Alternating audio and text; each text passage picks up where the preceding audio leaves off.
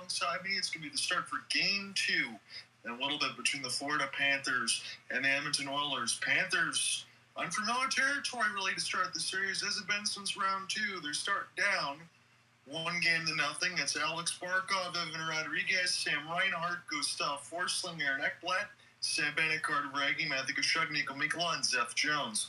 And Tom Lundell, Toulouse Arena, and Brad Marchand, Tomas Nosek, Jesper Boquist, Jonah Gadjevich, but Nate Schmidt, Dmitry Kulikov, Sergei Bobrovsky, Big Bob will be the goaltender record per usual.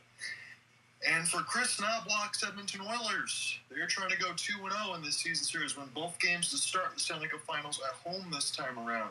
Connor McDavid, RNH, Corey Perry with Mattias Ekholm, Evan Bouchard, Leon Draisaitl, Evander Kane, Kasperi Kapanen, Darnell Nurse, Brett Kulak, Adam Manrique, Trent Frederick, Connor Brown, Matthias Janmark, Vasily Podkolzin, Victor Arvidsson with Jake Wallman, John Klingberg, Stuart Skinner will be the goaltender of record.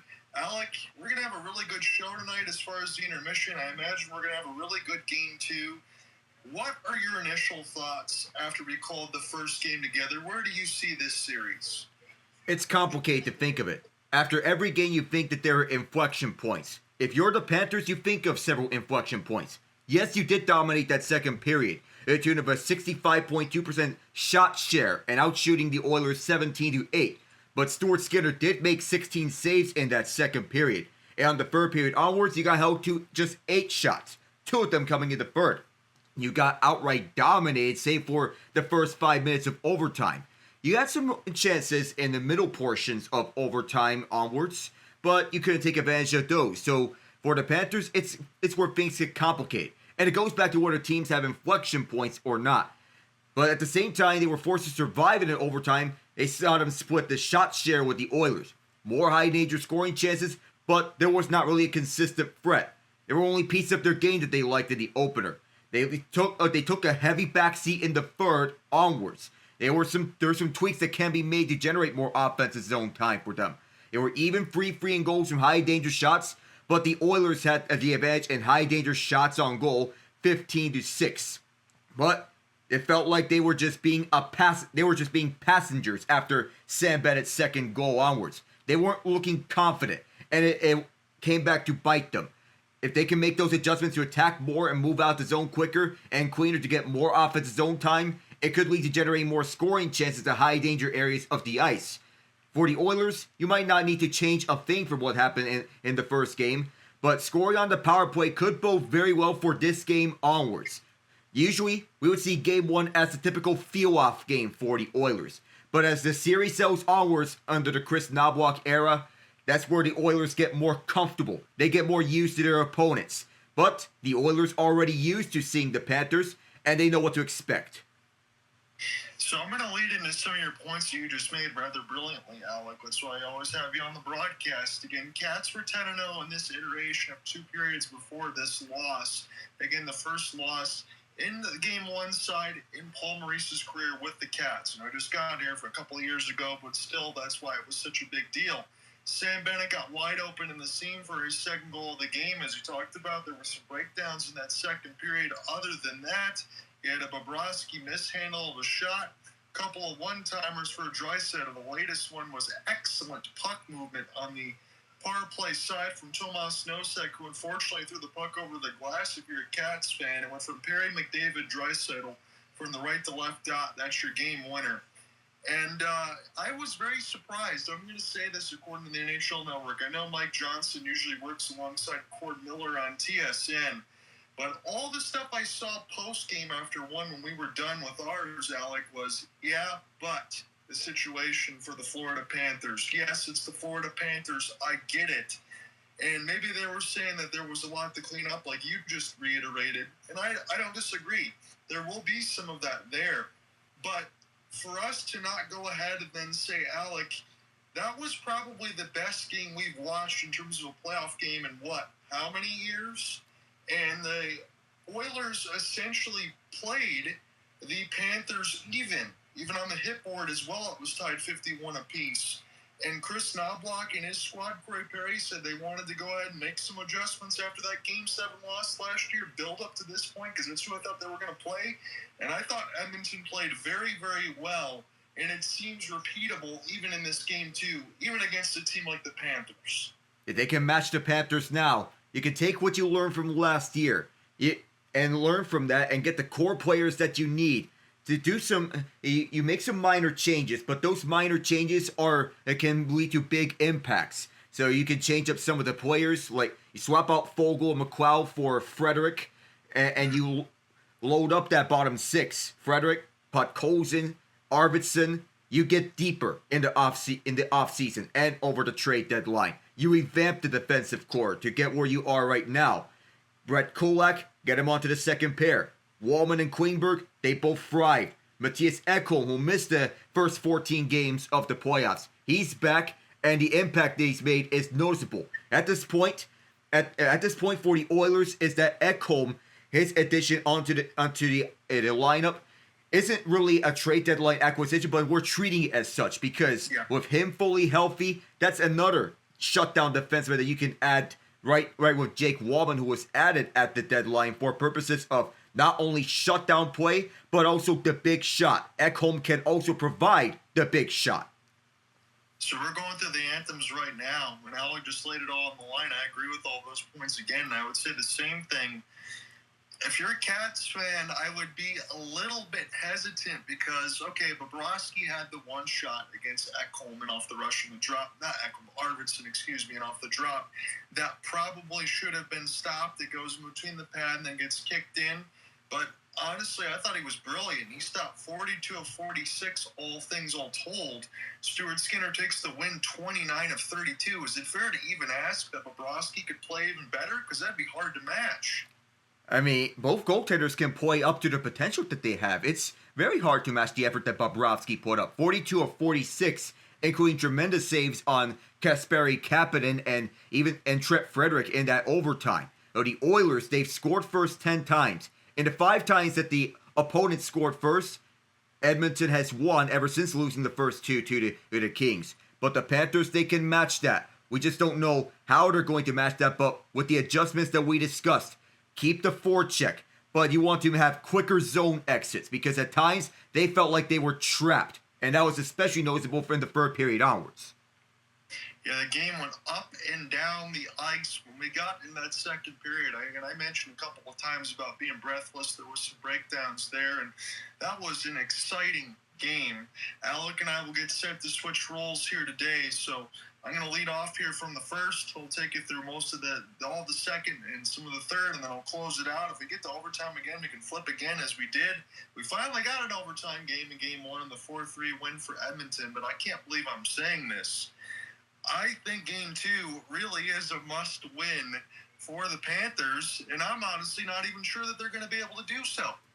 We might not know, but the Panthers, they're 4-1 following a loss in this postseason, but the Oilers, they're matching everything that the Panthers are throwing at them. We know measures of revenge can be taken swiftly. Evander Kane knows this with some of the heavy hits that he's throwing around, and McDavid and Draisaitl know this. Kane with 77 hits this postseason, 9 of them in Game 1, which led all skaters.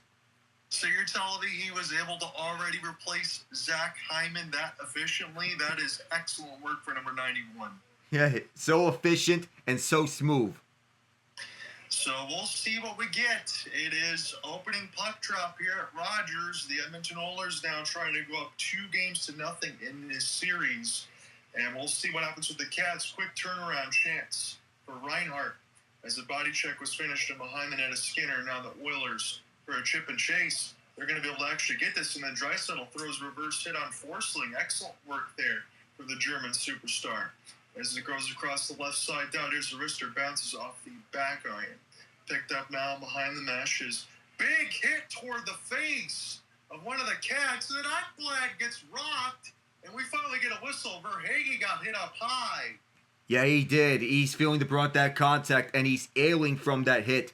He's talking with John Hebert, one of the 2 officials, alongside Chris Rooney. But that was a rock'em sock'em type of hit. Ooh, is there blood on this hit? That's what we're wondering. It's a question. That's what we're wondering, Alec. Again, Evander Kane's going to sit in the box at least for 2. He got him on the side of the back with the check and then hit him up in the face with the stick. Verhaeghe got double trouble there.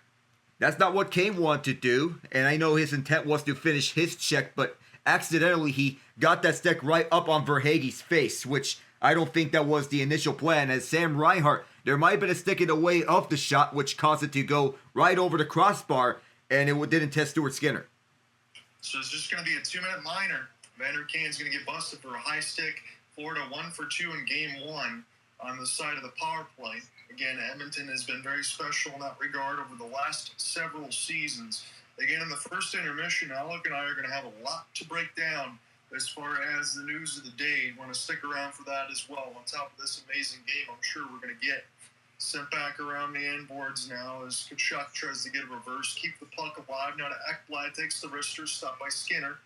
As Chuck E. Cheese try to chip this off the glass. And Bouchard, no problems. We'll glove this in on the players' bench, so we'll stay right here at 1840.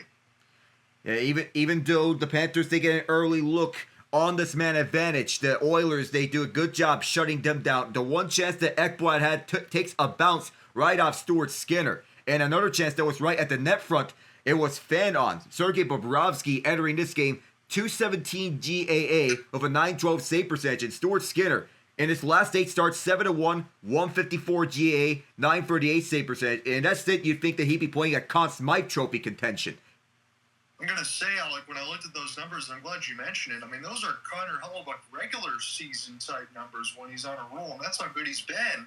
Again, Stuart Skinner doesn't always get that moniker put alongside him, but as we've talked about, you've seen the good and the bad, but when he's really good, he's exceptional. As this is put down and off the glass. There will be a race for the puck now, as this will get a good camera shot now for Ekblad trying to get this loose.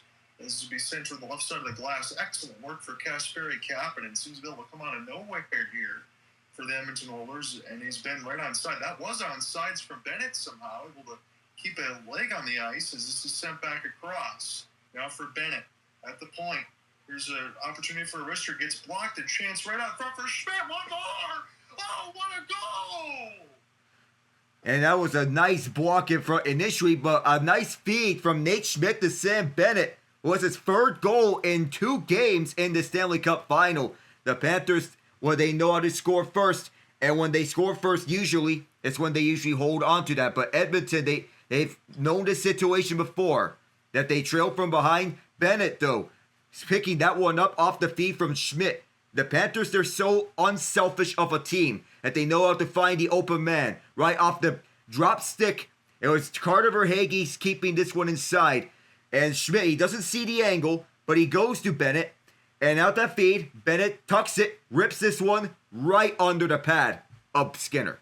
He did, and Alec, I think he might have actually maybe fanned on that. It was a really good initial pass from Schmidt, who's been excellent in this series. I know the Cats are down one, but as we talk about with Bennett, I'm going to make this point to you right now during the live play-by-play. I don't care if Bennett maybe asked for 12 or 13 million. If you're the Cats, you got to pay him because he scores the goals on the road when they matter in the postseason. That's the type of guy that you want on your team. Yeah, I know he's going to get a huge pay raise this offseason. I don't know how much he's going to get, but he's going to get paid on his next deal. Bouchard is the last one off the net. Here's a chance and through the screen. The Oilers will watch this one go up and on a play. I guess we're already going to get the back and forth action that we expected. And it's going to start right away. But man, oh man, we've already got another one of those starts where the Cats are out in front. But it would not surprise me to see the Oilers maybe tie in the next 5 minutes. And Mattias Ekholm is upset because he thought he got slashed with his stick broken. He tried to pick it up. And Bennett, he just skated right over it. The shots on goal are just 2-1. Bennett, again, as Alec mentioned, for the 3rd time already in 2 games in the Stanley Cup Finals. This is essentially a must-win for the Cats. Even if Florida goes down 2-0, we understand how good they are as the defending Stanley Cup champ as we get another whistle.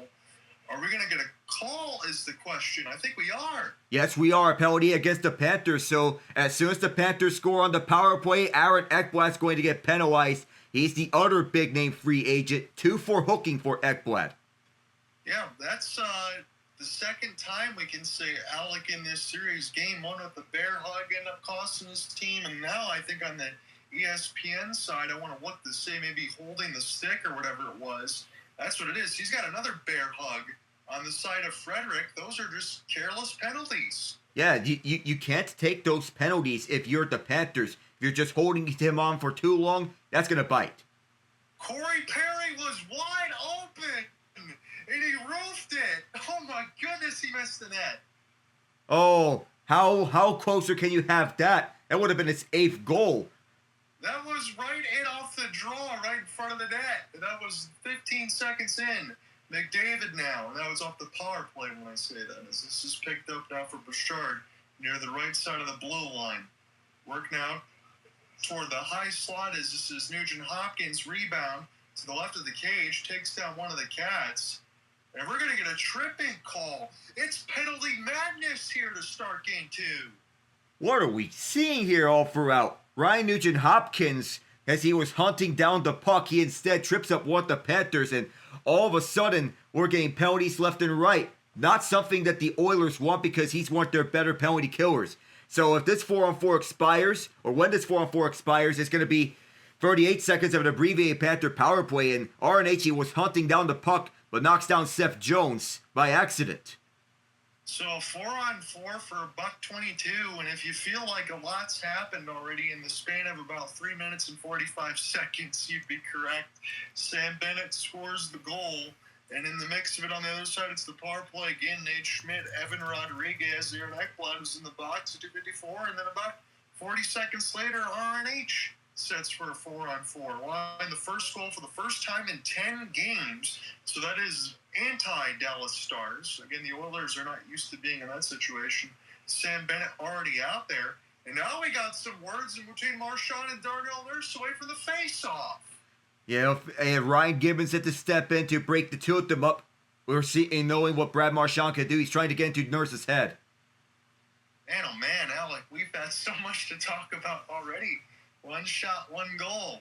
Now Nate Schmidt, as this goes toward the left side of the red line, sent back around for King Rat. Brad Marchand, he knows exactly what he's trying to do, as Alec mentioned. This one kept in, and it bounced off the right side of the glass, pushed back out. Bennett have to start again.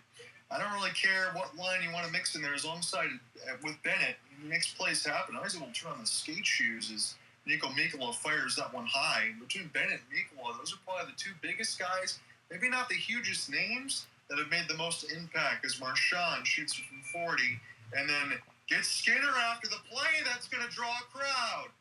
Yeah, a snow shower afterwards, of course. Whenever there is a snow shower, that's almost always going to draw a crowd. Of course, the madness is just starting. Alec, I want to say this openly. Are you surprised that Sam Bennett's able to skate through the defense so easily? Because I know he's a skilled player, but he's got a lot more offensive tools than I even thought he had. Calgary knows this too well, that he is a playoff type of guy. That he's best suited for when the games truly matter. Net front and physical presence. And of course, with the way that he smoothly skates, he fits nicely on Paul Maurice's system. He sure does. He is really showcasing his skills, and as we mentioned, he's going to get a giant payday regardless of whoever he plays for. Make no mistake about it. If he happens, that's a good hit on the right side for Henrique, but if he happens to leave the Cats, that's going to be a precipitous loss. As it's sent in behind the end boards now, Henrique got to get away from the referee, try to throw it in off of Gustav Forsling. It goes up and on a play again. We got 24 seconds left of the 4-on-4. Henrique tried to feed in front to Victor Arvidsson, who was parked there at the side of Bobrovsky's crease. Just flutters over and up and out of play.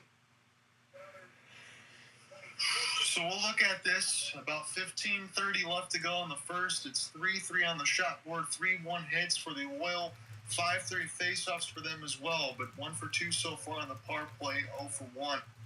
Again, that's just offsetting initially for the Oilers. Really can't count that, but that's the official totals here. As now we're getting some repairs in front of Bobrovsky's crease. I guess we'll just take the whole enchilada within the first 5 minutes because everything has happened that you can name. Oh, don't make me hungry, John. It's been this type of game, hungry for goals, offense, and all that too. And, we've really enjoyed this series so far. The main question now, grandstanding between Malik and I, and we'll figure it out by the end of it, whether or not Game 2 is going to match Game 1, because if there is, we'd be privileged.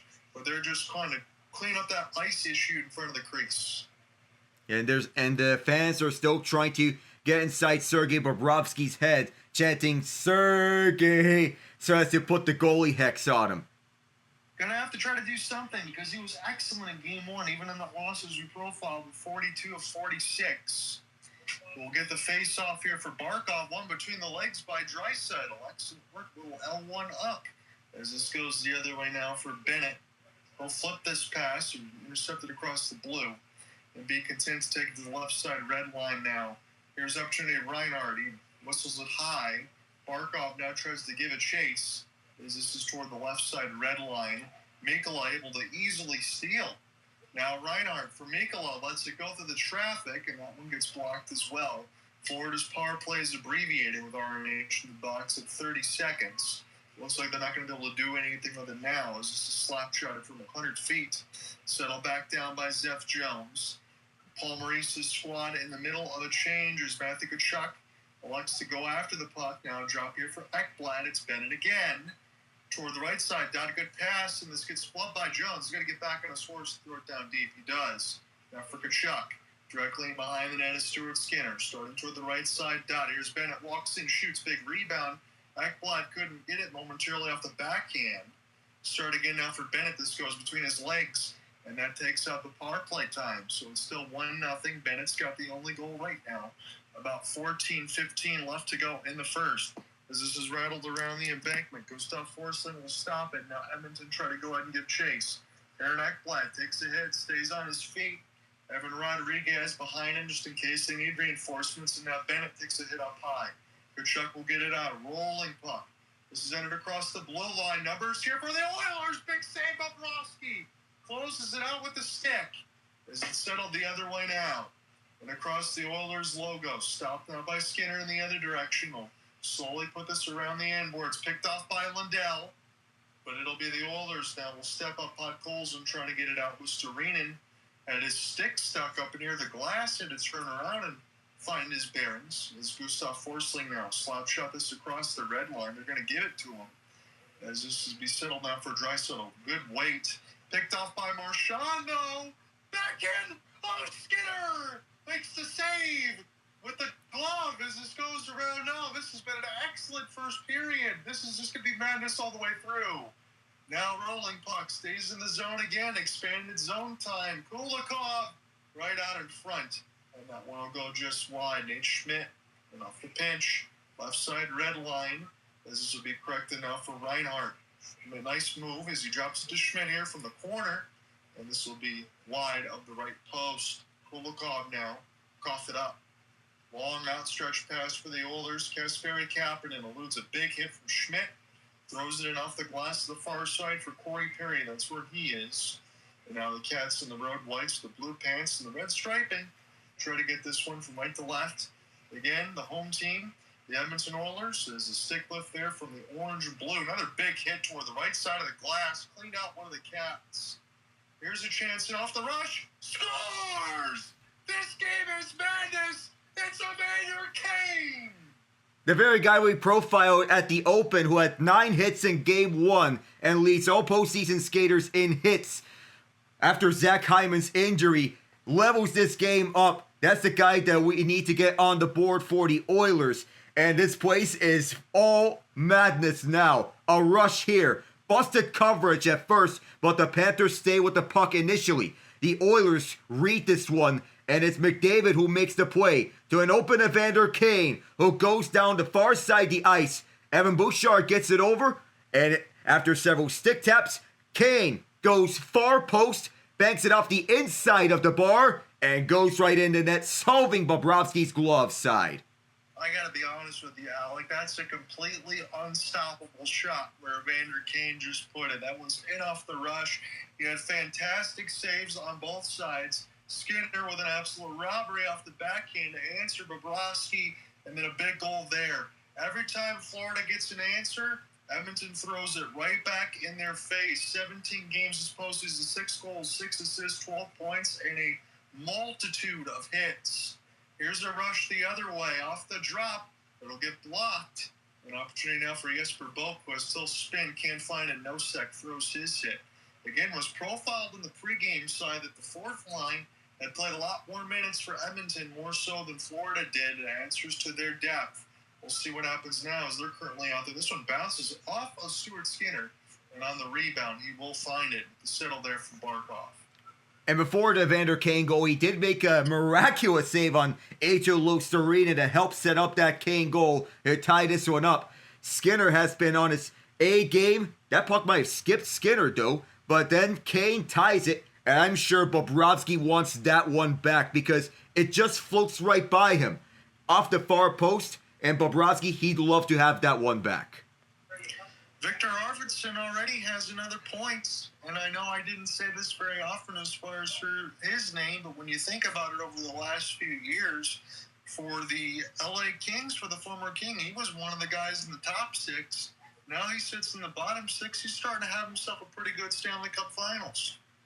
From the second line to the fourth line, he's an energy forward wherever he goes. He fit in nicely next to Trevor Moore and Philip Deneau. But then, as he shifted over to Edmonton on the fourth line side, the fourth line doesn't have a natural center.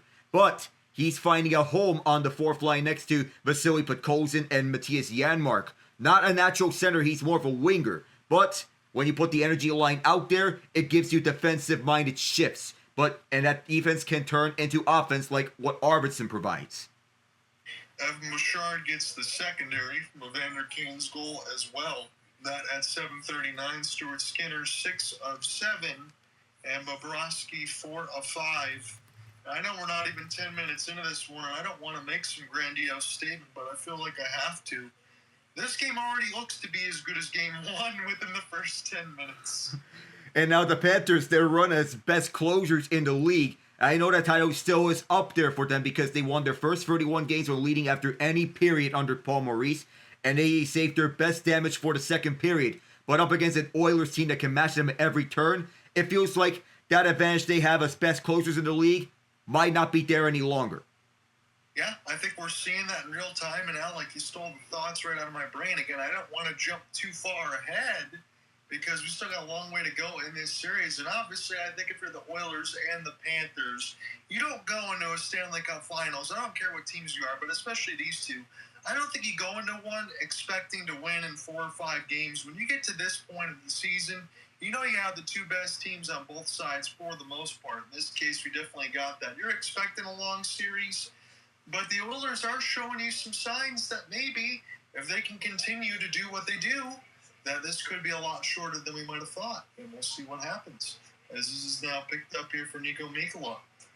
Now I'm behind the net for Evan Rodriguez. He gets taken off the puck very hard and driven into the boards. Florida now. Here's a slap shot from the point. Rebound right at the net. Bennett's right there. Kulak trying to get right in his face.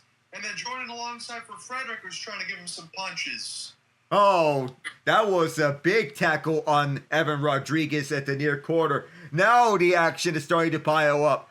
Brett Kulak has had enough of what Sam Bennett is doing, and Darnell Nurse wants to go at his face. We have some Panther fans along the glass. Somebody in Edmonton showed up a Patrice Bergeron jersey, so I wonder if he's rooting for Brad Marchand, the former Bruin and the Rat King. But this sequence unfolds with Bennett setting up at the net front. That's his office. Stuart Skinner doesn't want that to happen, and he covers up the puck, and it's mayhem after.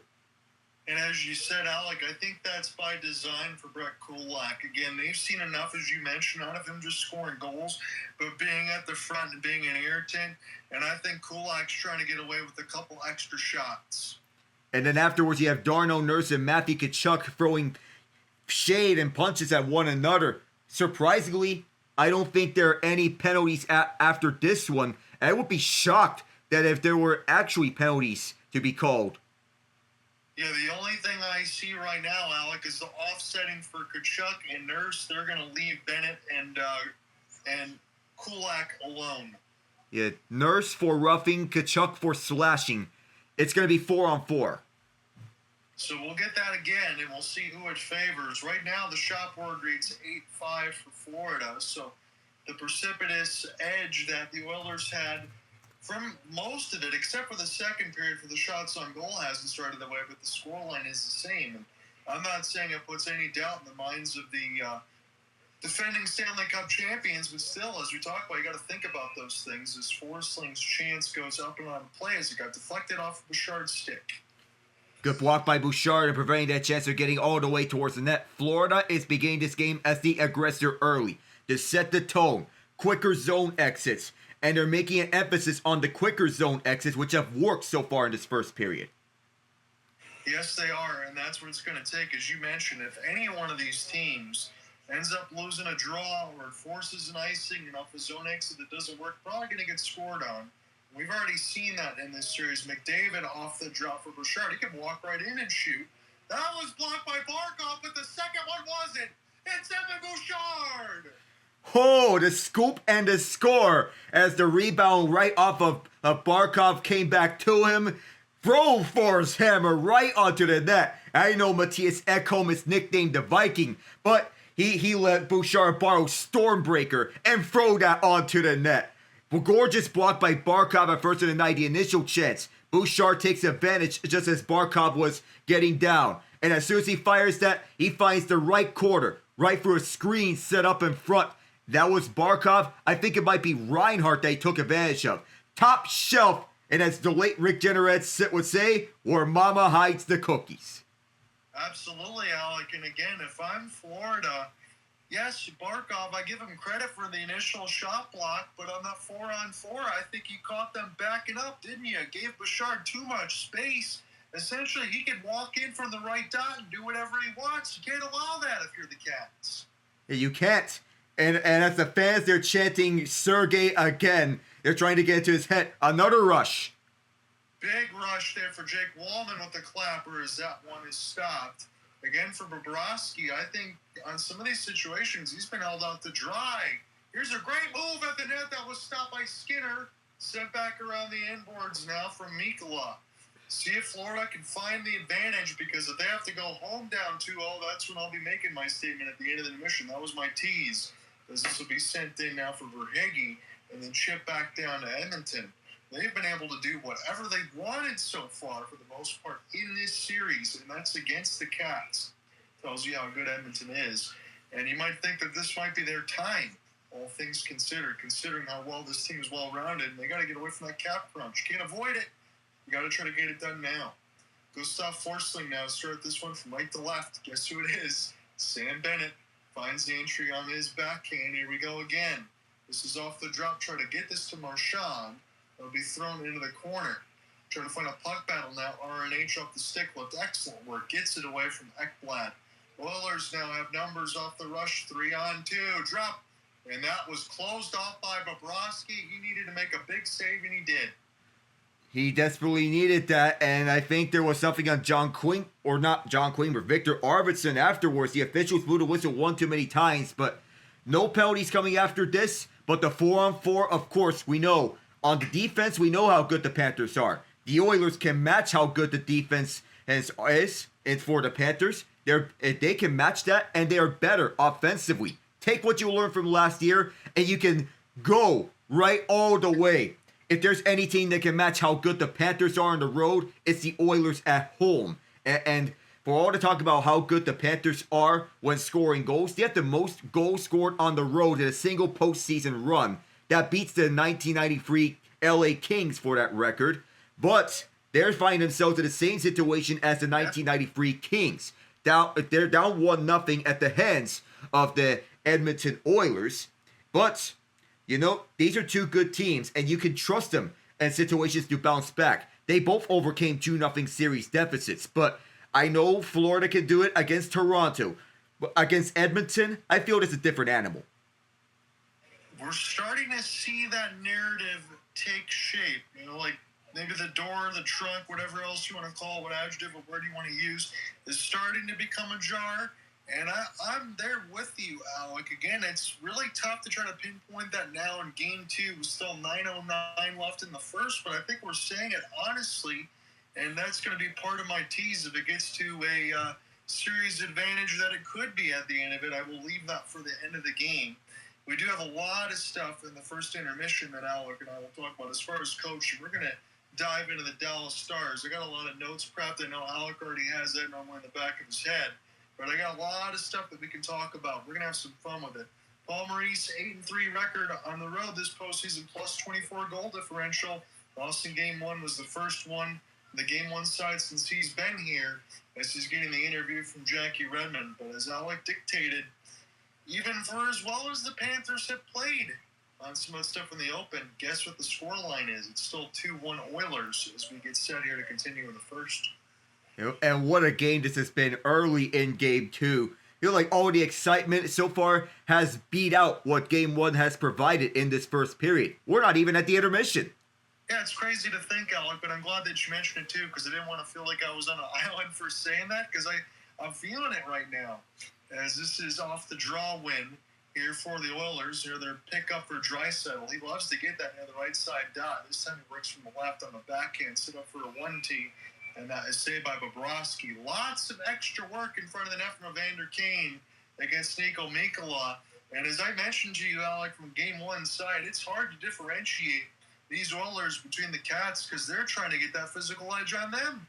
Yeah, Kane and Tkachuk are very used to one another in over the last few meetings, dating back to last year's final. Brad Marchand, the Rat King, you can argue that Marchand has been the best forward out there for the Panthers, not named Sam Bennett, where he's trying to get onto the Oilers' heads and try to impose himself as a menacing Panther. I completely agree with your assessment. I do think he's been the second best player alongside for the Panthers. And that also tells you that some other things need to change, but can the Cats actually force that to be the situation where they can change it?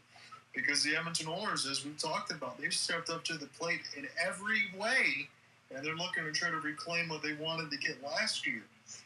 Both teams are better, but looks like Edmonton's got the early advantage here in Game 2 again. As this is sent back in behind the inboards, John Ott with you alongside Alec Nava. We're going to switch sides here in the second period. Here's a drop. Another one from Schmidt. Wide open. Bang, bang. It's Seth Jones, and we are tied.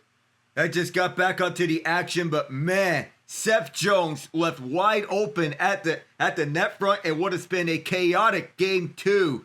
We speak of how much this action has matched up to the intensity that Game 1 has provided. At the back of the net, the Oilers can't clear, and Nate Schmidt does a good job holding the zone. Goes on his back end. He finds the open Angelo Storinen, who goes across the ice. He sees that his lane was not open up, so he goes to the open man, and Seth Jones. Stuart Skinner was caught out of his position. And with Anton Lundell right in front of him, Skinner can't do too much. No, he can't. Nate Schmidt keeps it in at the line from Listerine, sets it up to the left side dot for Seth Jones, slams it into a wide open net. I got to say this right now, Alec. It certainly seems like anytime Nate Schmidt touches the puck and makes a pass, good things happen. Yes, it's magic out there on the ice. Verhaeghe with the stick chop again. I don't want to seem silly in the statements that he just made for Edmonton because now Florida's tied it again, but this is just going to be a back-and-forth type of series. A little doublehead against Reinhart. Now Barkov. Here's a stick drag. Verhaeghe, backhand. Good save, Skinner. As we get some more words in between Darnell Nurse. This series so far has been phenomenal. It has been. The rematch is just as every bit worth the hype as much as the original. Carter Verhaeghe gets another chance, and even though he gets a good one, might want to backhand one away from Skinner's chest. But 6 scoring chances apiece. Yeah, for these goalies, and you ask us, Alec, maybe how many of these goals are stoppable, I would have a hard time even saying one, as it sits 2-2 right now, because that last one was especially wide open. Big bullet. Skinner gets destroyed by Bennett. He's down. And now we'll see what happens here. Oh my goodness, he is in a lot of pains. And now, I know for the fact that goaltender interference may be a common theme. Of course, that is going to receive the response that it just got. Skinner's getting tended to by the medical staff, but man, that looked very ugly. You don't hit a goaltender when getting an offensive chance. Well, he's responding. We'll see if he can be able to fight that off. Now Tkachuk, as they're getting all the camera attention to Skinner, he goes by Skinner, I'm assuming, Alec, and said some words. That drew the ire of the entire Edmonton Oilers. This could get really ugly. Yeah, if it's not resolved quickly, then it's going to get ugly very fast. Well, I know that the Oilers, they made the response they need to make to stand up to the man who got right onto Skinner, whether it's Tkachuk or Bennett, but this is ugly. I want to see again the replay, and I'm not going to say that Sam Bennett did or didn't do anything wrong because we know he did. He went intentionally there for Skinner to try to get the hit. Sam Bennett wants to get in the head, and he wants to cause chaos, and the Panthers want to take some hits. Ekholm in the battle and alongside with Bennett, and I'm looking at this right now as Ekholm gets a piece of that, and Bennett might have gotten an elbow or something else on the side of Skinner, and Skinner, I think, might have dropped his back into that back post as he was a little bit slow. I'm seeing him bracing on the side of the arm and then falling into the post. It didn't look good. I don't know what Sam Bennett could or couldn't have done, but I knew exactly what he was trying to do, and I'll leave it at that.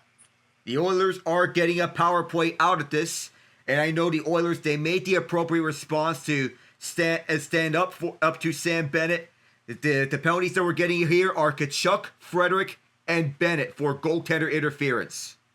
Does it look like, Alec, to you on some of those camera shots, maybe Stuart Skinner's leg?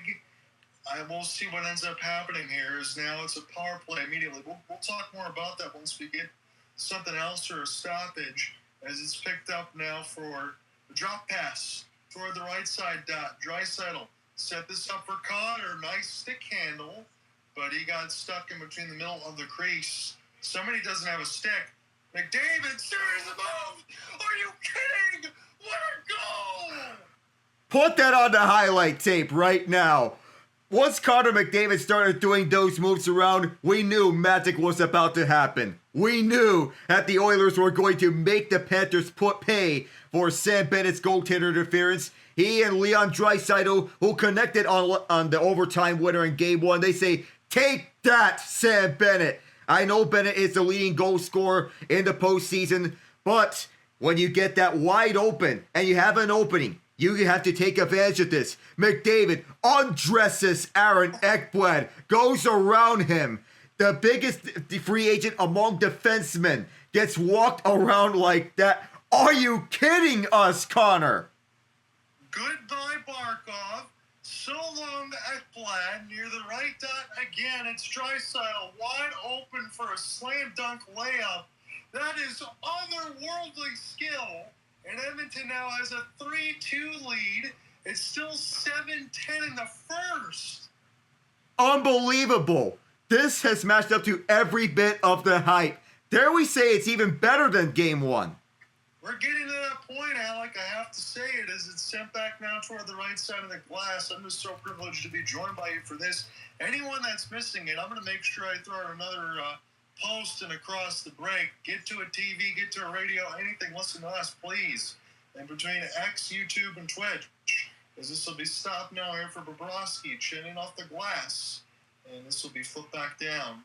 Kulak starts it again. I am jealous anyone has a ticket for this theater that we're seeing right now. 6:30 left to go. I honestly feel like I've called 2 periods and still 6:31 left in the first as we get another whistle. We're going to take another look at this. Toe drag around Barkov, and then a slide past Ekblad with the stick to set up Draisaitl for a 1-2. I mean, there is nobody else in the world that can do that like McDavid. Yeah, no one else. I know we pointed this out on a previous broadcast, but McDavid, he's the first, second, and third best player in the NHL. We were to do rankings. We said this in a regular season game between the Oilers and Rangers, but McDavid showed that he is that guy. Yeah, I mean, he's on the same side postseason points per game. We're just seeing the graphic now on TNT's side. 1.84 for Gretzky, 1.61 for Mario Lemieux, and then there is McDavid and Draisaitl, third, fourth. And you could give me Connor McDavid any day of the week in any era, and I don't think you'd be wrong in the mix of it. It's picked up now for Mikkola, chipping off the glass, off the glove hand by Reinhart. And this will be a rush off a 2-on-1. It'll be answered by Seth Jones. And off the spin and turn, we will get a whistle away from the play. What's going on here with Nico Mikkola? Is he taking a visit to Tkachuk? And now all the crowd is up in arms. I didn't see what happened. Well, now Mikkola is paying a visit to him, and he's the one getting a penalty. The Oilers going back to the power play, and they love this for the theater that has been provided back and forth. It turns out we know about how the Oilers are physical. The Panthers are too, but Mikkola was frustrated with his own countryman Kapanen and committed an interference penalty. I will give myself a break on the side of it because the camera was nowhere near that play. And you're right, Kapanen, he gets a careless penalty, does Nico Mikkola. That'd be one of the only times to say anything negative about him. Sets up the Oilers again. They could score one more time and make things very, very interesting. But Bobrovsky makes the save and toward the left side of the post, and we'll do it again at 6:07. McDavid did not hesitate to try to bury that. He has 6 goals this postseason. He set up the Draisaitl slam dunk on a gorgeous assist onto this highlight reel, but nonetheless, he wanted to take this himself, to be selfish at times. I don't want to say that McDavid's set up there alongside for Draisaitl will be the best one of the Stanley Cup Finals, but that's definitely going to be up there. That's going to be top 3 at worst, because we know there's a long way to go in this series. Here's the drop, and toward the right side, off the wrap, trying to look for Draisaitl, cut off. Goes back to Bouchard. Edmonton looks like they're going to score again. I'm just going to be completely point blank here. As this goes toward the right side. Now for Draisaitl off the hold, and that pass can't be touched. The Oilers would have been offside. They still got to check back up here, and they're elected not to do so. Gustav Forsling, as this is sent back around. I don't think Corey Perry ever went back on side. Doesn't matter now, as that one gets cleared down the ice. 1:15 left to go on the advantage again. If I'm counting here, all things all told, that is 9 penalties in the mix of both. Big hit as you get to enter in the zone, but the Cats can't clear it. Draisaitl steals. High slot now. McDavid, he's still out there. Trying to get this one back to Bouchard. He does. Off the sauce. Picked up off the skate by McDavid. No look backhand. High slot. Settle back around now for Draisaitl. Off the spin and turn. He gets hit up high. It's McDavid trying to throw it across. Kulikov might have saved the goal. Here's a slapper. Blocked out in front. Second opportunity goes wide. Back in behind the net. Trying to bank it off of Bobrovsky. Lucerina falls down. And we get a whistle again.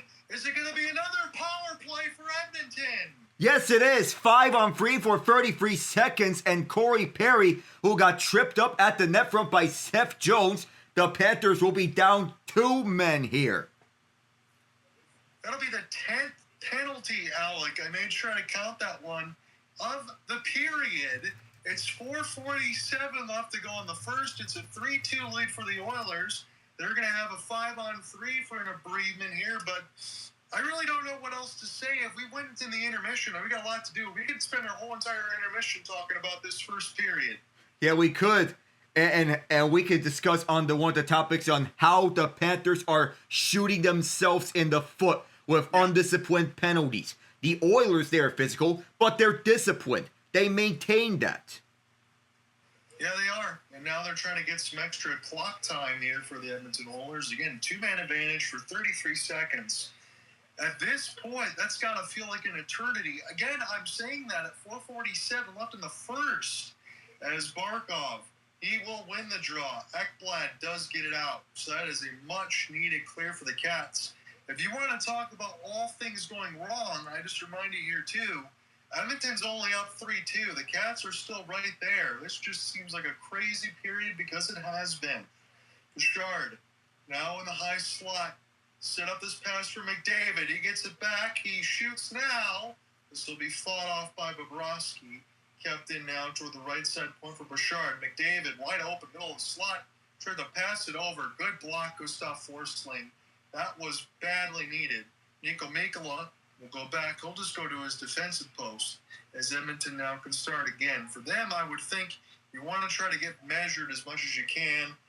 Pot this one in, make it 4-2, and have a really good feeling after the first 20 minutes if possible. 1:05 left to go on this latest power play. 3:50 left to go on the first shot. With you alongside Alec Nava, as this one will be sent back in off of Lindell. Bounce here to Schmidt. He's got the puck again. He'll roll it out smartly. He's been one of the best players for the Cats in this series when you talk about the mix of Marchand and Bennett. Now I can also throw Nate Schmidt there too, and I have to. Sent back in behind the inboards. Corey Perry stops it for a moment. Now back here for Adam Henriquez. Power play numero dos is out there. Here's a drop from Arvidsson. Wallman lets it go. Bobrovsky did not track it well. He got smoked by his own teammate Mikula. Here comes the Ripper. This one fought off by Bobrovsky. 3:10 left to go in the first. Finally sent back in across the red line. It's not going to be far enough, though. Podkolzin off the drop. Wallman, what a move. As Klingberg tries to pick it back up, throws it across ice. And Luostarinen at the edge of his shift. He's going to have to try to make a pass across. He does. Liddell tried to split two players. Can't do so. Edmonton, quick counter off the rush. If the pass got there, it did not. Leon Draisaitl, though, already back out on the ice. Wide open. Here's the Mr. Fun off by Bobrovsky. He came all the way over almost near the left dot to make that save. Shot board now 15-7, getting out of hand. Bobrovsky has been under siege. 2:30 left to go in the first. And honestly, again, through one period, I feel like I've called two. Darnell Nurse, his pass picked off for a moment and flipped back down. As Erod spin and turn, he needs help. Oilers are doing an excellent job of just kind of dictating this pace and even pushing a team like the Cats around at times. And that's not even at times. They had a better game one, and they won it. This is an opportunity now for Kulak. Unselfishly sends it across. Shot goes wide as Henrik can't tip it. Frederick with the recollect. 2 minutes left to go now for Brett Kulak off the drop. As this will go toward the left side of the glass, Connor Brown. Try to get this set up. Here's a flip pass. A little bit too far for Janmark. And now Nate Schmidt gets his pass ahead. Jesper Boquist lost it there for a moment. Schmidt tried to save this one across the red line. He'll do so. At least get it out as Boquist push ahead. Again, about the final 90 seconds of this very eventful first. Again, as Alec and I mentioned, you could talk about the entire first period and the first intermission. We do got a lot to get to. We'll promise we get to everything. Tomas Nosek now chipped in off the glass. That could have been a penalty against Nosek. This one thrown across for Luostarinen. Skinner makes the save, and now one of the Cats are down. Nosek took a big hit, and that might be a cross-check against the Oilers. Yeah, a cross-checking penalty, so we're going to come back here with a Panther power play. Evan Bouchard heads to the box. But the way that this game is played out, everything has happened. Alec, I don't even know where to go here. Admittedly, as far as the game story, I think we're going to have a lot on my hands. 11 total penalties in the first, 5 goals across. We've had an entire game's worth of action here in this first set of 20, and we're not even done yet. This felt like one whole game in just one period. 11 penalties in the first period. We have both teams just trying to go at each other's throats, back and forth. And Leon Draisaitl has the go-ahead goal. The Oilers, we talk about how good the Panthers are at holding on to leads. The Oilers are just as every bit of good as the Panthers are when holding on to leads, especially from Game 3 of the LA series onwards. Let me look at this in a vacuum. Pretend no penalties, goals, and this and that, Alec. I'm just going to give you these stats. Shots are 16-8. Hits are 13-7. Faceoffs are 13-11. You would think the Oilers would be up by more than one goal. Maybe the Panthers are fortunate to only be down one. Yeah, they are. That second period may be the benefactor for them, but with the Oilers and how they play, turns out we can take what we said about the Panthers' advantage in the second period, the positive goal differential, and if the Oilers continue to do what they do in the first period and put that on the Panthers, then perhaps it can throw that second period advantage for the Panthers right out the window. I don't disagree with you at all. I was thinking the same thing in regards of it. It's going to be really interesting when you take over for this next set of 20. I talked about it a little bit in the second period in Game 1, how both teams would want to get a little bit of a cleanup, and both coaches would probably say the same thing on Paul Maurice and Chris Knobloch. I can't even imagine what you talk about if you're Paul Maurice and Chris Knobloch now after this first intermission, because I guess you're just going to let these two teams battle with each other, and it is a privilege regardless of what happens in this series. I don't care if the Oilers sweep or the Panthers come back and win the next 4 games. It's clear to me right now from what we've seen, Alec, these are by far the best 2 teams in the NHL. They are. So we get back on the way. Take it away, John.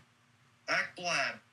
Now I'll try to find, I've got another stick blade that's broken in behind of Skinner as we get the overhead camera. Kachuk trying to provide the screen. We're just trying to find a lane for the Panthers here. 22 penalty minutes in totality, and this power play time is certainly going to carry over if the Cats don't score here. 45 seconds left. They've been kept on the outside with no shots since we've come back in from the later part of the break. Here's a chance. Tkachuk was out in front. That one hits the glass, goes toward the right side dot. Here's a chance right in the middle of the seam, sets up a 1-T. Good save, Skinner. Tkachuk was right there and off the overhead. He made the save with the left pad. Ekblad fans on it. But the Oilers were in a bit of a retreat. They're going to take their change. Tkachuk, he'll try to drop it for Barkov. It's not a great pass. Have to recollect now. And behind the mesh is Skinner. Here's Tkachuk. Leaves for Ekblad. Does not shoot. One more 1-T save by Skinner. Barkov now, 5 seconds thereabouts left to go in the first. Got time for one more shot. If they get it quickly, Barkov spin and turn. This will be thrown at the net. That's not going to matter. After one, hold your breath. 3-2 Oilers. And we're not done again as we get some more pushing and shoving between Tkachuk and Wallman. The Oilers had to survive almost a full minute of what was essentially a 5-on-3 because Jake Wallman had his stick broken. Once the puck was cleared down, he had the chance to get a new stick. And the Panthers, they were about to throw everything at the Oilers on that man advantage. And probably I felt that Tkachuk should have skated inside right down the middle to catch the Oilers on a bad line change. Yes. Perhaps he should have shot that one instead of pass it over to Barkov. Because I feel that's one of those decisions that Tkachuk, he may look back on and tell himself, oh man, I should have shot that one. And, I feel that he should have shot that one. Throw it towards Stuart Skinner. Test him. You're absolutely correct. I'm thinking the same thing across that.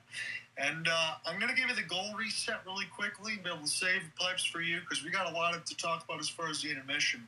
Sam Bennett, power play, his 13th. Nate Schmidt, Evan Rodriguez. Cats had the lead to start. That did not end that way. Evander Kane, Victor Arvidsson, Evan Bouchard to get the assist. Evan Bouchard then from McDavid and Draisaitl. A series of wonderful moves from Connor McDavid. First set up the Bouchard goal, but the latest one, the capper, that was the piece de resistance, if you will. Leon Draisaitl is 10th in the power play from Connor McDavid and Bouchard. He just toe drags around. Aaron Ekblad blows by Barkov with the toe drag and then sets it up for Draisaitl near the right dot. It's 3-2, and that's where we'll leave it. I have a lot to get to as far as the intermission. You know exactly where I'm going to go. I just want to go ahead and make sure I pull down these notes. We will talk about the Boston Bruins. We might have to do that in the second intermission because I want to lean on this first with the Dallas Stars.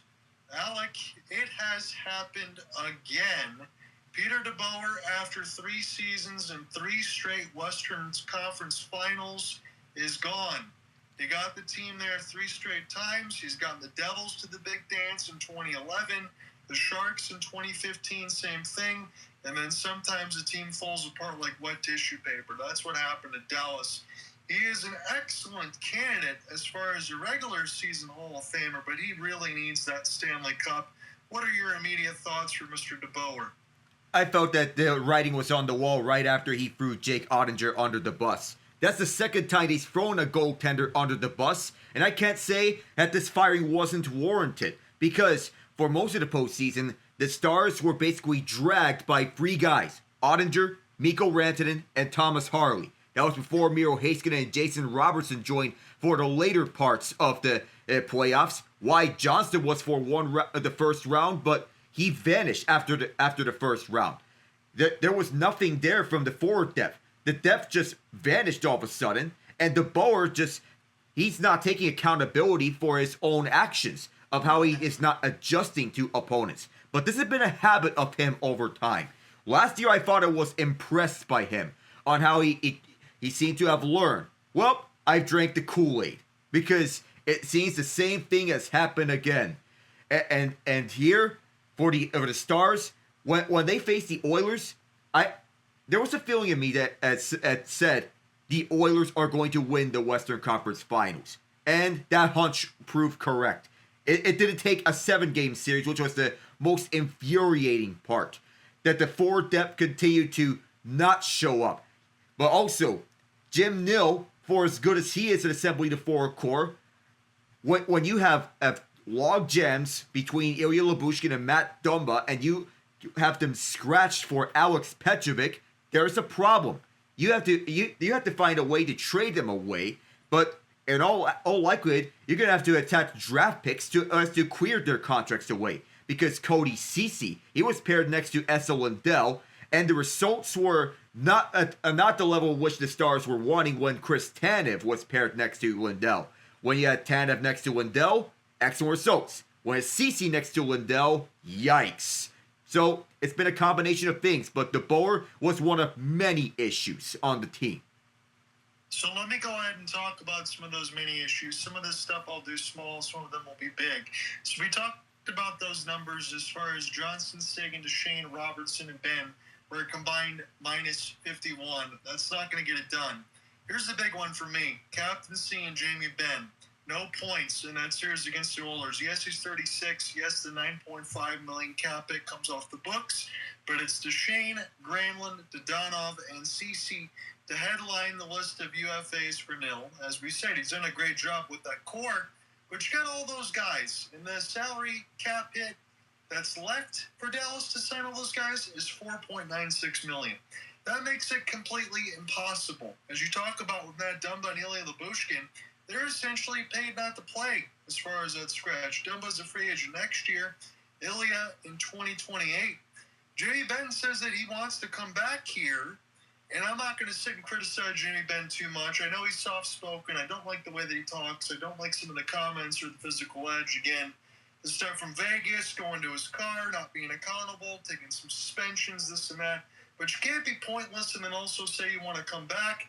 How are you going to bring all those guys back unless you give them $1 million? Trades. The only way that happens is trades. We talking the Oilers cap crunch. That's got nothing on the Stars cap crunch. Right. This was their shot.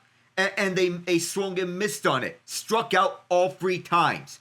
Well, I can give a pass for the first year. But these next 2, I can't even give a pass to the Dallas Stars. Those were their best 2 shots.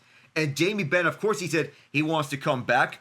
But the only way that I see this happening is if he takes a huge pay cut. Because Tyler Seguin is due a $9.85 million cap hit for the next season and the season after before he's a free agent. But what about everything else? Granlund's a free agent. I imagine he's going to get suitors elsewhere. Duchesne, I'd imagine that the only way that he comes back is take a huge pay cut. But after 2 years of 1-year $3 million deals, I think that he goes elsewhere. Page in the Minnesota Wild, anyone? Dadonov, I think he's done in Dallas. Blackwell, I could see returning. Maverick Bourque must keep so that you grow his game. As to develop him, you want to develop your young guys and to continue with that continuity that they provide. Cody Ceci, he's done. Have him walk elsewhere. Brendan Smith, perhaps he's a 7th defenseman if he were to come back. But absolutely, you have to find ways to clear the cap hits of Lyubushkin and Dumba. Those are the priorities if you want to free up cap space. Seguin could see some offers, but it's going to be difficult to move him because it's going to require his approval to get moved. So here's your point, because you made all great points there, and I want to double down on those, because I'm looking at this. So Tyler Seguin, 33 years of age, 2 years at 9.85, as you mentioned, until 2028. You got to get some salary retention, probably at 50%, to be able to even get a chance to move that. And it's also hard to look at Seguin, not only 33, but essentially, Alec, he really only played until the postseason started. And that's going to be tough to do. Now, this one isn't going to be popular, and you're going to think I'm crazy for it, but Esa Lindell's got a great cap hit. He's only 31, 5.25. He signed at 2030.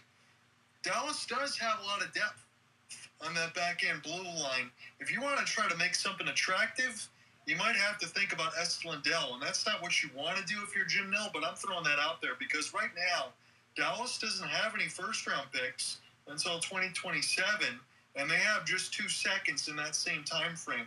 Jim Nill's done a great job with that core, and alongside, as you mentioned, with Johnston, Hintz, Rantanen, and Haskin, and Ottinger, who all signed, but they're starting to get pricey. And then the one last thing for me, after next year, guess who's also due big contracts? How about Robo and Thomas Harley, who is emerging as the best defenseman on Dallas? That's not going to be easy. It's not.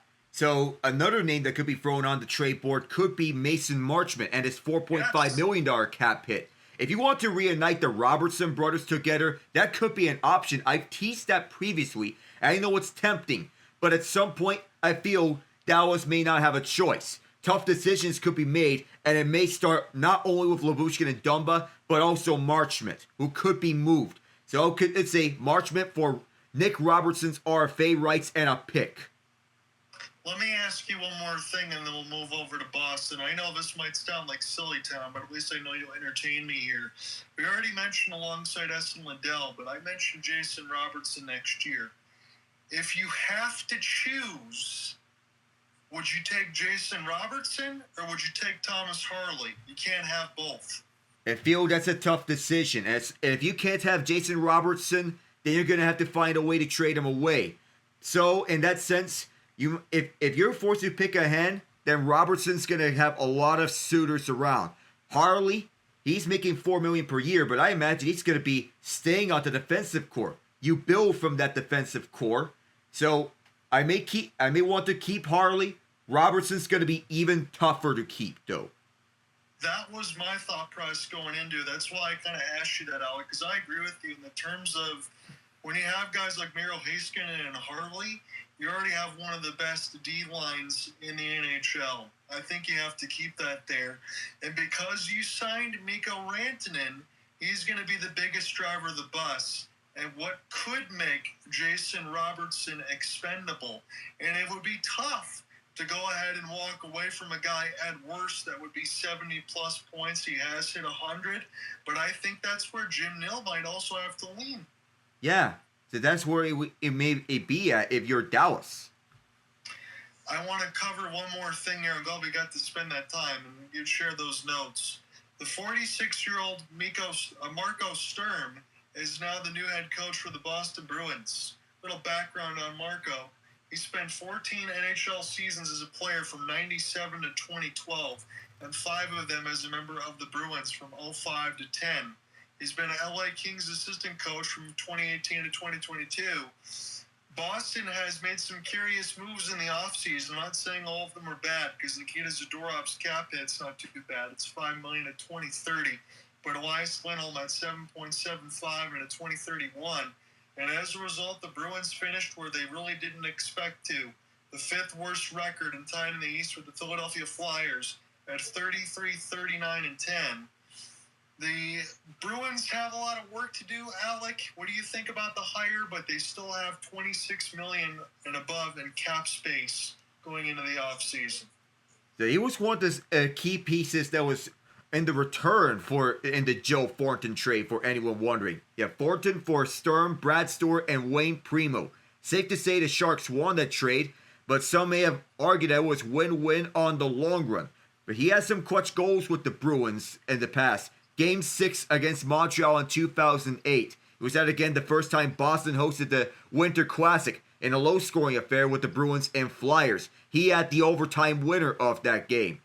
But I believe this may make him the first German-born head coach in NHL history, if I remember correctly. But nonetheless, the Bruins have their work cut out for them. It's going to be a long offseason that's ahead for them. And I feel this is some continuity for the Bruins because they're familiar with him and they know what to expect from him because he's one of their assistants. Do you think it's one of those situations, at least for Sturm, that he's going to get a longer leash than usual from Don Sweeney? I would think that he would. In normal situations, I would think Don Sweeney would be gone by now. The Bruins, they may be in the midst of a long and painful rebuild if that sense, because of the fire sale they just had, not just with Marchand, but also with guys like Charlie Coyle, Justin Brazeau, Trent Frederick, to name the other three key players that are involved in those trades. But Sturm, I would wonder, so it's curious. He's one of those names who have been long connected with them, along with other teams. He was the third coach the Bruins had since November when Jim Montgomery was fired. But nonetheless, if you look at it this way, that Sturm, he knows the Bruins so well, and he's familiar with them. So this is more of a homecoming hire. Yeah, hopefully that's a feel good there, because when you just talked about it, that popped back in my brain alongside for Bruce Cassidy and Jim Montgomery. Don Sweeney, I think he's only going to be able to run through so many coaches before Don Sweeney finds himself on the hot seat. Yeah, we'd imagine, because as of late, it's not been all too good for Sweeney. So you sent me the message yesterday, and admittedly I was a little bit busy with the misses and some extra work, so apparently I missed an instant classic the other day. I'm looking at some of the headlines as far as the team stats. How the hell did the Indiana Pacers win this game 111-110 when it was 25-7 negative differential on turnovers? Yeah, they committed 25 turnovers, and they were either tied or trailing the Thunder for the first 47 minutes and 59.7 seconds of the game. Wow. They led for 0.3 seconds, and that was enough for them. How did this happen? Well, it's a multitude of factors of how the Pacers are so unselfish with the basketball. That's their style of play. Shai Gilgeous-Alexander, of course, is a dynamo. The Pacers, they like to share the ball, and they do it with pure efficiency. Between Tyrese Halliburton, Andrew Nembhard, Pascal Siakam, Obi Toppin, and even Aaron Nesmith cashing in on some threes, Obi had 5 3-pointers in this game, and the go-ahead shot being from Howley, who has his 5th go-ahead game-winning shot in the final 5 seconds of the fourth quarter or overtime, tied for second most in league history with Reggie Miller, and only 3 behind the King. That's crazy, because when you look at it, and you said it right, I'm looking at the Pacers here in their box. 6 double-digit scores all the way across the board. And Shai Gilgeous-Alexander, I guess, did everything he could possibly do. 14 of 30, played 40 minutes, scored 38 points. And I said this to you in a text the other day, and whether or not people want to agree with me or not, I will grant you 100% Shai Gilgeous-Alexander is the best point guard in the NBA. I'm getting very, very, very close to putting Tyrese Halliburton already at number 2, and I'm getting very close to putting Tyrese Halliburton as like a top 5 player in this league, because every single time when the moment matters, he continues to show up. And I do like some of the tweets that Caitlin Clark would send across, be like, oh, look, it happened again. We should have a discussion about Tyrese Halliburton being one of the top point guards in the league. He's the most unselfish superstar that we are witnessing right now. I'll give you Shai Gilgeous-Alexander's the best point guard in the league. Luka Doncic could be having his number 1 spot being threatened because of the rise of SGA. And SGA is the complete package around. You want offense? Check. You want defense? Check. You want leadership? Check. You want clutch scoring? Check. He's the complete package for OKC. And he fills all the check boxes all around. And he's one of the most intelligent players in the league.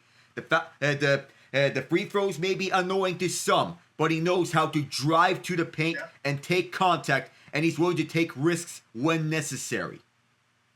Let me ask you this, because I saw the other day. Now, the Peter DeBoer thing is not a surprise, but if I'm a Knicks fan, maybe there's something going on with Jalen Brunson and Tom Thibodeau that I don't know about. But the Knicks made a run that I didn't think that they were going to make. That's just me. Maybe I'm an island on this. How does Tom Thibodeau get fired? Well, for one, I know for the deep run the Knicks had, and people may be asking this, but I feel like the move might have been warranted because of that Thibodeau. He relies on an 8-deep rotation. Doesn't usually go towards his bench, but the bench has been run dry. That the Knicks, they're utilizing their resources in acquiring the big-name players. Thibodeau made the most out of his lineup, which I can see arguments for and against firing him. I'm not going to disagree either way, but I think the Knicks had to do what they had to do for what they think is best. But either way, I'm not going to disagree with you on the notion, but he made the most out of his starting lineup, I will say. But if you want to go towards a championship, I feel like you want to get the best available coach that's out there. I don't know if you're going to page a Taylor Jenkins or a Mike Malone out there, but he made the most out of his resources. Here's my question, and this is the $1 million one. If Michael Malone end up getting fired because he's a little too much of the running of the mouth and doesn't have that going on with Nikola Jokic and company, I don't think you can hire the same exact coach at the same time after getting from Tom Thibodeau to go to Michael Malone. So my guess is he's out. Yeah, that would be the case. Malone is much more similar to Thibodeau, if anything. Although Malone, he has a generational he has a well-developed superstar at his disposal with Nikola Jokic with Denver. As we are underway here in the second period, but nonetheless, at that point, it's well taken from you. We'll see where we go. I'm going to flip back over here to Sportsnet to stay in front for you, and you take it away in the second. I'll back you up. Panthers still on the power play here as they have 25 seconds left of it. They enter the zone here. Far corners, they're looking around. Aaron Ekblad on the hold, and he gets brought down, and one of the Oilers gets in the way. Seth Jones on the hold. For the near half boards, twisting is Barkov. Barkov wants to look back, and one of the Oilers in the way. Cats keep it in. Down deep is Tkachuk. He got bumped off the puck. Barkov holds. Jones will go back for Barkov. I think it should if he wants to. He decides to go to Tkachuk. And no shot from Ekblad. And out of the box is Evan Bouchard. Here's a 2-on-1 trailer. Bouchard rips it. Good block in front. Bobrovsky down. And there's no goal on the play. Puss gets shoving afterwards. 50 seconds deep. Man, Bouchard comes right out of the box. As you mentioned, Bobrovsky sprawling like Dominic Hasek to try to make that save. He does. And then immediately fireworks again. I guess we'll just take whatever from the first to continue to add on to it. This could be the greatest Stanley Cup Finals of all time. In recent memory, I'll give you that. All time, it's going to be theater. And even though Bobrovsky, yes, he got swept out and he covered the puck, that's what was the basis of no goal. One of the Oilers tried to poke it from under the glove when Bobrovsky already had it covered. Bouchard already has a goal. He has 2 assists. Best player on the Oilers so far. Yeah, no doubt about it. Again, no argument from me.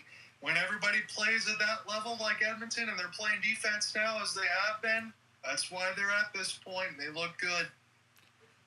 Sergei Bobrovsky manning his crease, wearing the number 72. Patrick Hornquist switched from 72 to 70 out of deference to Bobrovsky when he arrived at Florida. And it is iced. And Hornquist now a scout with the Florida Panthers and Bill Zildjian's front office. So he's with Roberto Luongo. The Oilers are 12-3 this postseason when they score 3 or more goals. We'll see if they'll be on the front foot of that stat. And in one of those games that we covered, Game 1 against Dallas, it's been all uphill for the Oilers since then. When McDavid and Draisaitl gave that look to one another, you knew trouble was going to spark. That's what happens anytime you see that in between 29 and 97. That spells trouble. 79 points in 71 games for Bouchard in his postseason career as the Oilers keep it. For Kulikov to break that one up, only for that to happen. Held in by Ekholm, around towards the near corner was handled by Corey Perry. Perry brings it back over to Ekholm, deep left point, wants to go to McDavid. Or rather, that's Perry. Perry had that one whacked away, held around at the far corner, Ekholm rushes to it. Outside the zone, where it's skated by Bouchard, fed for McDavid. Towards the far side, Edmonton can't enter, no offside here, the entry's legal. Verhaeghe got in the way. Held inside by Bouchard towards the near corner. McDavid, who had that fancy assist in the first period. The Panthers pick it up and move it down the far side. Florida on a 3-on-2. Karl-Andrei Tkachuk walkered away by Skinner. He'll be picked up by Edmonton. And on the rush back, another 2-on-1. Evander Kane for McDavid. Feet across. Oh, what a big stop by Bobrovsky. He turned away a prime opportunity. My goodness. This game is everything.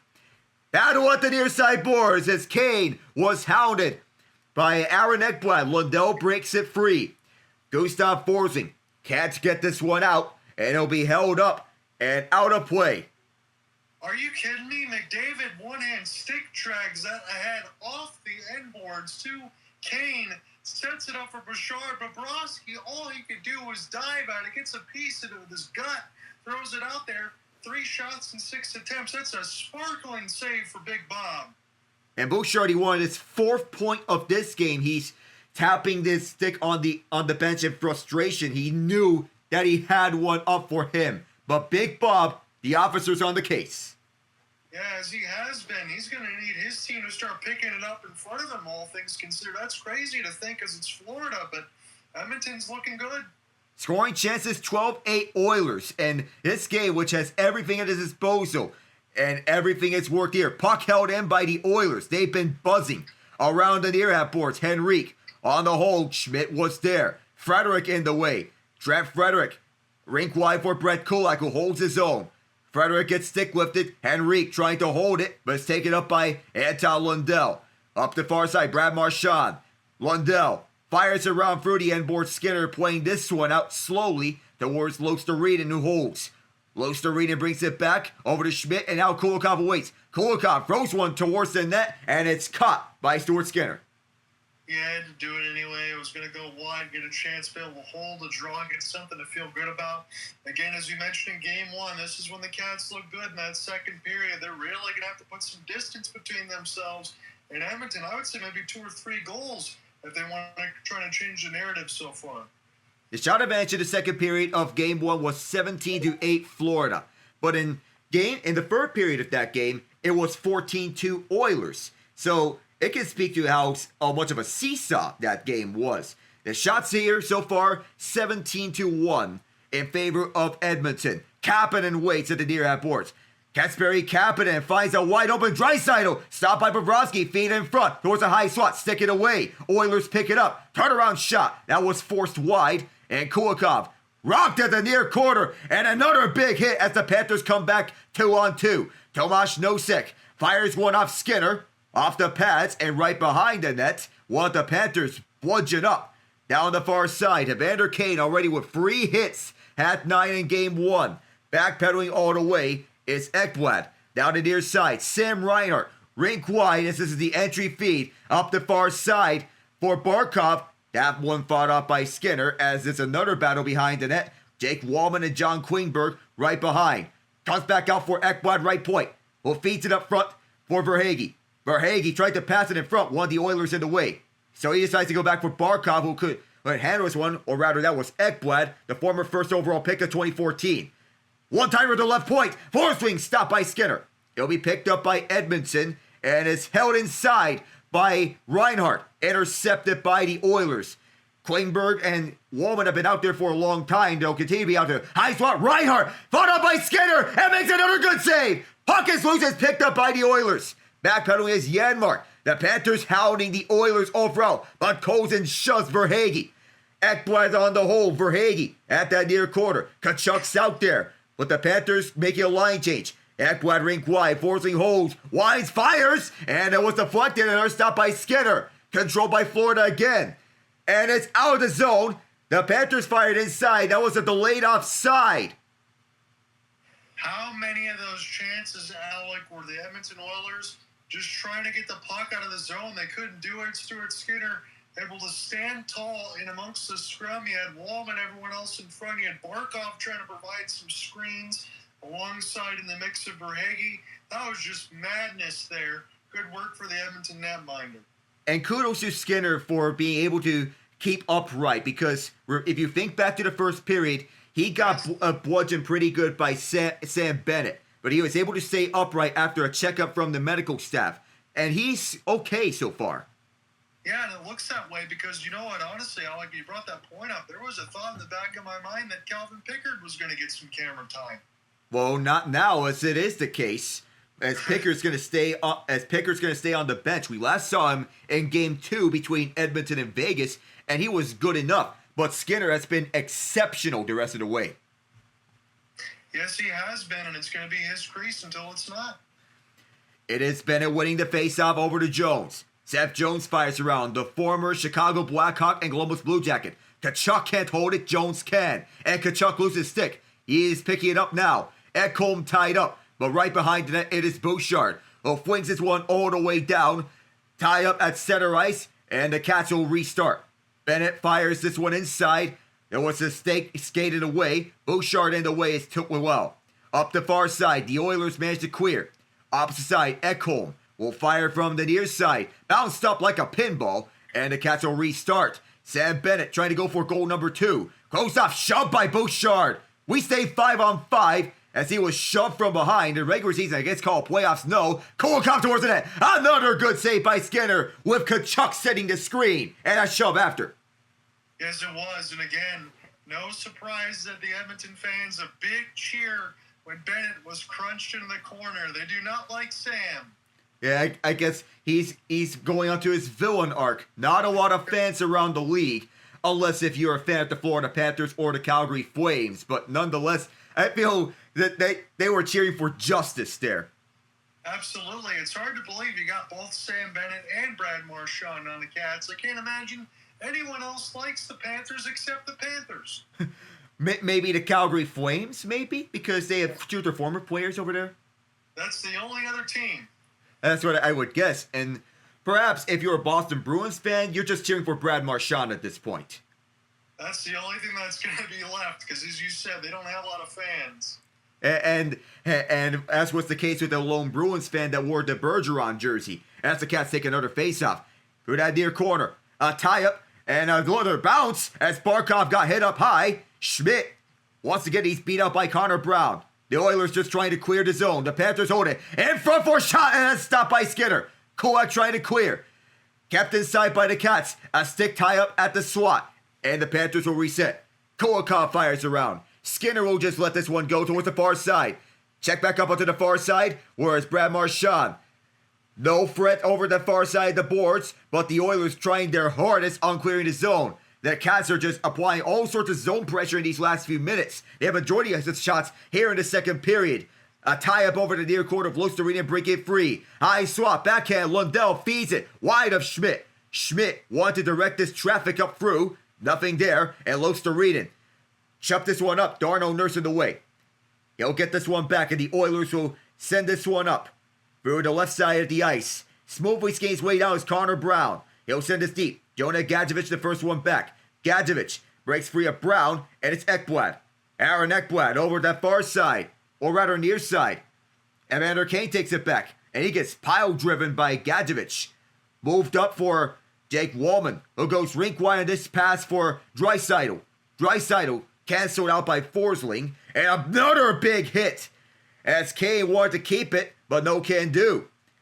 The hits have been flying all over the place here in Game 2, and Evander Kane has been everywhere. He'll send this one over towards the far corner. Ekblad's the first one to the puck. Verhaeghe also there for support. Ekblad almost stick lifted. And over to the far side, it'll be Bouchard on the stick handle. Bouchard lifts it up. And then over towards the near side, Mattias Ekholm, who sent it deep. Kane, who's slowed down by Ekblad. Forsling, who has it. Over the near side, Ekholm got it up. Baseball batted down. And it's picked up for a shot. And it almost was stopped, but it just missed by inches. Ekholm on the hold, intended for Perry. With a near side, Carter Verhaeghe may have a break. Verhaeghe, rink wide. Barkov can't tip it home. Verhaeghe comes back over to Reinhart. Reinhart fires wide. And is held in at the far side by Mikkola. Mikkola spins around Perry. Mikkola looks at that left point side. Give and go for Reinhart, or rather Jones. Seth Jones. He'll look at the right point. Jones is hurried up, and he's forced all the way back to Mikkola. Slap fire around towards the near half boards. And it's picked up by Verhaeghe, who goes towards the high slot for a shot. That's stopped by Skinner. Comes back out towards the left point. Mikkola, Jones, Verhaeghe on the chip and chase. Pass back out for Mikkola. Mikkola, long wrister, score! Matthew Tkachuk on the deflection. Might be Kulikov's shot, and we're tied again. Unbelievable. The puck possession again as it started in Game 1 in that second period for the Florida Panthers. It's been very, very noticeable. Everything that's happened in the first, as we mentioned, Cats are only down 1. They work the puck well. Verhaeghe starts this one on the right side. Couple of chances there to be fought off there by Skinner. And we work around off this overhead. It's Jones. Keep their head up. Good extra pass. Kulikov into the traffic, as you mentioned. And we'll see if Tkachuk does get a stick on it as this just travels through a bunch of bodies. This is going to be credited on the side for the D. It looks like it went off of the glove of Stuart Skinner. He got most of it. I don't think this ever touches Tkachuk, so it's going to be Kulikov's goal. But nonetheless, Florida's celebrating. They've tied this game up. We know how good they can be in the second period, and they've shown that. Alec, that's why I mentioned to you, again, it's 11:37 left to go in the second, so not much time left in the middle stanza. But I do think if the Cats want to try to avoid any OT or other further heartbreak, they probably have to score a couple more times here in this second period because we know how Edmonton plays the third. Yeah, we know. And for as good as Florida is in the third, the Oilers, they can match or even pass that the Panthers have. Here they are in the attack again. From the near quarter, Barkov canceled out by Podkolzin as this puck reaches towards the far side. Schmidt holds it. Around to the right side now. Held inside by Kulikov, who has the tying goal. Him from Verhaeghe and Jones officially. A hounding at the near quarter and a tangle between Janmark and, I believe, Lundell. And the left point is just held inside, not for longer. And Janmark will just send this one down through that far corner. Janmark pinned by Kulikov. That allows Schmidt to pick up the puck.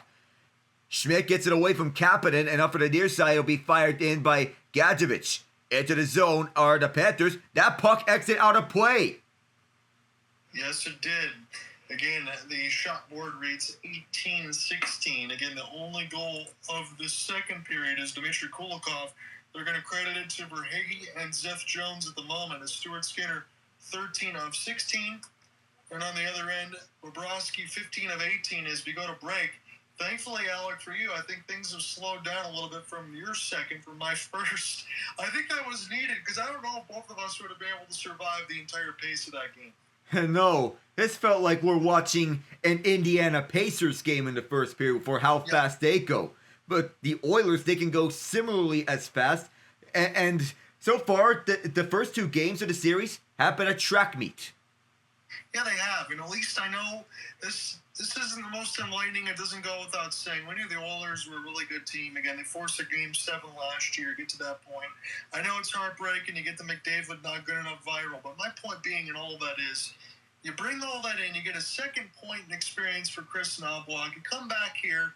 They've been able to, for the most part, and the Cats have been right there. But if I use the word push around, I know that sounds a little crazy because that would mean the Cats would have to get destroyed in this series. They could as far as the game totals, but not on the scoreboard. But they've been able to take everything stride for stride and from the Florida Panthers, and that's really impressive because there really aren't any other teams in the NHL that have been able to boast that. And no. And so far, it's been a close game and a close series. And the Panthers, they came back from down 2-0 in their series against Toronto. The first two games have been track meets won by Toronto. Game 3, another track meet that's been rather a wonky track meet won by Florida. But whenever any of these two go tit for tat, it's always theater. It is. And I'm almost petitioning. I'm going to ask Gary Bettman, try to send a personal letter if we can get a best of 9 or a best of 11 because we need to see more of this. Yeah, these are the two best teams in the league, and there's no doubt about it. Of course, the best team constructed and up against the best superstar ever. Yeah, and we've already seen some of the splendid moves that Connor McDavid's made. Again, the dangle and the first to set up Leon Draisaitl was an all-timer in my book. You're going to see that in the highlights everywhere. As we get back underway, we're going to see this as part of the highlight reel package. Skinner places out near side, right behind the net, over to Barkov, who keeps a hold of it with Skinner in the crease now. Jones looks, throws one towards the goal, blocked right in front, and it goes out. Florida's defensemen have combined for 5 points tonight. Yeah, Nate Schmidt, Seth Jones, and the mix have been really good. I mentioned Schmidt on the other end. What a hit! Kasperi Kapanen just cleaned out Mikkola. Ooh, that was a dangerous hit. As Kapanen, he just cleaned him up, and Mikkola went head first towards the boards. That was dangerous. Yeah, it was. And Kasperi Kapanen, again, you mentioned him for the former Pen. He's really showcased himself quite well in this series. Again, he kind of just got here. He hasn't played a whole ton of games, but he's looked like he hasn't missed a beat. Do mind that earlier this season, it looked like his career was over when he was put on waivers by the St. Louis Blues. The Oilers picked him up, took a chance on him. Initially was viewed as a depth player, but now he's viewed as something more. Tie up on the draw, which is won by the Oilers with Trent Frederick helping him out. Up the far side, Edmonton gets this one through and cannot go any further. The Panthers clear this one down. The Oilers with the handle right backwards with Wallman. Wallman fires this one through the length. Tkachuk picks it up, but it's to go back for Wallman. Wallman skates around. Wallman with the speed. He'll stop at the far side. Frederick in pursuit. Coming back out as Ekblad blocked the pass with his skate. Tkachuk moves it up for the near side for Erod. Evan Rodriguez. Rodriguez fires from the near side boards. It's John Klingberg picking it up. Klingberg bumped at that far corner. sent behind for Wallman as there was a commotion at that far corner. Wallman slowing the action down. He'll go near side towards Connor Brown. Brown moves it through, up the ice as both teams make their changes. Bobrovsky leaving this behind for Mikkola, and then through the near half boards, it'll be Jones. Opposite side, Mikkola, who leads the way. Mikkola looks right out in front, no deflection. It is Brad Marchand, I almost said Verhaeghe. Jones' shot blocked, and it'll be R&H leading the way. He'll send it to the near corner. It'll be Seth Jones being the first one to the puck, out that far corner. Ryan Nugent-Hopkins comes out for Mattias Ekholm, who holds on to it. Evan Bouchard loads up, unwinds one. Loose in front. Perry picks it up. Perry moves to McDavid. McDavid tied up by Luostarinen. Tackled down at the far corner. Penalty is coming against the Panthers. The Oilers, once again, to the man advantage. You gotta be kidding me. As this is into the right side of the red line, and we're seeing what's going to be on, is they're checking out the iPad, but no doubt this will go against the Cats. Luostarinen in a battle. He's just taking out McDavid. I think he's doing a little bit too much. It's going to be E2, I believe, in the box. That's where we're getting the belief is H.O. Luostarinen for the tackle on Connor McDavid. Yet that was a full-on tackle that, of course, doesn't matter if it's a superstar or not, it needed to be called. Yeah, it was. Again, it's a hook in the mix of it. Right now, the ESPN side has Nico Mikkola. I think it was Luostarinen, but we'll get the clarification there in a moment. But as we know, that's going to be an Oilers power play and an opportunity to take the lead again, this time at 4-3. If you're just joining us, anyone listening in between X, YouTube, Twitch, and all of that, it was a grand total of 5 in the first. Sam Bennett on the power play from Nate Schmidt and Eron. Evander Kane and Evan Bouchard scored between 7:39 and 9:19, less than 2 minutes apart. Victor Arvidsson, Bouchard, Connor McDavid, Draisaitl pick up the assists, but that all-world dangle-licious in between Barkov and Ekblad from Connor McDavid sets up Draisaitl near the right dot for his 10th of the postseason from Bouchard. That's what's going to be on the highlight reels. It was a 3-2 lead for Edmonton after one. Dmitry Kulikov with his second from Verhaeghe and Seth Jones at 8:23 is what just happened, but there is a penalty on the board here. It's going to be a power play for the Oilers, and they have a chance to take the lead right back. Yeah, everyone is just out in awe about what McDavid just displayed. It's even reaching NFL superstars like George Kittle. Good to see, because that one definitely has to go viral. We know about everybody. We'll say whether or not hockey is the most popular sport. We know that it's not.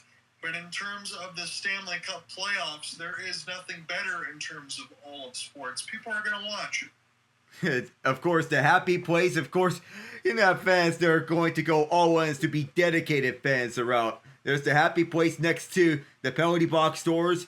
And you have the exterminators, the rat control in this building. I would say the Oilers fans are doing a good job as far as their service against the Florida Panthers and also empowering their team to play at their best. They definitely know what the assignment is today. Yeah, the Oilers, they have outscored opponents 40-23 at home. They are 7-1 when holding the fort down. The only lost game free against Vegas. The power play 1-4-4 to series. Bouchard fires his signature clapper well wide as his puck came out. And Bobrovsky, he is down, lost his stick, and he'll go all the way down to Stuart Skinner. Nico Mikkola, 2 for hooking McDavid. So it's Mikkola and not Luostarinen. We thought it was Luostarinen. Oh my goodness, Leon Draisaitl almost got by through several stick checks. If there's a broken stick on the ice, Tomas Nosek picks it up. He'll second guess his options. Nosek out of from behind Luostarinen. As the Panthers trying to go for the lead, Nosek takes a spill. And the opportunity is squandered. Gustav Forsling will try to clear it out. It'll land on Luostarinen up for the far side. Oh my goodness. This special team sequence is more of a comedy of errors, and Verhaeghe, or rather Marchand, can't get this one.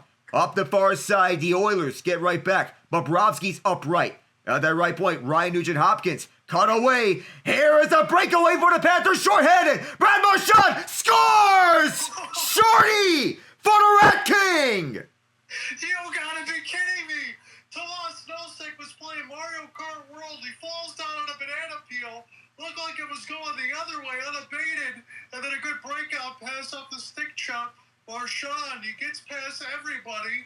Where was everybody? It's an opportunity. McDavid was the last one on the forecheck as this goes past Nugent-Hopkins near the right side, and he 5-holes it. Past Stuart Skinner, it's the Rat King with the go-ahead goal. Oh my goodness. This game could not be going any better than what we were just witnessing.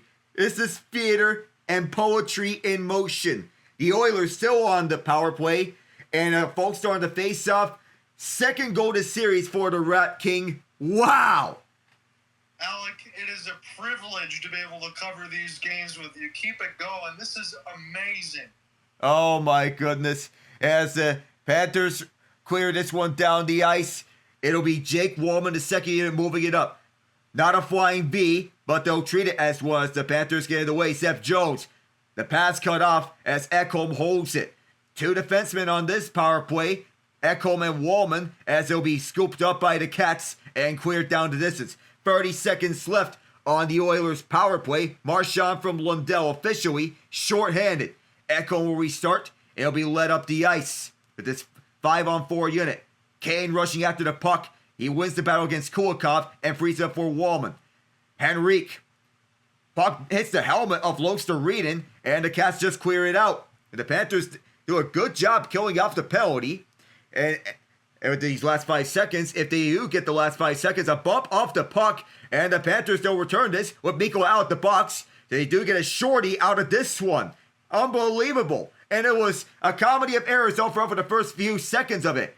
Back at the far corner, Connor Brown sends it behind for Wallman. 6:40 left in the middle frame. Sam Bennett trying to take this puck away from Wallman, but Wallman leads away for the far side.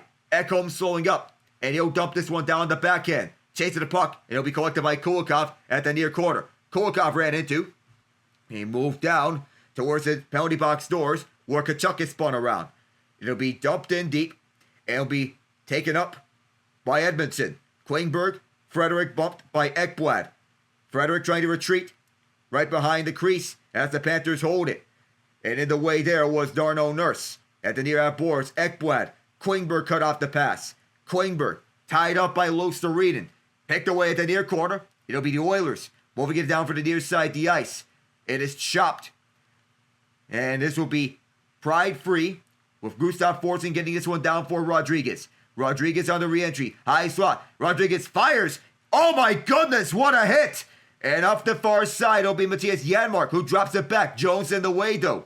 Bennett chasing after the puck through that left side. Moving up now, it is Losterreeden, rather Mikko. Marchand holds. Marchand fires. Rebound, Juicy in front. And Stuart Skinner trying to dig it out in front. The puck is still loose. Comes right behind that for Seth Jones, who holds. He fires. That's wide the net. And another shot here. Skinner with another save. It'll be cleared down. Grabbed by Jones. Stripped at the puck as it comes back for Brad Marchand. Going rink wide for Lundell. Lundell holds for Marchand. Fires, it's blocked. Right to the half boards. Jones for Lundell, who fires this one. Another save by Skinner. Turned over to Boquist, who was all tied up at the near corner. Still with the Panthers with it. Lundell will feed it behind Kulikov. Wise fires, kicks, save Skinner. It'll be the far corner now. Intended for Schmidt. Backing around to the right point with the Oilers in the way. Kulikov keeps it, and the Oilers trying to clear it. At last, they'll fire this one the distance. No icing, and it turns out that it appears that we virtually had no icings here all game long. For the near side, it is Verhaeghe. Up the far side, Barkov, return feed Verhaeghe. In the way now is Draisaitl. Wants to clear it out, Verhaeghe holds. Up the far boards, Reinhardt. Pressure, frees up space for Ekblad. Ekblad fires, that's wide. Held inside by Forsling, and is gobbled up by Skinner. Oh. I can't believe what we're watching, Alec. This is absolutely insanity. Kulikov, a double deflection into the traffic, bounces off the left pad of Stuart Skinner. Mattias Janmark's going to need an oxygen mask.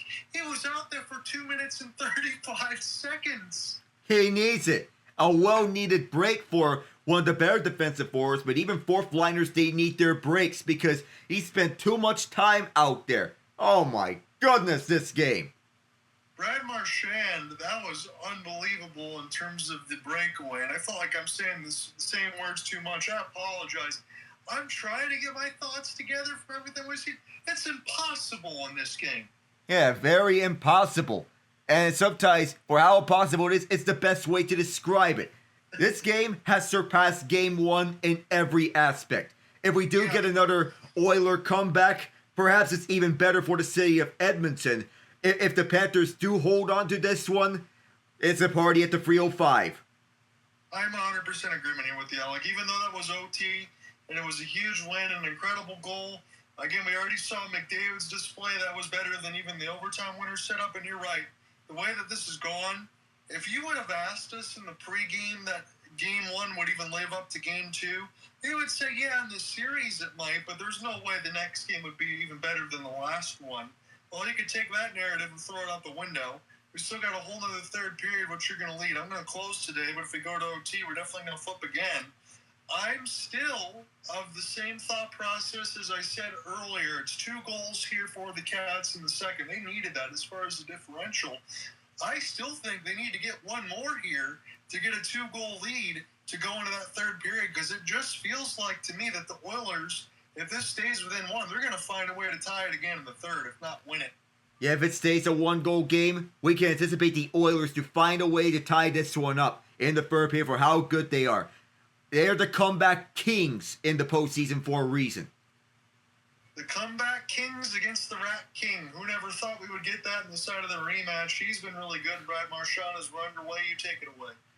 Up the far side as the Oilers get this one down with Mikko stopping it. He gets blown up near the Oiler bench. Skinner misses this one. It'll be collected up by Nurse. Darno Nurse for the near half boards. Evander Kane is tied up. Back to Barkov. Barkov, long wrister. Stopped by Skinner as the Oilers do get it out. Barkov in a way to get this one backwards to Jones. Lee pass over to Reinhart. He is smarter at the near half boards. And back and about, it'll be Brown who gets tied up. Verhaeghe back behind the net as there was a stick lift from Evander Kane. And Jones, he takes down Kane. Fight for it along the near quarter with Brown trying to dig it out. Back force Jones. Gustav Forsing gets a shot that was blocked and it's cleared out. And we might have our first ever icing, it seems. I was going to think the same thing, Alec. I was racking my brain throughout this one. Again, it's been a marathon of events. If we've even had one, that might actually be the first or second of this game. And again, we've seen it just like in Game 1. Florida's taking control of that second period. But what's the rest of it going to bring? As they're showing Brad Marchand's postseason ranks, man, that's just a laundry list of accomplishments. He went from 4th liner in Boston to a major contributor on the top 6 next to Patrice Bergeron on the 2011 run. You can alternate between that line and the Krejci line as 2 first lines on that Bruins team, and you would not be wrong. Third career playoff shorthanded goal for Marchand, and that's a beauty. Forsling had knocked away. Bobrovsky will play this towards him as Connor Brown was chasing the puck. At the near quarter, it'll be Ekblad digging this one out, and Ekholm got in the way of that pass. Skinner, he'll play this behind as Rodriguez was giving chase. 2:55 left. Panthers lead it 4-3. They entered this period trailing. Draisaitl with one of the Panthers down. High swat, and then back out towards the left point for Ekholm. Draisaitl deep shot, caught by Big Bob. The officers on the case. Yeah, I think that's needed at this point right now. This play is starting to get a little bit too one-sided as it was a couple nights ago in the second period. You got to get a face-off here.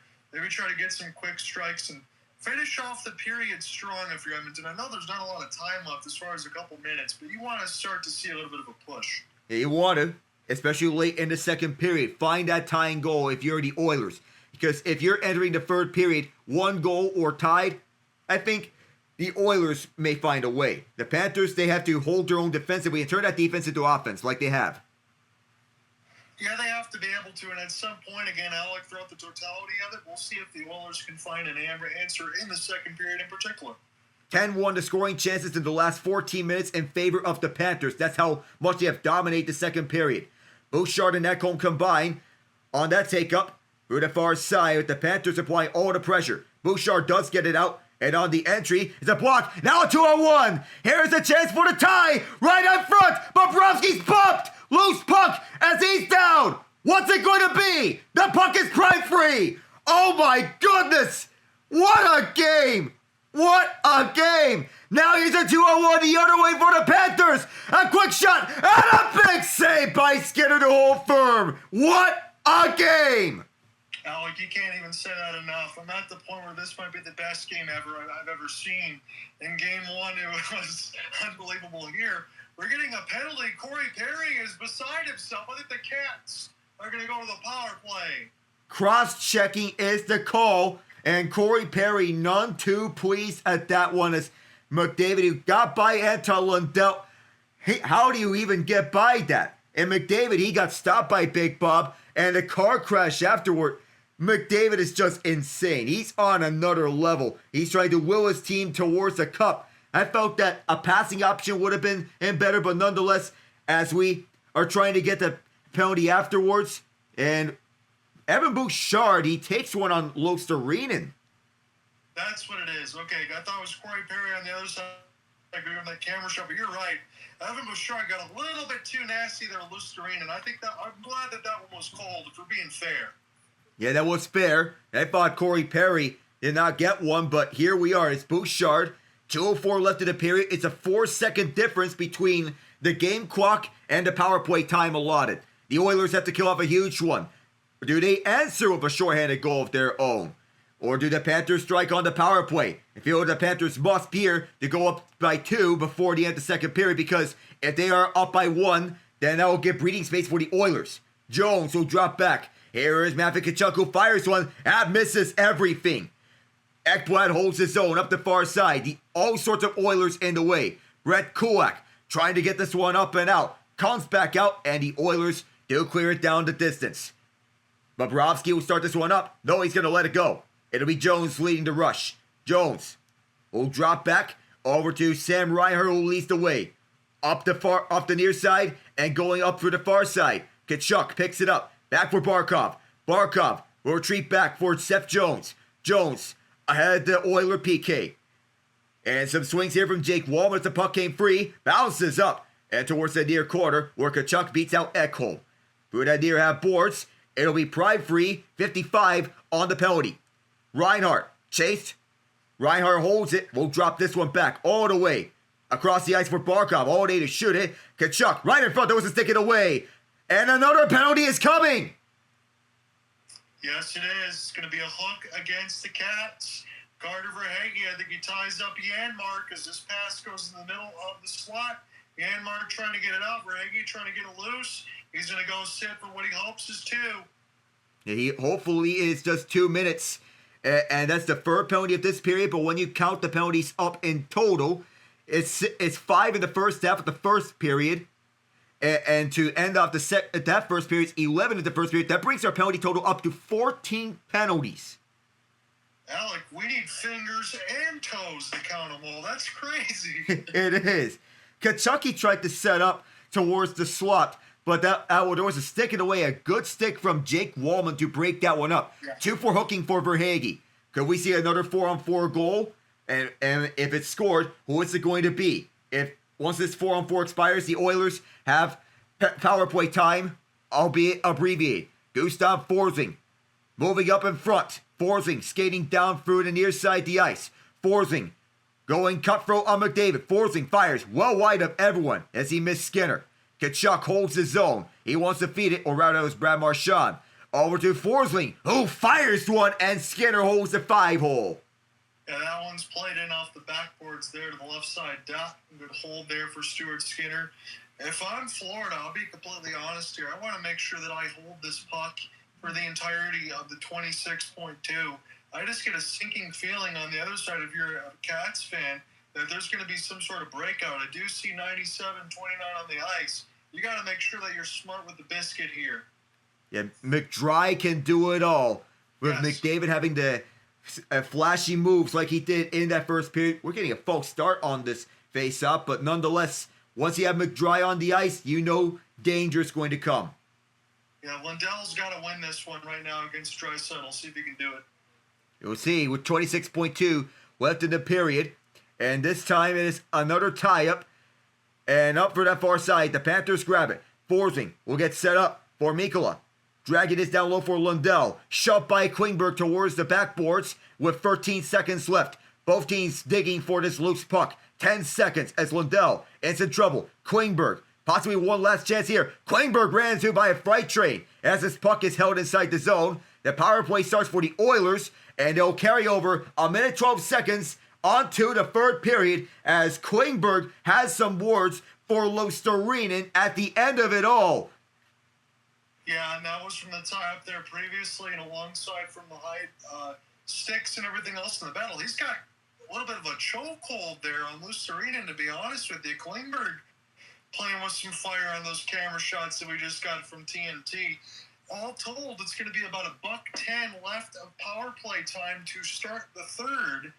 And we'll see what happens here. If the Oilers can find a way to tie it at 4, it's probably going to be a good chance for them to do so. I imagine, Alec, by the time you throw it over to me for the final 10, you might be handing me a 4-4 game.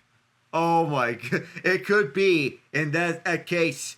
But who knows? The Oilers' power play has been much of the talking points for much of Game 1. But by the time it got to overtime, that's when the inevitable may have happened. So let's give you the reset for anyone else that's just joining in. Sam Bennett at 2:07 on the power play from Nate Schmidt and Evan Rodriguez. Seems like every time Nate Schmidt gets a chance to play with the puck in the offensive zone, he creates a seam pass that leads an opening. Bennett scores the first one. And then the Oilers do what they do. Evander Kane and Evan Bouchard. Evander Kane shot, little cross body toward the right side of the mesh. Bottom right goes in from Victor Arvidsson and Evan Bouchard. And then Bouchard with a wrister. Beautiful setup there from Connor McDavid.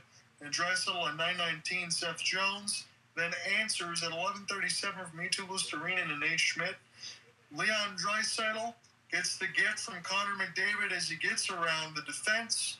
Barkov and Ekblad with the toe drag and a deke move. And then Bouchard gets the secondary. That was Draisaitl's 10th. It was a 3-2 lead for Edmonton.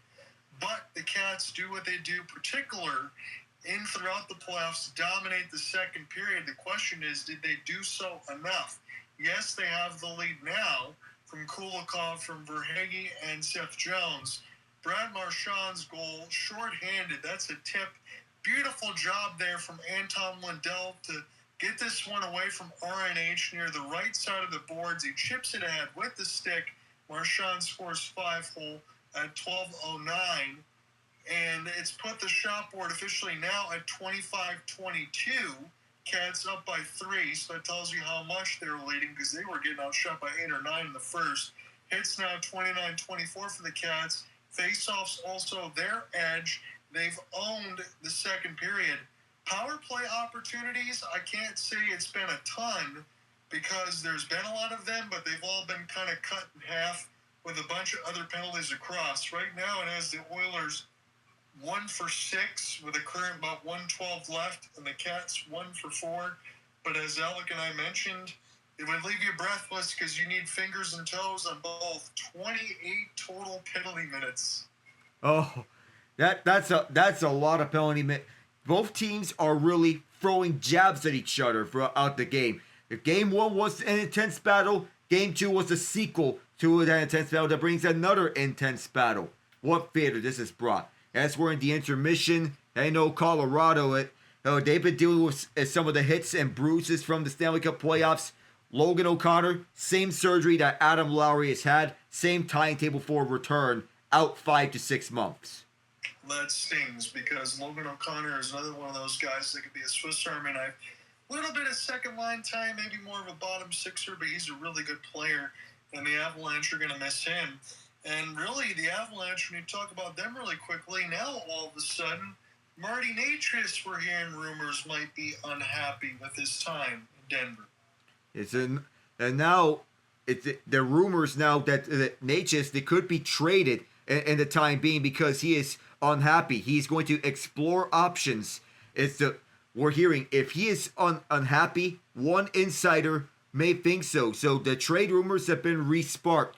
I know for a fact he used to be in Carolina, but now he was the one that Chris McFarland didn't want to miss out on once he traded away Rantanen. But just over 5 months later, Nick Kypreos believes that his time may be up after the Avs moved Rantanen because of how hard they perceive contract extensions to be.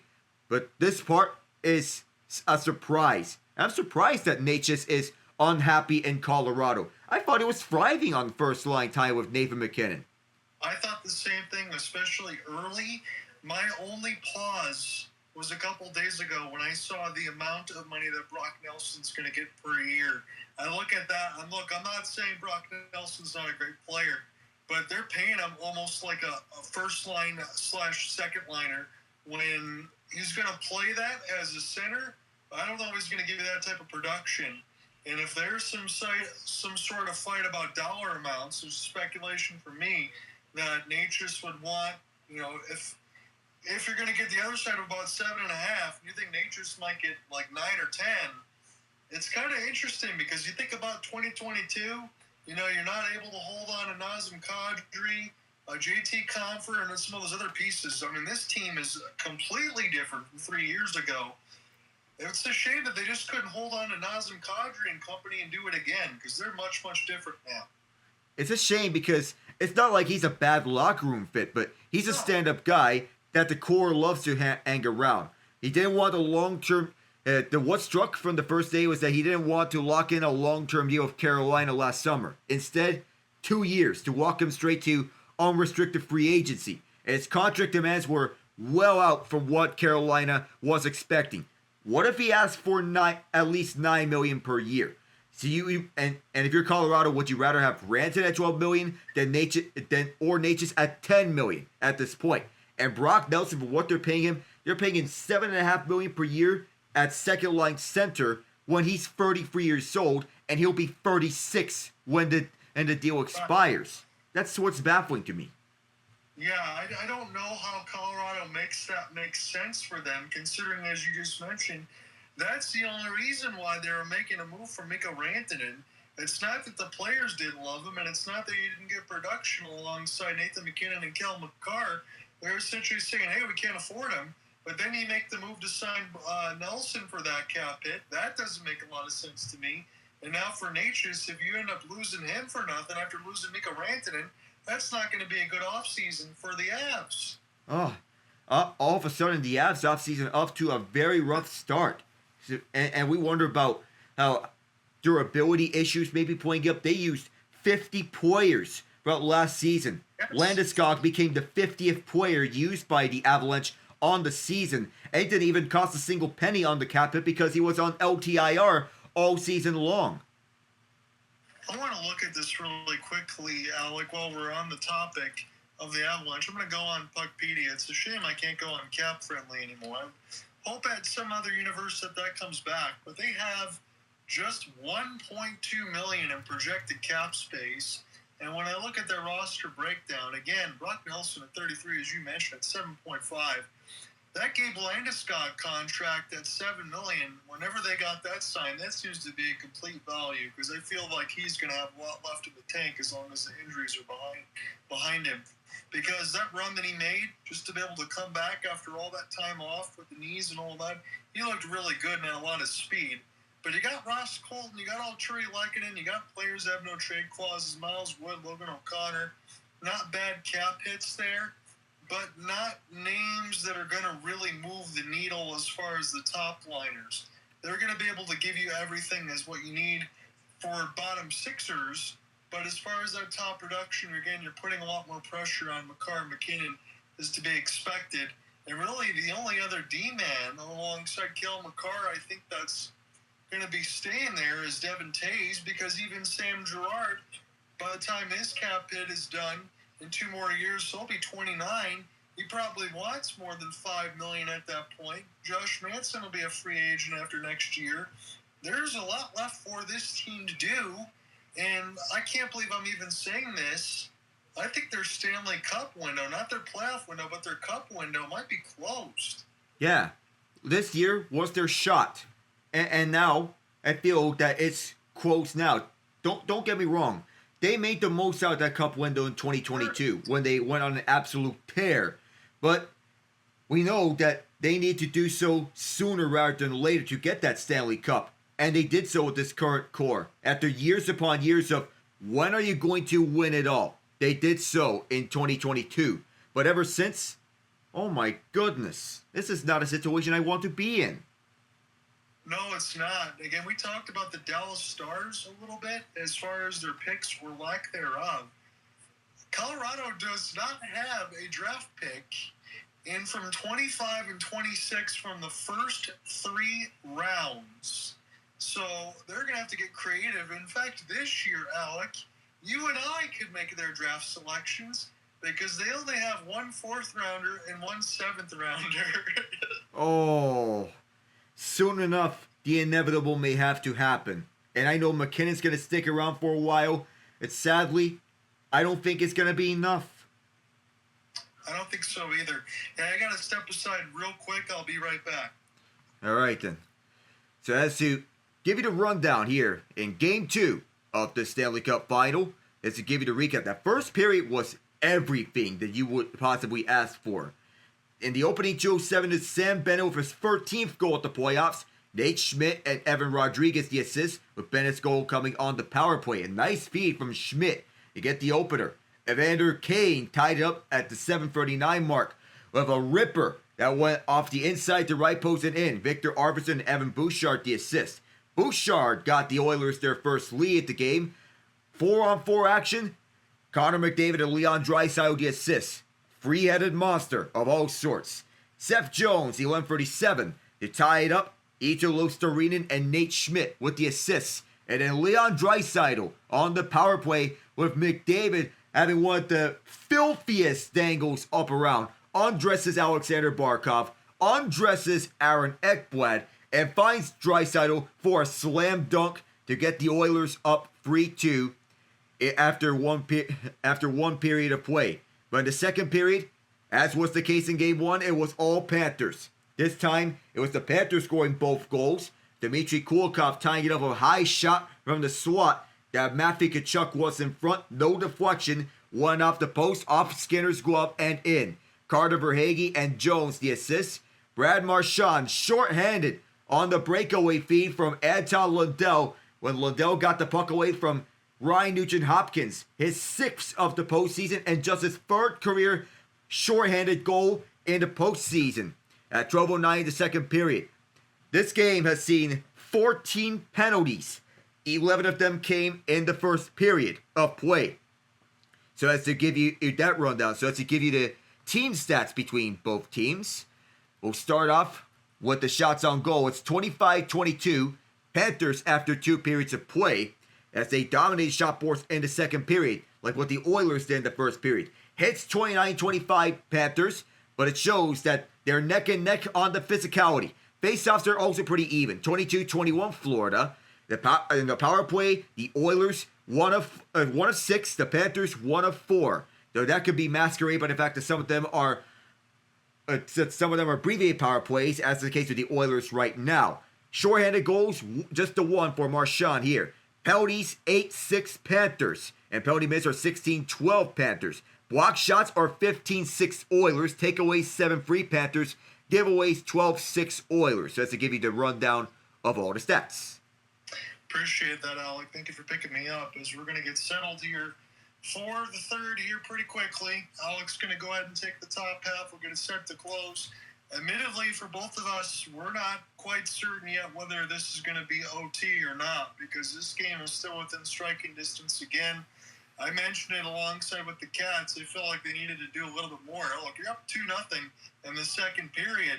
You're going to feel pretty good there. But if the goal differential stays within 1, it's enough for the Oilers to showcase what they've done in the third throughout the playoffs, throughout the regular season. 2 goals apiece for Florida in both periods. A 3 spot there for Edmonton in the first, nothing in the second. It sits 4-3 Cats. And Alec, I mentioned this from the beginning of this game too. I think this is a must-win for Florida. They go down 2-0 with their home record as it is in the playoffs at 4-3. I don't know how much that's going to change if Edmonton keeps playing like this. Yeah, I don't know. But with the way that the Oilers are playing in the second period, you want to turn the tie in the third period. We know the third period is their best period, and they saved their best for last. In overtime, in the third, you name it. That's what they always do, and we'll see what we get. They just showed Biz's record as far as his bets. What did that say, like 5-18? You should never ask him to bet again.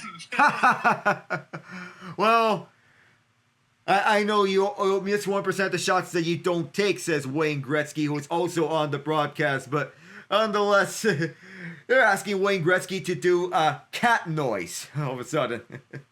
Yeah, you got to make the great one do anything while he's there. Again, we're looking at some of the camera shots in between Bobrovsky and Bennett. You kind of wonder what was said as the third period gets set to begin underway. Bobrovsky's had a lot of work to do. Stuart Skinner's had a lot of work to do. Honestly, Alec, all things considered, I know it's 7 goals, but Stuart Skinner 21 of 25 and Bobrovsky 20 of 23. It's 7 goals, and maybe, just maybe, I could think of one that probably should have been stopped. I can't imagine these goaltenders could do much of anything today. I don't know. We talk of track meets. We got ourselves another track meet. The Oilers did dominate from the third period onwards of last game. They want to replicate that. But the Panthers, they wanted emphasis on queen zone exits. They had some queen zone exits here. And they're doing a good job emphasizing those queen zone exits. The Marchand breakaway being proof. And they're doing much better at the zone exit part. Let me look at one of the things I don't think I've punched yet so far in this game. Zeph Jones leads TOI. Again, defenseman, you're going to get that first, but he's got 1748 in the mix of it. Alex Barkov at 1409. And when I look at it on the side for the Oilers, Connor McDavid at 1504. In the mix of it, he leads everybody at time on ice. That's even amongst defensemen, so he's tops. So right now, you can at least take that narrative of the 25 minutes or less, unless it goes into OT. Connor McDavid might not get to it, but if he's leading everybody right now, and he's playing the way he's playing, Chris Knoblauch, say, you get your breath, you're going to go back out there and make some magic happen. Because he's got 2 assists, he's got 5 shots, and he's got his skating shoes on. Yeah, of course, we know what will anyone do to win the Stanley Cup. We know McDavid, he has 4 assists so far in this finals. Draisaitl, who, by the way, didn't even score in all of last year's finals. He had just 3 assists and no goals in the 7-game series. Here, he's got 3 goals already. So Draisaitl is getting into the action, and it's inserting himself as an X factor for the Oilers. When we first opened this series, and I saw some of the favorites and alongside for MVP, obviously Connor McDavid comes front and center in mind, but we could make the argument, Alec, in between that golden triangle of Draisaitl, McDavid, and Bouchard. They're all dominating. Again, in the sense of the whole second, third line, Edmonton's been able to carry that as well, but that entire core is doing the job right now, and that's why Edmonton's in the position that they are. Not to mention key depth players that are stepping up when it matters the most, such as the case with Victor Arvidsson in Game 1 and Evander Kane in this game. Everyone's playing their role, and they're all doing so at their fullest. Zeph Jones with a goal and an assist. Dmitry Kulikov. Again, Zeph Jones is a +3. Everyone else on the Cats side, except for Kulikov, is a +2. They're all carrying a minus in Ekblad, Forsling, and Mikula. So that's a big, big get. If not for that LTI money, we covered the 4 nations. If it wasn't for Tkachuk going on IR, Zeph Jones might not even be here. That's what we noted. If it's not for that, we might not be discussing Seth Jones being on this team. But now it's a reality. But still, you wonder if it had it been for Tkachuk staying healthy, do we see the Panthers using Spencer Knight as the fallback plan if Sergei Bobrovsky gets hurt? That probably was the case, because that was my one thought process going on. I said it in the last series against Carolina. I said it now. If Bobrovsky ever has a moment where he has to leave, that puts the Panthers in dire straits, because Spencer Knight, I know he didn't play a lot, but I think Spencer's got some game. And Vitek Vanacek now, I don't think he'll ever see the net. Brad Marchand, a goal. He's got +2 in the mix and 4 shots. You get set to take it away in the top of this third. Cats up by 1, but we'll see for how long, because Edmonton power play abbreviated at 112. And immediately the Panthers slap it down. Alec Nava, John Ott here for the third period of Game 2 of the 2025 Stanley Cup Final. The Panthers lead it 4-3. The Oilers were down by 1 entering the third period of Game 1. We'll see if they can do it again here. Up the far side, it's another drop pass. Bouchard will feed it for Draisaitl. Boxed out, and it's going back for Bouchard. It's Draisaitl. McDavid. Can he dance around again? No, Nosek closes him off. Bouchard, his pass got in the way. Draisaitl's on the hold. Draisaitl will look across the ice again. McDavid, he goes right by. Draisaitl, that pass for him, partially blocked. 31 on the man advantage. Draisaitl will wait. He'll go down low for RNH. Back for Bouchard. McDavid can't shoot if he wants to. He'll backpedal again. McDavid will look one more time. McDavid towards the net. Saving the rebound. Bouncing up off of McDavid's stick. All the way back for Bouchard, right off of Nosek. Drop pass for McDavid towards the left circle. Out low, Perry. Elevator. Oh, that went over the net. And as Bouchard holding the zone. Near corner for Draisaitl. Across the ice. McDavid can't handle it. Power play is over. Perry upended. And it's back for McDavid. McDavid dispossessed by Luostarinen. Could be a break here. Verhaeghe's going to take it himself. One-on-one. Verhaeghe down the distance. Verhaeghe. Excellent stick whip by Bouchard. He'll go back for Mikkola. They go Mikkola towards the goal. Stopped by Skinner. And it'll be Kane picking this one up. Getting this one down the ice. On the back end. Held by the Oilers. This is where they saved their best for last. And it'll be sticked away at the penalty box side. Coming back to Edmonton. Dumped it. I think this was from behind the red line. Yes, it is. Icing. I have to give full marks at the start of this third period to one Eetu Luostarinen. Flat out saved a couple of goals. And then his stick chopper near the right side gets it away from McDavid. As Tomas Nosek says hello to the boards against Corey Perry. My goodness. Yes, stick chop on Connor McDavid. We know of who's going to step up. What are you willing to do to win the Stanley Cup? And Eetu Luostarinen did just that on knocking the puck away from the best player in the NHL. Up the near side, this will be moved by the Oilers with Nate Schmidt in the way. Up at the far corner, Kulikov joins in. Up at the far half boards with the Panthers regaining control. This is where they are best when holding on to leads. Dumping it down the ice, Brett Kulak being the first one back. Two Panthers in the way, Evan Rodriguez, but he's helped up by Adam Henrique. Up at the far side, a bounce off this puck, Sam Bennett can't hold it, and possession will go back to Brown. Up the near side now, Bobrovsky will play this one out. Florida prioritizing zone exits. Nate Schmidt holding. They have a 4-3 lead. Shots 25-24 them. Through the far side, skating this one up. Did this go by the red line? Yes, it did. Gadjevich held inside the far boards with Skinner trying to play this one out. Rodriguez still on the chase. One of the sticks gets knocked loose. And this will be collected by the Oilers. Cleared out for center with Mikkola. Going down back all the way with Skinner playing this one out. Ran into trouble. Up the near side, the Oilers one more time. Early 30 minutes here of this third period. Arvidsson frees it up onto the far half boards. Brad Marchand, who scored the go-ahead goal for the Panthers. And the Panthers escape danger. Sent down the near side the ice. Backhanded over to Bouchard. And now this will be collected by Florida. Marchand slowed up. Collected by Ekholm to Bouchard. Bouchard gets it free. Towards the near side. Luostarinen shoved away by Kapanen. He'll go all the way back towards the Edmonton zone. Marchand picks it up. Marchand turnaround shot. Spot out by Skinner. Bouncing all the way past Forsling. On the race, it'll be grabbed by Ekblad. Aaron Ekblad will feed up through the far side. Luostarinen with it. Into Luostarinen. On the control. Backhanding it down deep to number 2. Sam Reinhart shoved. Number 3 pokes it away. Leon Draisaitl over to Kasperi Kapanen. Kapanen wants to clear it out. And this will be collected by Bouchard in his own zone. Not enough for the icing. Reinhart almost poked away Bouchard. Up the far side. This will be controlled by the Oilers. Right inside the zone, it'll be McDavid. McDavid fires well wide of everyone. Barkov knocks away the puck from Nurse. All the way back, it's Kulak. 4:10 gone here in this third period as both teams make changes.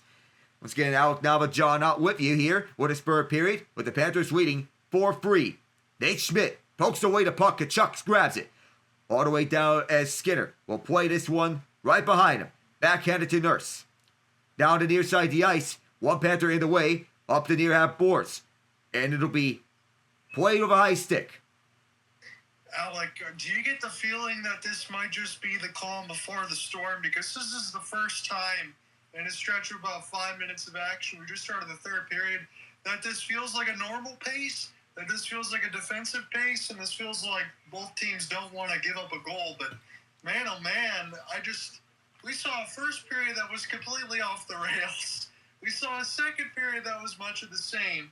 And right now in the third, this just feels like, next goal wins, try to tighten everything up right now. It feels that way. It's just like the calm before the storm. We don't know who's going to strike, but it's going to be a game changer for one of these two teams. The Panthers have it up the far side, and it'll be the Oilers in control. Bouchard shoved away at the near corner with the Panthers trying to hold the zone. Nosek driving this one short side. Can't get this one onto Skinner. All the way back is Schmidt. Backpedaling all the way to his own zone. Schmidt chased from behind. Fed it up with the Oilers deflecting this puck out. This one's just going to get deflected. No calls here as we get some more pushing against Brad Marchand. So we're going to look and see about that as we get some changes on both sides. Goals by defensemen this postseason. We told you that a little bit in the preview show. How about a combined 30 burger? 17 for Florida, 13 for Edmonton. That's absolutely outrageous stuff. 7 of those 13 goals from defensemen for the Oilers have came from Evan Bouchard. For the Panthers, it's a by committee approach, and Dmitry Kulikov is right up on that list. That's 5. They have 5 defensemen each with 3 goals. And you would think going into it in between Kulikov and guys like Schmidt and all of that, a lot of the guys that are not making a ton of money yet made a gigantic impact. Nikola Mikkola also one of those. Yeah, Gustav Forsling may not be one of them, but Aaron Ekblad, Seth Jones, Niko Mikkola of all people, Schmidt, and now Kulikov, each with 3 goals. Uvis Bolinskis has 1, Forsling has 1. This puck, Bobrovsky said that this was played out of play, but we stay here. Mikkola, the puck bounced up as Adam Henrique controls. Edmonton will restart the pace. Up the far side as they send it right over towards the near corner. Cross corner. Jones can't clear this one out. On the chase, it is Henrique and Brown. A pin at that near corner. Freed up as this bounces. Held inside by Edmonton, but no longer. The Panthers get this one out, and they're the ones in control. Low Storeen around the far boards. Skinner played it out, and it'll be Wallman again. Jake Wallman slowing the action down as he surveys. Up the far boards with the Oilers. Going downhill. Draisaitl up the near side. Kane will go all the way back towards the point. Bouchard fires. Bobrovsky had to scoop it up out of midair. And covers. It's really hard to cover everybody, isn't it, Alec? It seems like Evan Bouchard is the guy that's just left alone to trigger in the high slot most of the times because you have to deal with McDavid and Draisaitl. And it takes excellent puck movement, good pivot near the right side boards, and an even better glove save for Big Bob there. Yeah, even better as there was several screens. Arvidsson and Marchand still not done after everything. As this faceoff won by the Panthers, they'll get this one down to center, bouncing up. It'll not be ice. Collected up by Ekholm as he's slowing the pace down. Ekholm harassed by Verhaeghe. Ekholm moving up far side with the Oilers controlling. This is a good chase by Connor McDavid to negate the icing. Pass comes south, bounces out the side of the cage. Perry holds it down deep. McDavid will go back towards the right point for Bouchard. Bouchard touches one to Ekholm. He'll send one towards the goal. That bounced up. Swipe back. The Panthers take this one up. Reinhart tried to control it. This bounced right onto Skinner. He'll play this for Ekholm again. Mattias Ekholm slowing it down. He was a part of the Stanley Cup Final team with the Nashville Predators in 2017. Was on last year's Oilers. What a move by Evander Kane. He'll move up through the middle of the ice. Kane. 1 foot was outside the zone, 1 foot in it. So that's to stay onside. Schmidt upended at that near corner as he gets rid of the puck.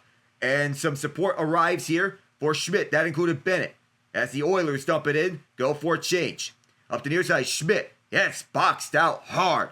Nurse will fire it around through the far side. It'll be Schmidt one more time. Doesn't get it out again. He'll just wait his time out with the Panthers in the midst of a wholesale change. In about 2.5 minutes, I'll hand this back over to John as Nosek has Kapanen right on him, and the several stick whacks here. The puck poked free. The Oilers move it from their own zone.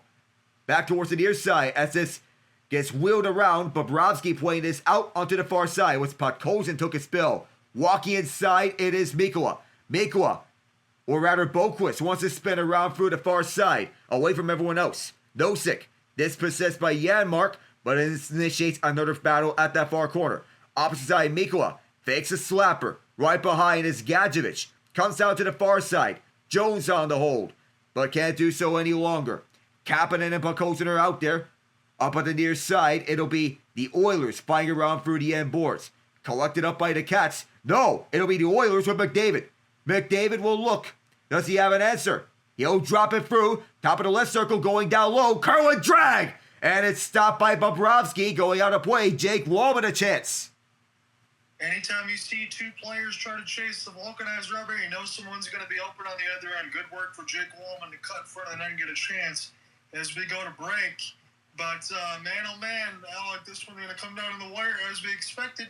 You know what, honestly, I thought the third period might feel like the first. But again, it feels like the inverse in this series. And that Connor McDavid move before we went to break again, we saw that they just showed it about 5 times in a row. You can't show it enough. Yeah, we can't watch this one enough. That's how amazing that he can display on his abilities. Wow.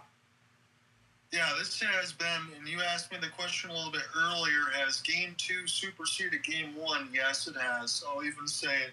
We're at the same score line right now as we were without OT at this point.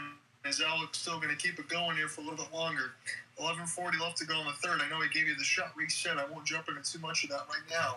But it is 26 apiece tied there. Hits are 31-27. So for all the action, I guess we could say at least the hits got toned down a little bit. And I think it had to because we saw all-world skill across this entire game offensively. As you mentioned, between both of the goaltenders, 7 goals combined against. I really can't think of maybe exception of one that's anyone's fault. I don't think you're stopping any of those. We've just seen the best skill on skill that we could ask for. And you know, most of the time, as they mentioned this, you go to the Stanley Cup Finals, sometimes it isn't necessarily the best on best, but you can't fault the ones that make it there, because if you make it there, you deserve it. But no questions asked at this point now for a second straight year. The Cats and the Oilers are the 2 best teams in the league, bar none. End of story. End of story, here and now. We know that the Panthers, they could stay around. We don't know if Bennett's going to go or stay. And there's another dilemma of Amerant Ekholm. I imagine Brad Marchand, he's going to stay for sure. But here, these are the 2 best teams as we know them. The Oilers, of course, want to capitalize on last chance. Yes, they do. It's going to be a face-off between a Draisaitl and Barkov, but we're going to have to do it again. So McDavid will be the replacement. Yeah, of course, when you have Draisaitl and McDavid on the ice together, you know the Oilers have every intent of wanting to score. McDavid does a good job tying up Barkov. It'll be Perry. Perry wanting to wrap this one around. Every lane is closed off. Shot from in tight, and that's stopped by Bobrovsky. Down the near side, it'll be Verhaeghe. On the chip and chase. Verhaeghe wins the foot race. Opposite Bouchard as Bouchard is trying to hound the puck. Bouchard can't get this one down. Reinhardt shoved out the way. Up at that near side, or rather far side, across the ice. It'll be moved up by the Oilers down the middle. Trying to split the defenses. Draisaitl! Draisaitl! Oh my goodness, what a stop by Bobrovsky as he shut him down. In that near corner, no rebound as this puck exits all the way out. With the Oilers picking it up. They'll restart from their own zone. Bouchard and Ekholm. Line changing for both teams. Kachuk out there. Up the middle. And now on the near side, it'll be Connor Brown, the third line, matching up with the Panthers' second line. Brown gets bumped. Jones controlling the play. Third period chances. 5-0 Oilers. It's Sam Bennett leading the rush. Up that near side. Bennett canceled out as Arvidsson takes a shove. And it'll be moved up by Schmidt. Up and around. The weight offside against the Panthers. So the Oilers will take it up. Shots 26 apiece. But most of that has been from the Oilers here in this third period. They're doing a good job at being a third period team up and throughout. Perry wants to play it out. Edmonton sends this down the distance. Schmidt from the near side. Played all the way down. Will this be ice? And it will be. So, let's hand it to you, John. 10-11 left to go in the third. And Alec, you just called it. We can look at it again. How in the world did Leon Draisaitl get that wide open? And he only got wide open because he stick-handled it to himself out of midair to get around 4 different Panthers. One of those including Gustav Forsling, widely regarded as a top 3 defensive defenseman in the league. I don't even know how you do that. That seems impossible, as it's an 8-game point streak, 5 goals, 9 assists. This one won between the legs for the Cats, and I was thinking the million-dollar question is this too. If I'm a Florida Am I a little bit slower there and elongated with my breakouts to kind of cancel out Edmonton's fast-track north-south type of game? Do I manage the puck a little bit more as Tomas Nosek fires it on? He might have the same idea that I do. He might have. Trying to go, but at that shot, the far side was open, but he decides to test Stuart Skinner and catch him by surprise as he walks down the near side. Whew. Yeah, I got to be thinking of that. Honestly, when I'm looking at this commercial that we're getting here for NextGuard, that almost looked like my dog. That scared the heck out of me. It's just picked up the other one. I think my dog's on TV. As this is sent in behind for a commercial. And, yeah, I'm wondering right now, again, as I mentioned, if the Cats will be able to slow things down a little bit. We know there's going to be some forecheck for Chris Knobloch's squad as they're down by a goal. But I just think you have to kind of be a little bit more measured here. Because as you talk about it now, the scoring chance is 5-1, if not for that Nosek as we go to commercial. But that's what it's going to take. I think you have to be very measured.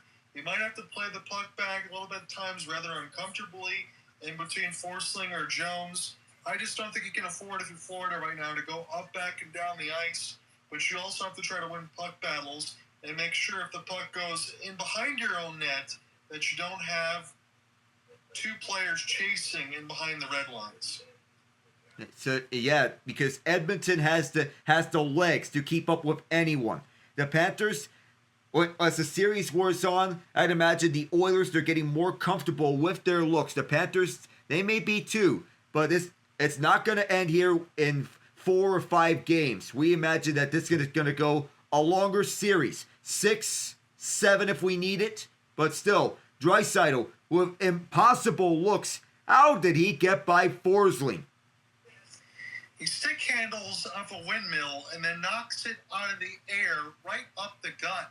And my goodness, I mean, now you're just making me smile. You show Leon Draisaitl on one end and Pavel Datsyuk on the other. They called the Magic Man. He had the best hands in the business. Yeah, he has. That was a very good sense of magic by Draisaitl to pull off. So we'll get an ozone draw.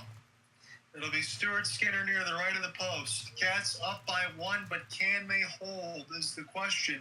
If this series goes 1-1, then we can have a completely different narrative. But if it changes, I do have a little bit of treat for everyone else and a critical question to ask. Could be crazy, but I want to see what Alec thinks if it goes in one direction. This is picked up the other way, right up the gut, off the back end, saved by Bobrovsky, played on in front, as that was an excellent move, where this will be knocked away and flipped back down. Brett Kulak try to get this out of his own end. Shot board is dead even at 27, but it's the Cats' second period that's got them the advantage as this puck has been iced against Edmonton. Draisaitl almost did it again, leading a 3-on-2 rush down the middle. He almost got that one through. Sergei Bobrovsky, of course, solving the case. I was admittedly going to say Draisaitl, but I had in the back of my mind now, like, believing that it couldn't be him again. But you're right, it was. Oh my god. Man, he's special. Goes back around the end boards now for Barkov. This has been recollected for Verhaeghe. He takes the turnaround shot. This one's fought off on the right side post by Skinner. You got to be careful here if you're Florida. You can't afford to take any penalties because that could be enough to tie this game. Nate Schmidt, he's been so good near in this game too. Jumped in from game 1 as well. Picked up now for Barkov from Verhaeghe off the sauce. And this will be now from left to right here for the Edmonton Oilers again in the home blues in the mix of the orange. One more for you for Rogers before we go back to Sunrise. That on Monday. No weekend games. The NBA Finals game 2 will be Sunday.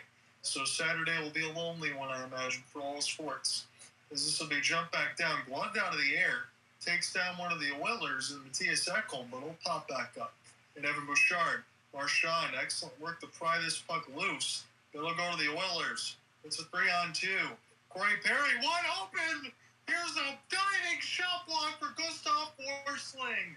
As this one bounced out of the air and then high, sent back out across the goal mouth. What a play there by Forsling as Luostarinen gets it out.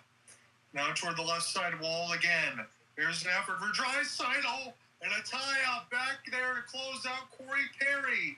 as we stay in play. 2 goal game savers, possibly, as this one goes off sides. Alec, what'd you see? Gustav Forsling and Carter Verhaeghe with the stops that have been absolutely needed. Sometimes the best saves don't come from goaltenders. It's from your own skaters. Forsling absolutely with a crucial diving shot block as Sam Bennett, he wanted to get into Evan Bouchard's head at the end of it. Oh yeah, that was a slash at the end of it. Ooh, but still, as we speak of Forsling and Corey Perry, Eetu Luostarinen, who stick lifted Perry to prevent him from getting a shot off right in front. That was perfect timing, right place, right time. He's already done that there against Corey Perry. He did it against McDavid earlier. He had one in the second period as well. Eetu Luostarinen has been a defensive demon in this game. He has, and his presence has been built all around this ice. RNH, you got the luxury of Draisaitl, McDavid, and RNH's 3 centers if you want them. There is no team in the NHL that has that depth, but yet it's the Panthers that start with the puck in the neutral zone. Cross-check against Bennett. We talk about that slash that was just given there from Bennett to Bouchard.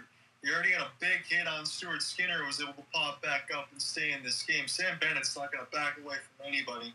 He's going to continue to draw that ire. Here's Tkachuk, ringing around the end boards for number 9. That's Bennett. Only for 19, as we sent back around and intercepted by Jake Wallman. Looks like there's going to be some changes here for Paul Maurice's squad. Klingberg tried to throw it up the gut. This goes to the left side red line now. Nico Mikkola can't get inside out positioning. Good work here for the Oilers for the moment. Flip back in behind the inboards. As they're pressured in the high slot, RNH throws an end around. 6:55 left to go in the third. John Ott with you alongside Alec Nava. We're going to try to see if we need OT in this game, too. The Oilers only need one more. It's 4-3. This gets blocked again nicely there. And alongside the defense for Florida, try to break out right up the left side of the wing. Darnell Nurse is there. Cuts off Jesper Boquist. Nosek tries to finish his hit. Can't do so. And this will be flipped down by Barkov. He's trying to cut off a 1-on-3, but it's like a small phone booth right there. He couldn't get through. Pushed up the gut again. Ekblad reverse hit. How do you do? And the mix cleans it up right in front as this goes right across the Oilers logo. Shot board dead even at 28. But Florida's got the go-ahead goal from their efforts in the second period. They had a 2-0 advantage there. Everything else was wild in the first. As we get sent back here toward the left side red line. This next goal is going to be critical. Either Florida goes up by 2 or Edmonton ties it. That's where we'll be. 5:55 left to go in this third. Florida trying to take a 1-1 series tie. Edmonton trying to take both. And if they do so, they could put themselves in the driver's seat. Now the Cats have life. Connor McDavid's pass. This will be swept aside. Now to the left side red line. Draisaitl tries to find it. Ekholm will leave, and this will bounce right to the Cats. They've got to be smart here. They can't try to press too much. They don't need to, but they also can't play in a shell. Pick now for Lindell. Excellent work in behind the net. He was able to buy some time and a good half screen there to keep this toward the right side of the wall. Here are the Cats with the puck. Turnaround chance be closed by the left pad of Skinner. Nico Mikkola steps back around for Tkachuk. Try to throw it off the inboards. And this will be knocked away for Erod. Now Mikkola gets this one across for Tkachuk. He's patient. He'll make the smart play. Put it in around the inboards. Sam Bennett gets taken down. He fights for the puck. Try to beat Bouchard. There is a bouncer off of Rodriguez. This will stay in the zone for the Cats. Rodriguez was right open off the gut, but they went to go to Tkachuk, and it got deflected. As it goes back in behind the inboards now, Ekholm from Bouchard. Ekholm needs to put on a skating display. He'll do so. Gets it out of the zone. This will be chipped back down. Bobrovsky slows it down with the stick, but RNH was in his grill. And this will be flipped back down. That should be icing there against the Cats. They didn't want to do that. Yeah, they don't. Away 4:34. Go ahead. Yeah, you don't want to do that if you're Florida. You're getting the advantage in the third period. Third period is where both teams do at their very best, and it's canceling each other out as what we expected it to be at this point in time. When you ice the puck, you're putting yourselves in a dangerous position because the Oilers, if they can capitalize off an icing, it may be right here. Yeah, and it's the center depth that we talked about alongside all three that can make something happen. Right now, RNH trying to get it off the tie-up.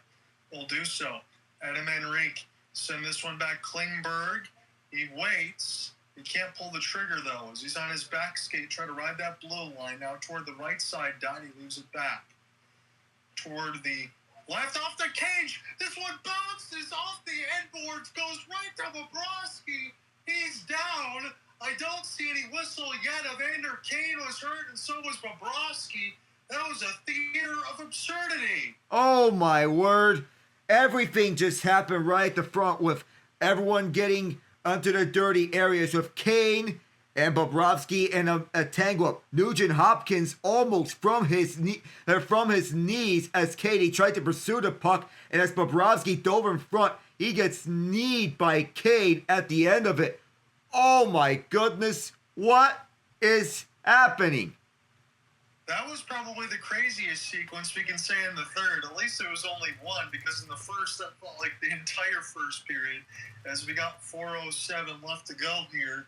Before we decide where the series advantage is going to be, is it going to be 2-0 Edmonton? Is it going to be tied? Panthers still trying to hold on.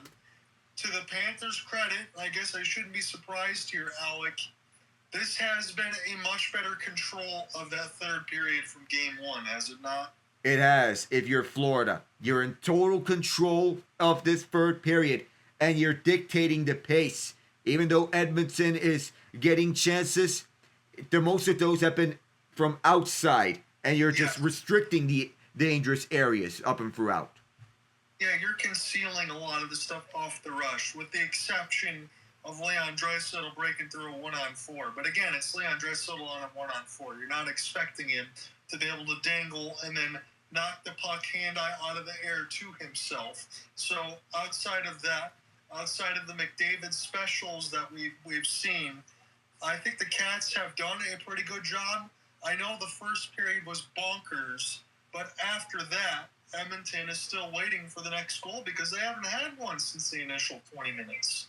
No, they haven't. And Florida, of course, did a good job controlling that second period, like they have been for most of this postseason, and they've done a good job of holding the Oilers at bay. So we'll see what we'll get. Again, we're getting all these commercials here as far as the Stanley Cup. They're doing a good job here on the TNT coverage, I will say, as far as getting me hyped for that. Looking more at Evander Kane, I want to talk about more with this sequence alongside Alec. So RNH falls down, and then, my goodness, it's just bowling pins. Kulikov actually destroys Bobrovsky as Kane gets in there too. He falls on top of him, and now we get an opportunity here off a draw win for McDavid. You kind of wonder if you're going to get double, triple shifted at this point. You still got the timeout available to you if you're Chris Knobloch as well. McDavid trying to keep a display going, sent toward the net, fought off by Bobrovsky, and now Forsling. Kind of wonder if they'll just be smart about this, and they will. They'll send it in. That's what I'm thinking as well. You don't want to try to send too many. You just got to try to win these next 4 minutes because you don't need a goal. Icing's waved off. Ekblad takes a hit toward the left side red line. There will be one forechecker in Lusterinen as we'll start this one again here for Evan Bouchard. So left to right as we get the Let's Go Oilers chance again. It would be a 1-1 series tie at worst. Big save, Bobrovsky with the right pad. Are you kidding? As it's 3:15 left to go in the third. Kulak, he fans on it. Lindell up there with the gut with Lusterinen, and they'll send it around. But huge save for Bobrovsky, who's been brilliant in this third period when he's needed to be. As it's picked up the other way for Edmonton. Looking to start again, length of the ice, seam pass. That's a knee-on-knee hit. That's probably going to be something. I guess not. 2:59. We'll stay where we are in the third. As games go on, normally we don't see penalties being called for anything unless it is egregious. We haven't seen anything like that, perhaps for the officials, but on the opening, Corey Perry has been snake bit all throughout this third period. He's getting every chance. That was Connor Brown this time, but it still reigns true for the Oilers. They've been snake bit in this third period. Yeah, it has. And Alec, I guess should be no surprise that Evander Kane was the one that set it up. He's had a really, really good game for the Edmonton Oilers. Again, it's not a surprise, but the fact that he's healthy and he's able to showcase his skills, it's telling you he can do a little bit of everything. As this was a big pick the other way, I guess that negates the icing because Florida got away with another hit. 2:35 left to go in the third, but now they have iced it from the length of the ice. And there'll be another O-zone draw, 2:33 left in the third, and Evan Rodriguez is a little bit distressed. I don't blame him. Yeah, because, at this point, yes, Chris Knobloch is signaling for Stuart Skinner to come to the bench, because at this point, I don't blame Evan Rodriguez for being distressed, because at this point, when the Oilers are down by a goal and they need it, they're going to get their 6-on-5 unit on the ice. They know they're getting the big guns out there for a tying goal. So 2:33 left is an eternity here for Florida. 7 comeback wins this postseason, 4 in the third period. It's most in the NHL. Here we go. Evan Bouchard now. He'll send this one back to the left side point. McDavid's pass. Bouchard shoots. This one gets blocked and goes up in the netting out of play. And if I'm Florida, I don't even think I want to call a timeout. Or if I'm Edmonton, I would say the same thing, because I don't want to give the Cats any extra rest. You don't want to at this point. Now's not the time. Evan Rodriguez with an excellent shot block off his knee. Of Bouchard having all the left side of the net open to tie that game up. But Rodriguez with that crucial shot block as he gets a pound back on the way to the bench. Absolutely right about that. With Eron in the mix of Lusterinen as well, there's been some big blocks. Cats do win this. They'll flip this one down the ice, not far enough for icing. Jake Wallman started with the yawning cage, 6-on-5 for the rest of it. Edmonton needs a goal to try to tie it at 4. Cats trying to get a 1-1 even series. McDavid, windmill, he'll spin down to the left side dot, leave it from the point from Bouchard. Start again in the mix of Jake Wallman, so they're going to go extra offense in the mix of their back end. Here's Bouchard. Flipping now for Draisaitl, back to Evan. 1:45 left to go in the third. Good stick in the lane. Nico Mikkola is able to flip that one down, and not far enough. Draisaitl has to take it the length now. 1:30 thereabouts left in the third. As this is collected across the right side, offsides or Edmonton? Oh, a late stride for Connor McDavid as he was entering inside the zone. Now I feel that Chris Knobloch at this point in time, we'd wonder if he's going to use his timeout, because the Oilers' main guys have been out there for about a minute. So we'd wonder at this point, think he's giving those nods, and it's going to put Skinner out there as to leave this one in. Yes, he's calling the timeout. Yeah, you're right, Alec, in the mix of it. I was wondering, again, as I mentioned there previously, to kind of wait as much as you can to not give Florida the extra energy. But now at this point, absolutely, you got to put the big guns back out there. You're double, triple shifting.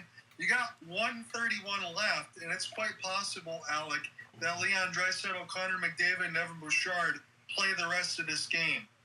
That's what I would imagine. Or at least if the Oilers do tie it, the rest of regulation, if they do get a tying goal. They got to get a zone entry first. Yeah, that's what it's going to take. Again, we're in complete agreement. They're going to keep the big guns out here for 1:31 to at least force a tie and then see what happens after that. But in all likelihood, that's what we're going to see. And you got to be comfortable there. If I'm Edmonton, I might hold on to Ryan Nugent-Hopkins here, but I will keep that triangle convert there alongside. And then maybe Evander Kane has also been very, very good in this game. He might be another one of those I look to for that net front presence. Yeah, if it's 4 forwards, 2 defensemen, it'll be McDavid, Draisaitl, Perry, Nugent-Hopkins, Wallman, and Bouchard. If it's 5 forwards, you could get Kane out there. Barkov, neutral zone draw. And the reigning Selke winner can't get it. This is Edmonton's puck. Skinner's going to go to the bench again. That'll get the extra attacker at some point. This one bounces off the end towards Lusterinen, tried to find it. Draisaitl, everybody standing at Rogers Place. About $1:10 left to go in the third. Florida needs this game, but they're a long ways away from it right now. It's still 1:05. They're only up by a goal. Here's a chance near the right side red line. Edmonton kept on the outside, haven't shot just yet. As this is rate collected, McDavid, Draisaitl, 1T, all the way from the opposite side of the ice, and this one will deflect out of play. 56 seconds left in the third. Yawning cage for Leon Draisaitl to fire a one-timer at, with McDavid fighting him again. Across the ice, lifts it over Amerant Ekholm, and Draisaitl with the 1T just kept out off the pad of Sergei Bobrovsky as he reached coast to coast for that. Wow, what a stop!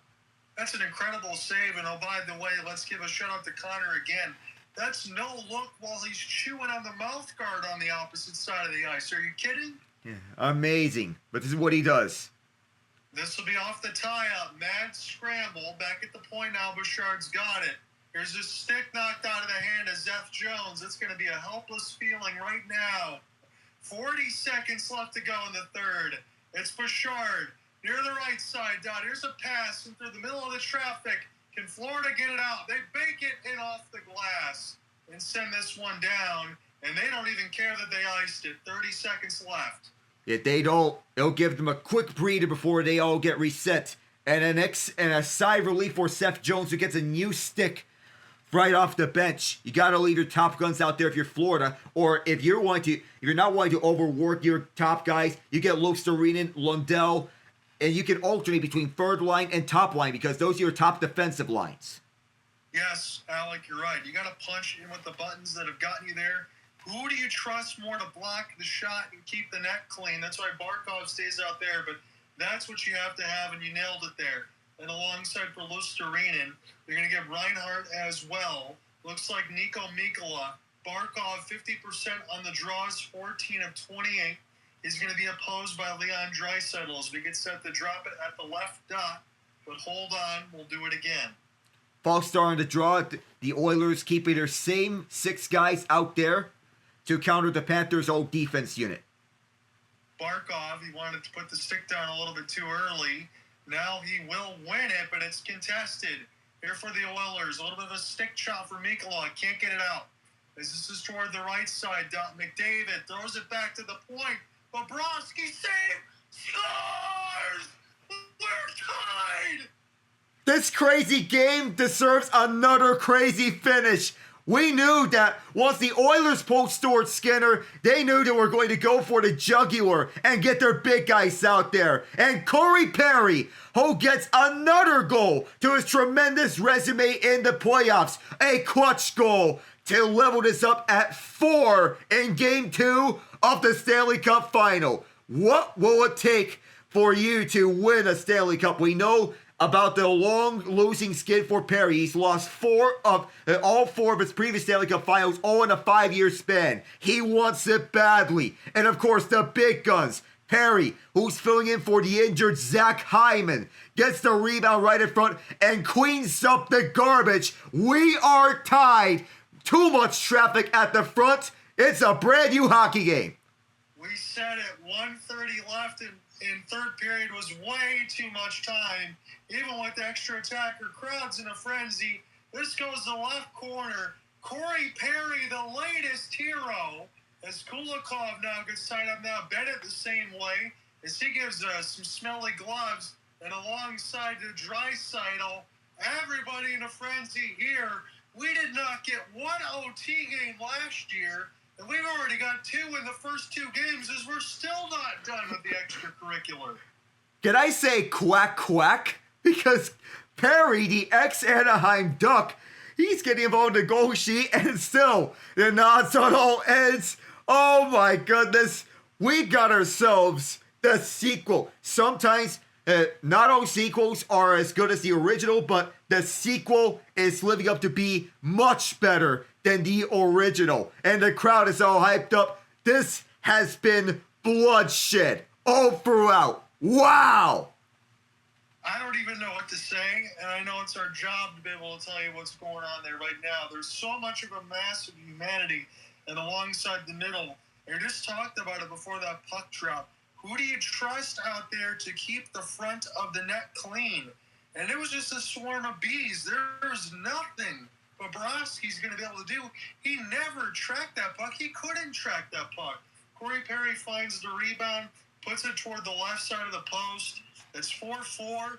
Again, we're going to go to OT. 5-4 is going to be your final score.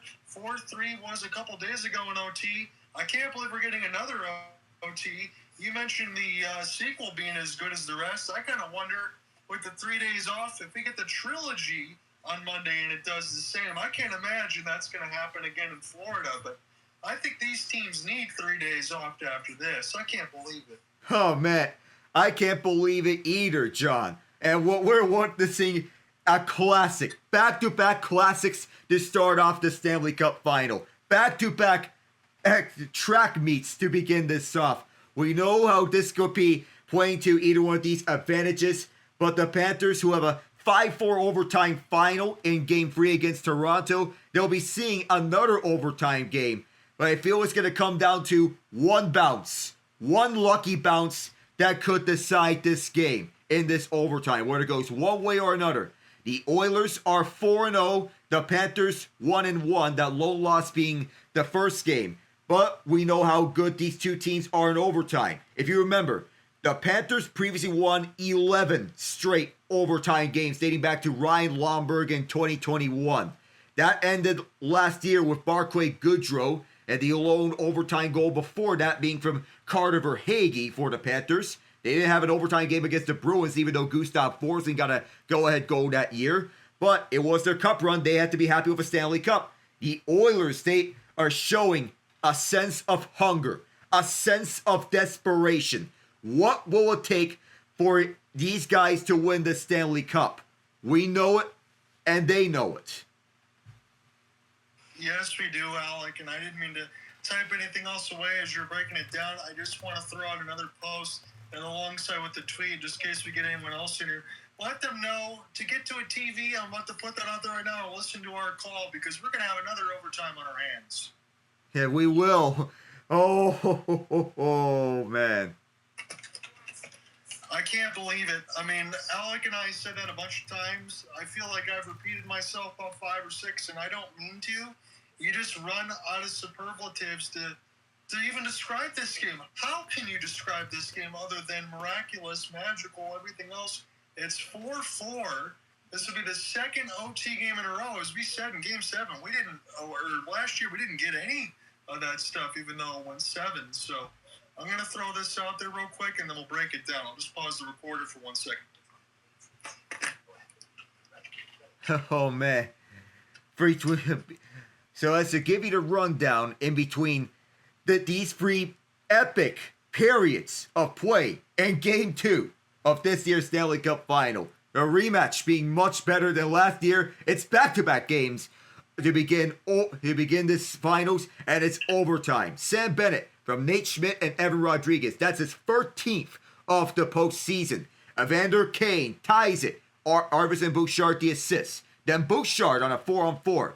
McDavid and Draisaitl with the assists to get the Oilers their first lead of the game. Seth Jones ties it. 11:37 into the first period. Eetu Luostarinen and Nate Schmidt. Excellent keeps for the Panthers. And then Draisaitl makes Sam Bennett pay for the goaltender interference penalty. Draisaitl on a beautiful setup from Connor McDavid that was absolutely otherworldly. Bouchard the other assist. Second period was all Panthers. Dmitry Kulikov from Carter Verhaeghe and Seth Jones, a shot from distance. And then Brad Marchand, a shorthanded breakaway. Anton Lundell set that one up. And then, with 18 seconds to go in the third period, net empty. Corey Perry with his 8th of the playoffs. Ryan Nugent-Hopkins and Jake Wallman with the assists. It is 4-4 as we get to the team stats. Shots are 32-30 Oilers. The hits 45-31 Panthers. So they're starting to run away with the physical battle. Faceoffs are 32-30 Florida. The Panthers 1 for 4 on the power play. The Oilers 1 for 6. The penalty minutes 16-12 Florida. Block shots are 16-11 Edmonton. And the takeaways 10-5 Florida. Giveaways 18-7 Edmonton. Between last night between the Thunder and Pacers and Game 1 of this finals, we might have witnessed one of the greatest 3-day stretches of championship action in North American professional sports. As we get Ian on board, oh man, if Game 1 was a thriller, this is the sequel that everyone came and asked for. Absolutely. Sorry, fellas, I missed all of regulation.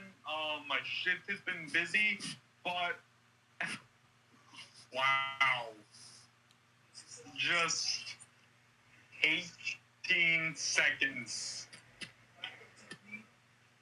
Yeah, we mentioned that, Ian. When you go through it, it felt like an eternity for the Panthers, because look, you got 1:30 left. By that third, you know you're going to get the empty net pool. You know there's going to be chaos. You try to keep the net front clean as much as you can. It's going to be impossible at this point when you know Edmonton's so desperate. And this now really will lead me into this OT, and I'll wait till we finish it. I won't keep it long because I don't want to keep Alec too long all the way across, although the next game will be Monday. As far as what I might say if Edmonton wins another game in this series, I can't help but think of that in the back of my mind. And you kind of wonder at this point, as we go to OT, do the Oilers just have the advantage completely? I mean, they've taken their crowd.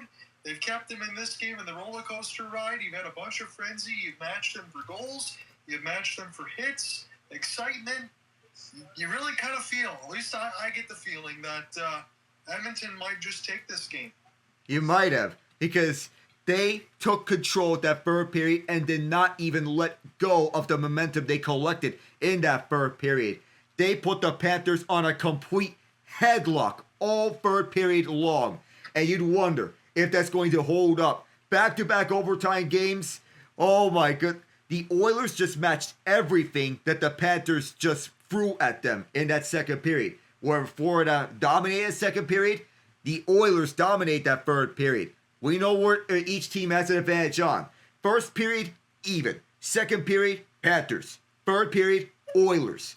But man, setting up another thrilling overtime finish, it's going to come down to who gets the lucky bounce.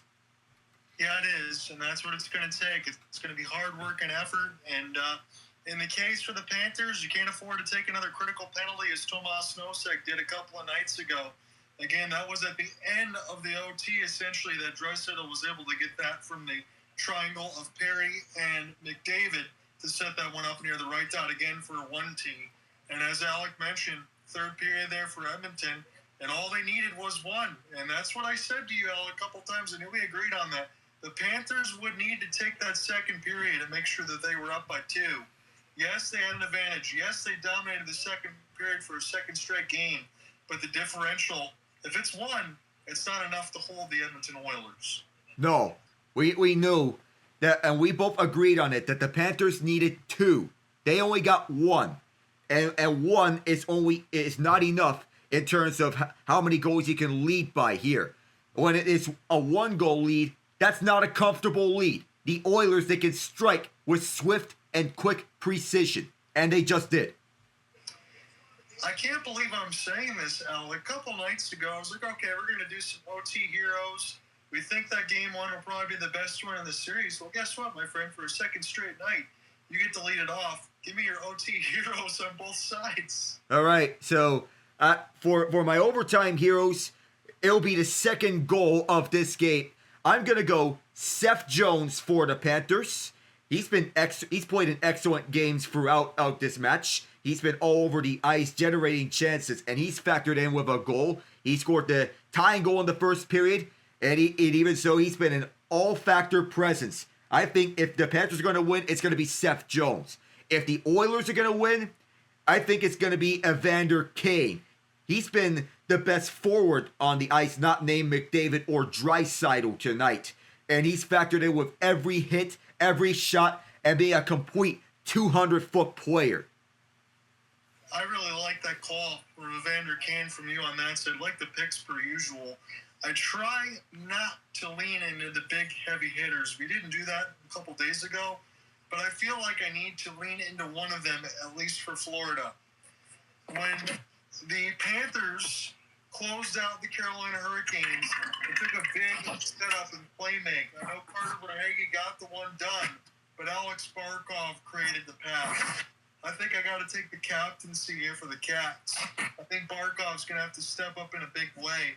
And alongside for the Oilers, I'll keep the other 2 guys clean and Draisaitl and McDavid because it's not fair to take those, so I'll step away from that. But I will take, I don't even say maybe for a second straight night, but let me go back to the bottom part of the line. Somebody's been quiet in the part for Victor Arvidsson, but he got a goal in the last game. Maybe he'll get another one. So you're taking Barkov and Arvidsson. 2 good selections here. Arvidsson's been everywhere on the ice. And if he does score another OT winner, it'll bode well for him, of course. Barkov, of course, he's been an all-presence factor for the Panthers, a complete 200-foot player. And I like that pick for Barkov because he can factor into anything. What else is new? Yeah, I just think it's time when Florida really needs an answer, Alec, and when they really need to win this game. If they go down 2-0, again, I'll put my narrative for when it's done. I promise I won't be long-winded. But that would be a situation I just don't know how the Panthers would feel at that point, even if they are the Panthers. And let me ask you this. Mattias Ekholm is a point-per-game player, and he's always really good in the postseason. Doesn't have a ton of goals, with the exception of the series that you know all too well, and I don't want to reopen old wounds. But are we thinking that Tkachuk at some point needs to step up and score a big goal? He doesn't have a point all game long, so he may be due for it tonight. All it takes is just one shot for him to change everything. If Tkachuk, we know that he didn't play for most of that Four Nations Championship, and it was a bummer because he was playing through the injury. He played just 6.5 minutes of it. He wasn't on the ice for the third period and overtime of that game. We know that there might be some bitterness on the back of his mind because if he were to score the overtime winner, he can shake off those he can vent those frustrations, and maybe it could be the case. I'm going to go ahead and say this. As far as the OT, I know it was a long one for the end of the first. Again, it didn't go into 2, 3, 4, and this and that. I think this overtime is going to be decided in the first 5 minutes. All right, yeah, I think it's going to be a quick overtime. We're not going to go deep into the first overtime like we had last night. I don't imagine it going the whole distance, but nonetheless, we've been here for a thriller. Nonetheless, either way, whenever it ends, just know that we watched every minute of a classic. So, admittedly, I don't know my schedule. I think tomorrow's going to be the off day because I need a little bit of a break. But for Sunday, are you covering anything on Sunday? I am looking to do Game 2 of the NBA Finals Sunday. Okay, Alec, because I don't want to try to rain on your parade or join in where I'm not wanted just in case, but I'm thinking if you're covering that, I might join in. Alrighty then, John. Hope to see you then on that day, but nonetheless, hopefully Game 2 is just as good as Game 1, and I'm hoping for an excellent series out this. Yeah, I feel like I want to get one of those games in there at least because, again, I find it so bizarre that we just don't have a Saturday game or anything else in the mix of it between these two, and it goes all the way to Sunday, at least for the NBA, but the fact that we don't have a weekend hockey game it bothers me. And it's not until Game 5, if the Panthers win this one, that we do get our first weekend hockey game. Right. It's a little bothersome of that. So I know there is a long travel, but again, we were thinking the same thing. I know I saw Henrik Lundqvist. He took Carter Verhaeghe. I also took the same thing as I did in terms of Oilers and 6. So, again, Henrik Lundqvist is a lucky man because, again, he's a Hall of Famer and he's got a full head of hair. I wish I still did. Connor McDavid, those dipsy doodles that he just made in the mix for Leon Draisaitl to set that up is otherworldly. We saw Brad Marchand with a short hand. Draisaitl, he got robbed by Bobrovsky there, but the traffic in front of the net. Corey Perry, he was the first to it. I don't know what Bobrovsky's going to be able to do there. There was 7 other players in his face. 40 years old for Corey Perry. He's the tied for the 4th oldest player to score in the Stanley Cup Final with Ray Bourque, right behind Igor Larionov at 41, Zdeno Chara 42, and Mark Recchi 43. I didn't believe that. I didn't know that Mark Recchi actually played that long. That's crazy. I know Igor Larionov, who spent a lot of time with the Red Wings and the former San Jose Shark. Again, I'll be on record here. I say it's going to end in 5 minutes. That's where I'm going to be right now. If not, Alec's going to set us up for this next 20, and we're going to be here with you as long as it takes. I guess I'm just privileged to say that I always work alongside Alec Nava. That goes without saying. But the fact that we got 2 OT games already and we're in Game 2, I don't care how long this series goes. At least I can remember these 2 games fondly, Alec. These have been absolute spectacles. It is officially the latest tying goal in the history of the Stanley Cup Final with 18 seconds left for Corey Perry. Thank you for that, because I'll definitely be marking that in the story. Hopefully I'll be able to write a little bit of a longer one, because I don't believe I have any other work to do after this, as this will be sent the other way down the ice. Here we go, and immediately we will start with a long puck possession here for the Cats. They're going to be going left to right again, sudden death one more time. Shot forward 33-30, but Corey Perry, as Alec mentioned, tied it with 18 seconds left to go in the third. Is this one off the tie-up? Ekblad try to put this up the rush. You can't understate the value that the Cats really need to win this game. They go down 2-0. That might set up the narrative and might get settled to talk about. Draisaitl, now for Verhaeghe, as the Oilers have it in their own zone. Again, in the home blues with the orange. This is a setup for Kulak. Sent back around. Bobrovsky, a couple of huge saves as he knocks it away with the right pad. Now Tkachuk, length of the ice. This will be sent toward the glove hand and settled down by Stuart Skinner. Tkachuk was the only lone forechecker for the Cats as the first minute has expired in the extra session. And we'll be here with you as long as it takes. Game 2 is the site of Rogers Place. Oilers trying to take both games and have a supreme home ice advantage. Again, they're good on both sides of the ice. This is to settle around the other way. 7-1 in the postseason at home right now. This is sent the other way, 6-3 on the road. The Cats are just 4-3 on the side at Amerant Bank, so that could spell a little bit different if the series goes the way it could. Flip now toward the left side red line, Marchand. This will be sticked away from Kulikov. And now the Cats just trying to get out of their own zone. Here's a long flip. Flip back down here for Edmonton. And they'll take this one. And across the blue line. Opportunity now to gain toward the left side. And this will be a backhand toward Bobrovsky. He will hold near the left side wing from Connor Brown. Connor Brown moved in with a ton of speed down the near side to wing with the third line chiming towards the offensive. Trent Frederick almost ended it in the first game on a point-blank chance as he was set up by Brown. McDavid with the first good chance here in overtime as he set up backdoor. He was looking for Draisaitl early, the two-headed monster early here, and the Oilers on the offensive attacking with a head of steam. 18-7 overtime record for Sergei Bobrovsky. How is that even possible? He won so many games. Wallman into the traffic. This one goes off the end boards. It's loose right in front of the crease, but Nate Schmidt's there.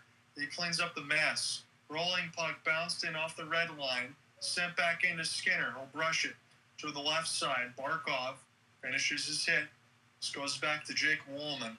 Again, he was a member of the San Jose Sharks this year, and now he's playing in the Stanley Cup Final with the Edmonton Oilers. And all it took was a first-round pick, and I'm still a little bit heated about that, as this is still for Wallman. A little bit of a Victor Hedman-type breakout, slow, as this one's sent the other way now for the Cats. Try to hold it in, but the vulcanized rubber can't do so. Number 88, Nate Schmidt, recollect, and go from left to right. Here is a bad turnover, right up the gut. This will create a 3-on-2. Put in behind the end boards now, but the Cats are there. It's Bennett. Bennett will keep his head up. As he tried to get this in across the left side red line, it gets canceled off by John Klingberg. Again, the former Dallas star now playing probably the most important hockey of his career is Kulak. Now we'll flip this one in the left side corner. Niko Mikula. Slow pass. This is flipped out of the air. Somehow it wasn't a break for Edmonton.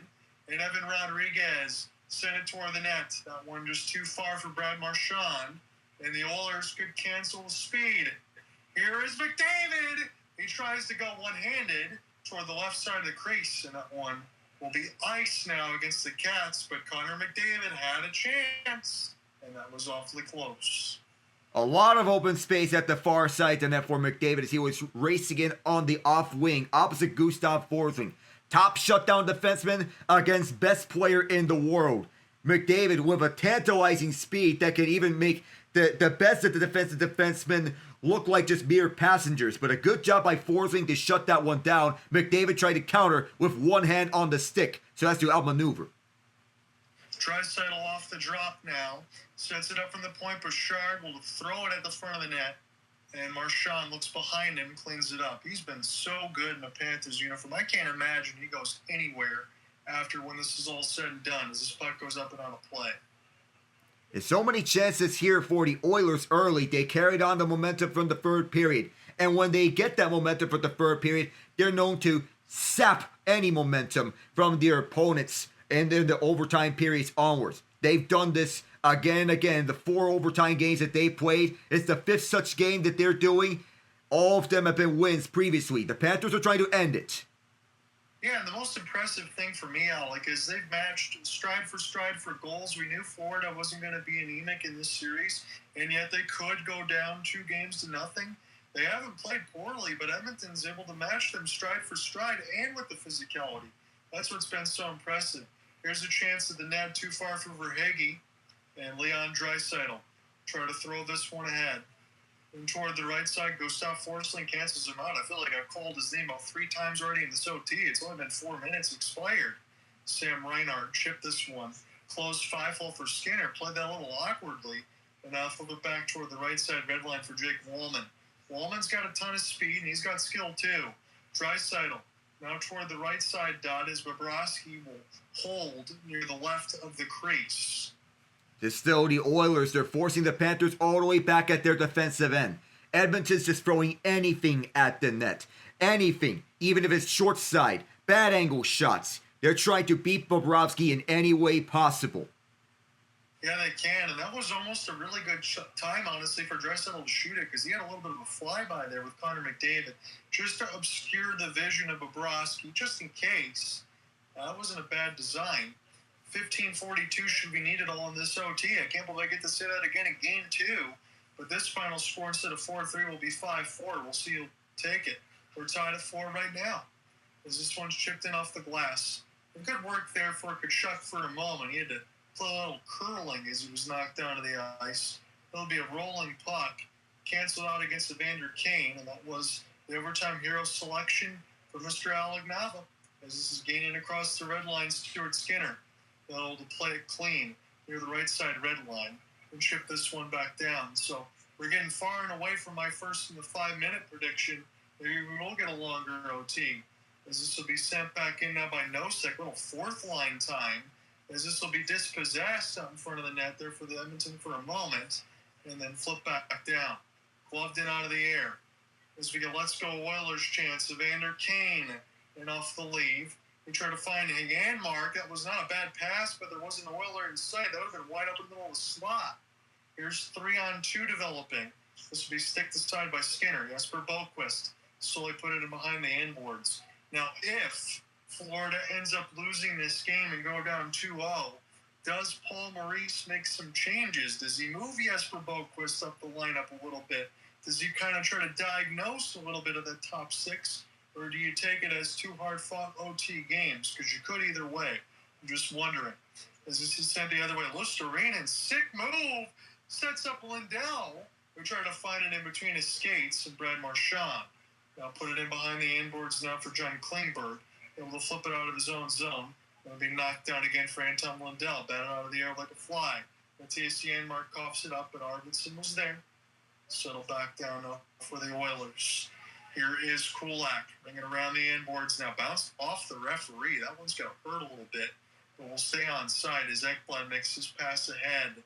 Now to the left side, Barkov on his backhand. The power forward's got a lot of skill. This one goes just wide of Skinner. Back in behind the inboards, and now Edmonton can escape. Near the right side dot. Barkov as Janmark's pass.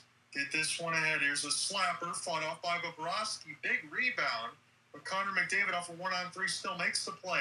Ekholm sent it toward the net. One of the Oilers lost their stick. That was Perry. As there's some traffic cones in behind the net of Bobrovsky.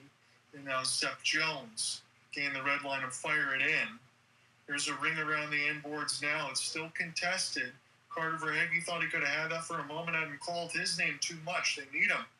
Picked up now for Connor McDavid. Almost dipsy-doodled past 3 Panthers. And this will be sent the other way off the back pass. Evan Bouchard throws it right up the gut. He did not gain the red. It'll be a Florida puck in the offensive zone with 12:51. And even so, with the Oilers icing it this time, one of the rare times that they've iced it, Bouchard wanted to look for the breakout pass. The Panthers will have a chance to end this one, and that's crucial for them because they need to win this one by any way. They survived way too much in that third period, and it felt like they were just clinging on for dear life in that third. They need to take it here. Yeah, it really did, Alec. I completely agree with you. It's Kulikov. Now we'll lose this one. Adam Henrique trying to push us at the former New Jersey Devil. Now for Nate Schmidt.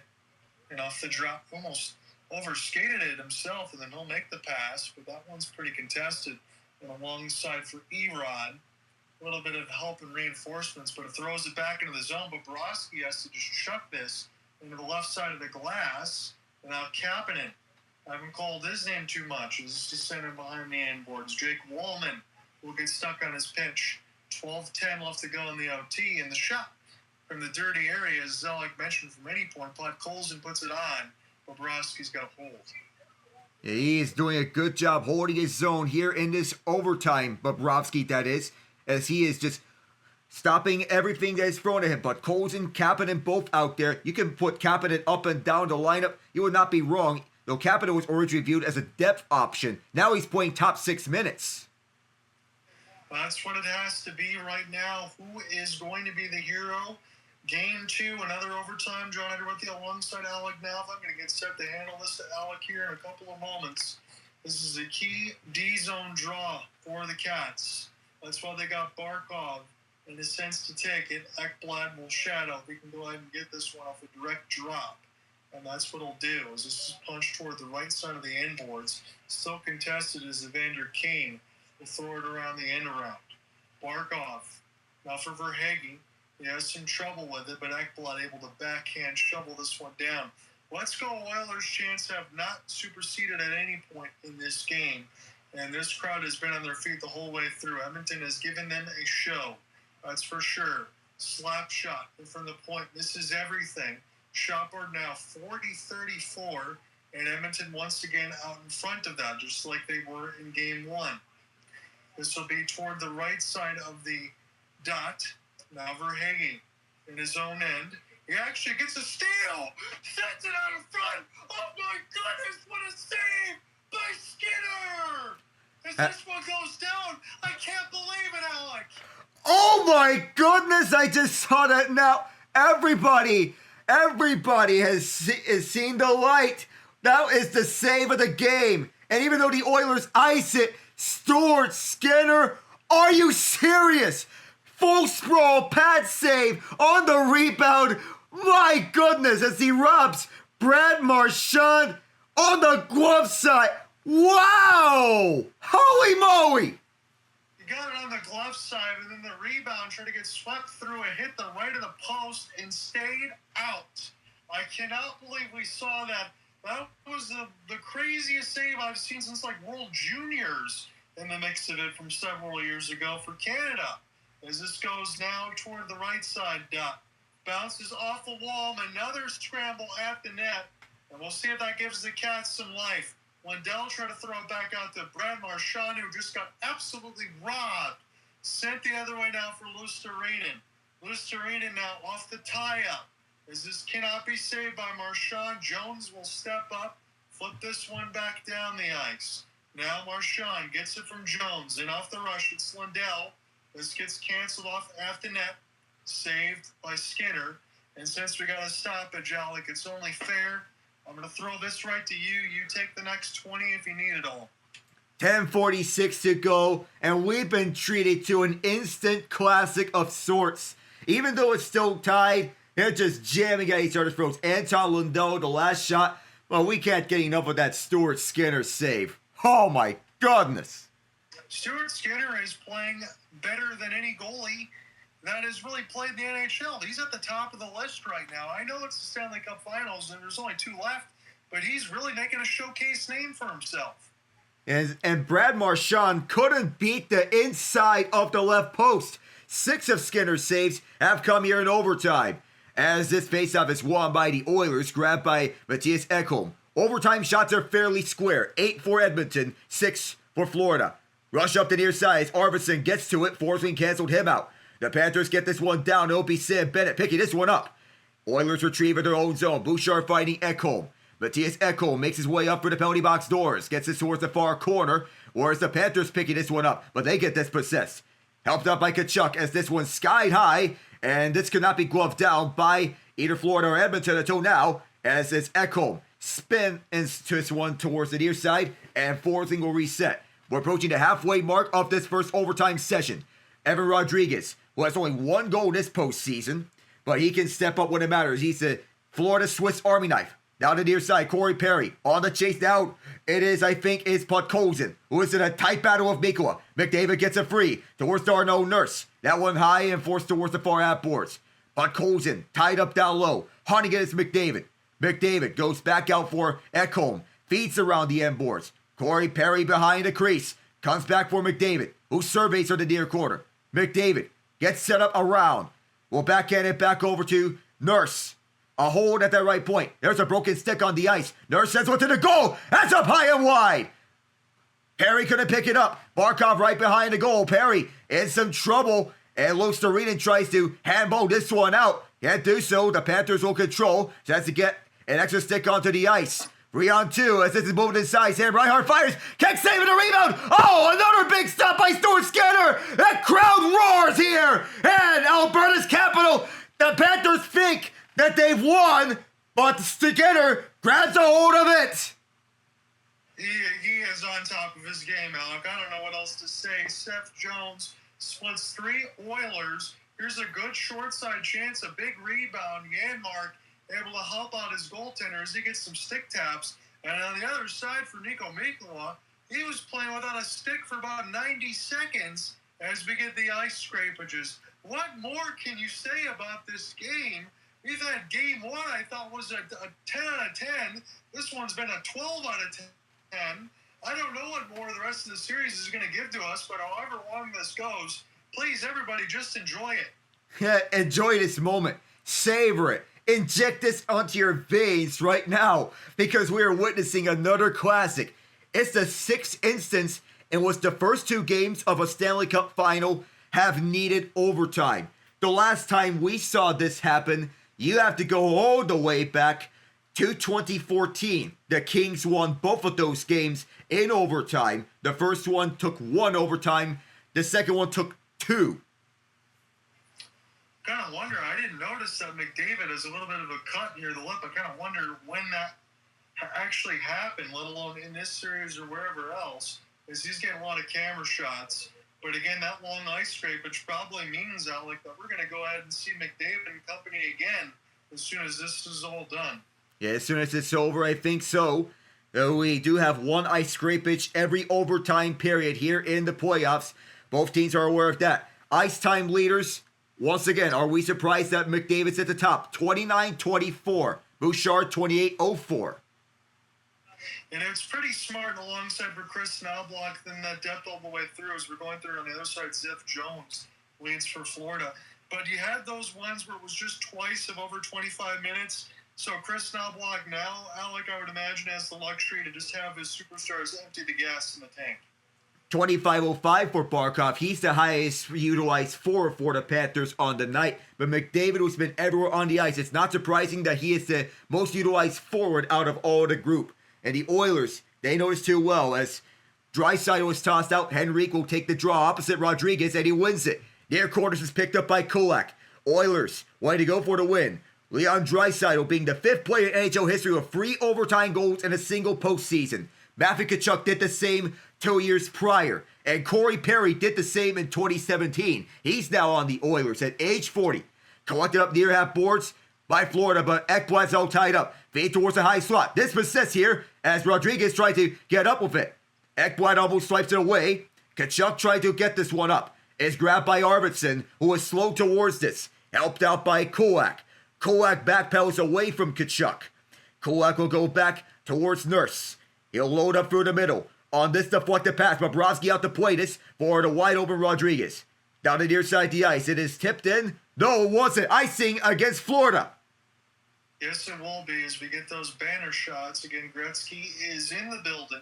He's part of that pre and post game as he's watching on again. You know he can't root for anyone else. As it's sent the other way, it'll be another D-zone draw. This time it'll be Anton Lundell gets set to take it for the Cats. I know Gretzky is, of course, rooting for his guys because that's the team that he once played for. Paul Coffey's on the coaching staff of Chris Knobloch as the defensive specialist. Another tie-up at the draw. Big quapper, and that was a slap pass towards the opposite point. Wheel around from McDavid, who's back out there. He's getting double shifted, maybe even triple shifted. Sent towards Perry, who's tied up by Ekblad. Ekblad brought down alongside Perry. Lundell frees it up. Draisaitl in a relentless pursuit for the puck. It'll be grabbed by the Cats. Down the near side of the boards. Whipped it around off of Lundell, and it'll be collected up by Bouchard, who gets shoved by Lundell. Up the far side, it'll be settled down by Nico Mikkola. Mikkola, 7:45 left in the first overtime. It'll be sent up by Jones, through the far side. The Panthers trying to get some space here across the ice for Lundell, who lost it. Down to the near corner, McDavid got a piece of it. Ekholm gets it away from Marchand. Not out for center, now it is, but it's settled down by the Oilers. Through the far side, skinny around is Draisaitl, around Mikkola. Draisaitl frees up the space. Trent Frederick, back it around to the right point. Right shows a shot, or Klingberg as Bobrovsky makes it stop. Far corner, the Oilers look. Klingberg again, he'll drive one, loose. It'll be collected by Luostarinen. A good stick it away from Evander Kane so as to keep it inside the zone. And the Panthers get this one down. Oilers think it's icing. Yes, it will be. I kind of wonder, we're at this point now, Mr. Nava, 7:02 left. Should we need it all? The shot board now 44-38. Are these consecutive icings going to be enough to be the undoing for the Florida Panthers? You got to be able to get this shift time, keep it short, win this draw, and keep moving forward. 40 seconds max for the shift time. That's what Herb Brooks did for the Americans in the Miracle on Ice. So let's remember such a point. And right now, they're stuck with Gadjevich, Nosek, and everyone else on that fourth line. They probably won't have the advantage here with Evander Kane in the draw. Luostarinen been out there for almost a minute. So have been Mikkola and Jones. So they are trapped here. The fans are trying to put the hex on Sergei Bobrovsky. We'll see if that works. Evander Kane loses this one. It'll be Seth Jones opposite. Down the near side, it'll be grabbed by Jake Wallman. The Panthers can't change now. Now they partially could, as this one bounced up. Down the far side, Gadjevich gets to it. It'll be played out by Stuart Skinner, who's played excellent here in this overtime with two of the best saves that he's had. Moved up the middle. It'll be gloved down by the Panthers. Down the near side, Nosek gets this one back. Nosek, who's tied up by Kane. He tied up two guys on the Panthers. Amazing. Down for the far corner as it's sent in deep. Kulikov got away from Kapanen for 1 second. Kapanen still trying to hold his own. Verhaeghe got it away from him. It'll be Evan Rodriguez towards this. It's Reinhart rather, as he takes a bump towards the opposite side of the boards. Kapanen in pursuit. It'll be the Panthers moving up for the far side. An Oiler in the way, and this will be grabbed by Reinhart. Right behind the net, Verhaeghe chasing down this puck. It's tied up by Kulak. Freed up towards the far borders, racing in is Kulikov. But there was an Oiler there. Kulak brought this one up, and this bounced out through center. Grabbed by Florida. They fired around the near side. Skinner will lead this one back for Nurse. No, Nurse leads the way up for the near side. It is Vasily Podkolzin. Podkolzin will fire this down the distance. Off the backboards, it's grabbed by Gustav Forsling. With Connor Brown chasing. Forsling setting this one down. Go up by Kachuk, but he gets all tied up. At center ice, at the logo, grabbed by Ekblad. Down the near side. Nothing doing there. It'll reach Skinner. Who'll play behind for Bouchard. Bouchard tangled up. It'll be Connor Brown saying this one behind. And the Oilers jumpstart the rush. Henrique finding the open Brown. Brown fires. Kick save. The rebound picked up by Jesper Boquist. Boquist, part this fourth line. He'll shoot this one around. Now, Paul Maurice did say that A.J. Greer will get the all-clear signal for game 3. That's a curious decision to think about. And now the near side will be settled by the Panthers. Down the penalty box doors, and the Oilers will get this one up. Adam Henrique a little too far, and it'll be Seth Jones. Will restart, chased by Connor Brown. He'll get this out for Mikkola. Less than 5 minutes to go in the first overtime. We'll see how long this goes, as Mikkola gets this one right off the glove hand of Jake Wallman. Skinner playing this one out for Klingberg. It is McDavid out there. You know how dangerous he can be. McDavid with Draisaitl to the trailer Wallman. Wallman spills up. And here's a breakaway to end the game here. Sam Reinhart missed it all. On the chance here back, it's Anton Lundell. Lundell tried to center. The Oilers break it up. What a game this has been. Wallman dumps it down. Or he's collected by Nate Schmidt. My, oh my, John. Sam Reinhart, he's got the opportunity of a lifetime, as you mentioned. And alongside the drop, it's too much passing, I think, there for the Oilers. They get caught flat-footed and deep. Sam Reinhart's got about 4 strides ahead. He can do whatever he wants here. He elects on his forehand. He lifts it. He misses everything. He was going for the left of the post. He hit the boards. Yeah, the only thing he hit was the backboards right behind Stuart Skinner. How do you miss on a breakaway right when Jake Wallman took a spill and ran out of gas? Yeah, I don't want to jump all over you, Alec, but I mean, when you got that many strides, you should have been able to slow down. Yeah, you have to. You could do whatever you wanted with that. You don't go full gas ahead if you're catching the Oilers at the end of the shift. 2-1 here. Evander Kane. Cross ice pass was blocked. Could have been for the win there. Less than 4 minutes ago in the first overtime. Sent up for the middle as it's Nosek. That takes a bounce off Wallman as he blocked the pass. Edmonton wants to go back, but that's to go all the way down. It's an Oiler icing this time. Shots 45-38. Oilers as Forsling is a little exhausted. Forsling, that's got to be one of the best defensive plays I've ever seen. How do you go to a one-knee shot block, get a piece of it with a stick? That's a stick drag holding a beauty there from Evander Kane. Probably wins the game if not for Forsling's efforts. What a shot block from Forsling as Kane tried to curl and drag, but Forsling read that one. He gets a well-earned rest. Mikko sent it to Tkachuk, who had 3 overtime winners in 2023. Bennett at 13 postseason goals, down low for Tkachuk. Can't get that one. Rodriguez has it far corner. Evan Rodriguez forced towards the wall. And Wallman may have got there towards the far half boards. The Oilers play this one back around. Kulak blocked by Tkachuk as he is able to hold it. Mikko throws one down low for Rodriguez. Rodriguez will look back for Mikko's direction. A blast here! And Skinner with a save and another one! Towards the near quarter as the Oilers get this one down the ice. It'll not be icing. Oilers out of gas. They need a change here desperately. Puck bounced up and it'll reach Skinner. Juggling this one towards the far boards. Losterinen down as it goes behind Skinner again. Nurse from the far side, picking this one up, sending it down the ice, and the Oilers, exhausted here, they've iced it again. My goodness, Evan Rodriguez from the one-timers. Bennett, of course, he's out in front of the net causing chaos. Skinner never saw that puck, and Rodriguez almost skipped the stone like water. He could have scored from a backhand from the other angle because Skinner could never see it. It sent Bennett on his face. Yeah, he did. He's always been right there. He's been causing a lot of problems. It's a key ozone draw here now for Barkov. He's not one to shy away from his villain arc, and he can definitely put on the pressure here. It is the Barkov line again, opposite the Oilers' vaunted defense and Stuart Skinner, who has been excellent. Off the face-off control by Reinhart. A quick shot towards the goal is blocked. Shift time has been piling up for Evander Kane and Brett Kulak down the ice. And my goodness, another icing for the Oilers. Feels as that has been ramping up in the later stages of the game. And that one might have actually almost bounced off of Nate Schmidt. I think the Oilers got a little bit unfortunate as the refs look like to be consulting to see where the draw is going to go. Paul Maurice is going to be beside himself if it doesn't go an offensive zone draw, but it may not. Yeah, I don't think so. They may be rethinking themselves because it may have bounced off the shoulder of Schmidt. So, if that's the case, this faceoff's going to be at center ice. Paul Maurice is furious. That's why I was laughing a little bit on the other side, but you're right. This one bounces off the ref. It bounces. It was pinballing everywhere. So now Paul Maurice has to make sure that they get the troops organized. You don't want to have any other breaks. And look, if you're Chris Knobloch and company, this will stay in the ozone draw. If you're Chris Knobloch and company, you got lucky. I'll say that point blank with Sam Reinhart. You can't afford to get that again. And as I say it was in the offensive zone, now we'll go back to the headsets. Oh, now they're reviewing it to see if this is icing or not. I think it's going to be one of those plays that is decided by mere margins or inches. Or not even inches, millimeters. If you want to even just split the difference, just throw it in the neutral zone. I know Paul Maurice isn't going to like me saying that. And I'm not even sure what that white piece of paper is for.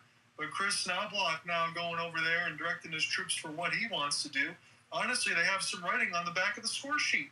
Yeah, it feels so. As Chris Rooney is showing Chris Knobloch. And I noticed from a previous game, it's good to see Chris Rooney working NHL games again. Yes, it is. And again, it's a privilege to be able to cover these in the Stanley Cup Finals. It tells you how good of a referee that he is. None of this stuff is easy to do. So, Alec, I'll say it for a third time officially now, ozone draw. Oh, well.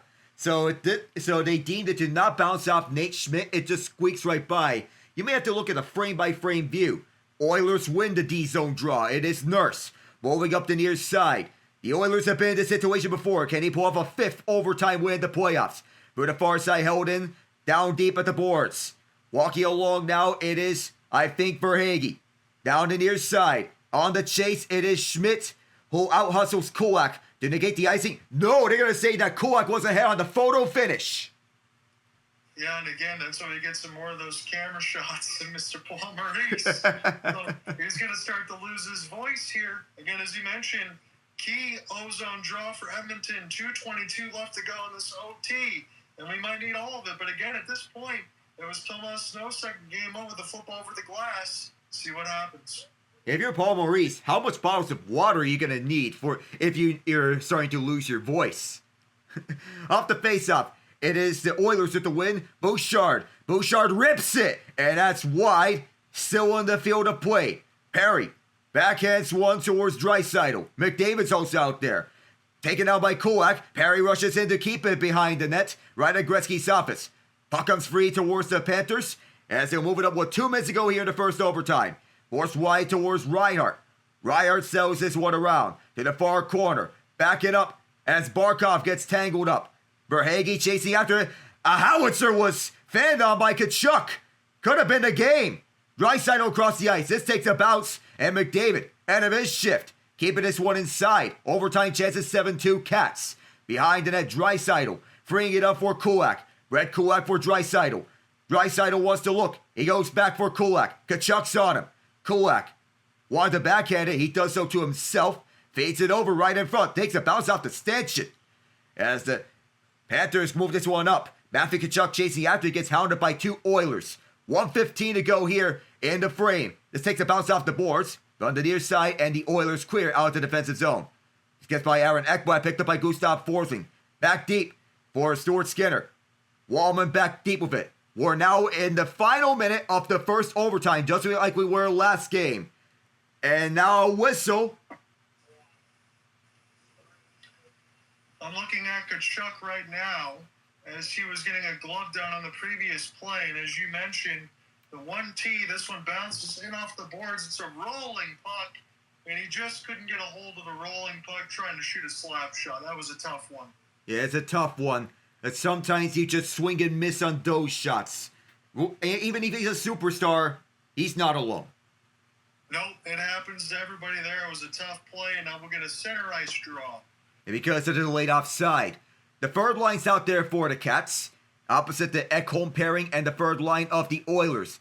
55 left in the first overtime. This will be played out by Skinner. Towards Ekholm. Mattias Ekholm towards the near side. Bounced off Jones. Will recollect this at the near half boards. Restarting is Ekholm as he'll send it in deep. Very easy icing as nobody was open.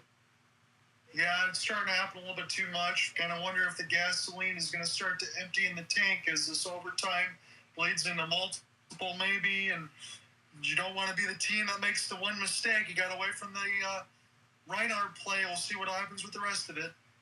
We haven't had a double overtime game in the finals since 2020. Frankly, Corey Perry was the last player to be involved in it as he scored the double overtime winner for the Dallas Stars. Frankly, that was the last goal for the Stars in that season in 2020 when they were coached by Rick Bowness. 30 seconds left as Ekholm is hounded by Barkov. Opposite side, it's Reinhart picking it up on his off wing. Reinhart spins around RNH. Sends one towards Barkov. No deflection in there. Held inside. Where's Jones? Jones sends one on goal. And it's stopped by Skinner. Kapanen tied up as it's hauled down. Here comes a partial 2-1. Last chance here of this first overtime with 5 seconds. Way along the far boards. Looking to go for a trailer option. It is Nurse. Backhander. Stopped by Bobrovsky. And we'll get double overtime. And then right after that, he has to get some airtime, and Darnell Nurse as he gets destroyed by Seth Jones as we go to double OT. Again, we keep saying that this game has everything, and yet they've decided to add a fifth period on top of the plate. Again, first Stanley Cup Final game to go to double OT since Dallas and Tampa Bay, as you mentioned, with Corey Perry.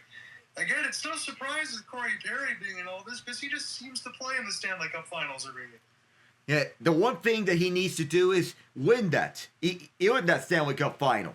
But this is the best shot that he's had since 2007. 2020, it kind of got out of hand for Dallas, and Tampa Bay was on a mission that year. They want to get the supreme redemption that they were seeking because of 2019, all the narratives. 2020, redemption, finally there. 2021, you could say Montreal, basically, no chance. 2022, Tampa's going for a repeat. Colorado was on a mission that year. Last year, it seemed like it was 3 different series. Florida controlled it early. Edmonton controlled the next 3. Then Game 7 was the most normal game. And so far, we're seeing the most normal games that we have seen in a dogfight of all sorts. Yeah, and again, that is a testament to you mentioned how much Edmonton tweaked a little bit. You have McDavid and Draisaitl get expanded roles. You get a second year of experience there for Chris Knoblauch. I think that all matters in terms of a second go-around against Paul Maurice. This Florida Panthers team is better too, but this kind of feels like a 4D chess type of game. I don't know who's going to get the advantage, but I wonder, honestly, I'm talking out in the open, does a double OT loss hurt more in a 1-goal game rather than just a singular 1-goal game loss? Because you have to wonder, Game 3 is not going to get played until Monday, and if the Oilers go up 2-0, all of a sudden then the Cats have to think about their 4-3 road record, knowing that they probably need to win both games if they're going to have a chance. Yeah, you think that way too, because so far the energy has been exhausted by all 18 skaters on both teams. They're each putting all their efforts into this game. They've dedicated all their energy to playing the game of their lives. And so far, they've delivered a masterclass all around. And so, you want to wonder if fatigue is going to become a factor. I think it may be starting to creep up there. It might be. Alec, admittedly, I'm just going to take a break for a little bit, get some water. You can probably step aside, too. We can pause the recording and all that again. Make sure you use the facilities and get yourself squared away, because you might be here for a while. Yeah, you know what? I'm going to get some water, too. Okay, we'll see you in a minute.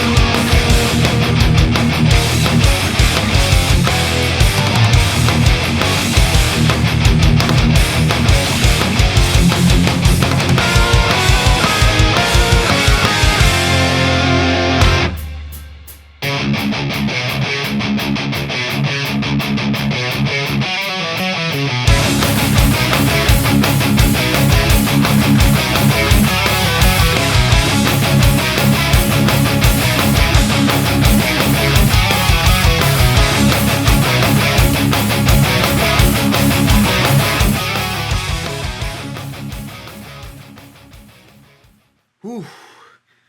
Got the water back.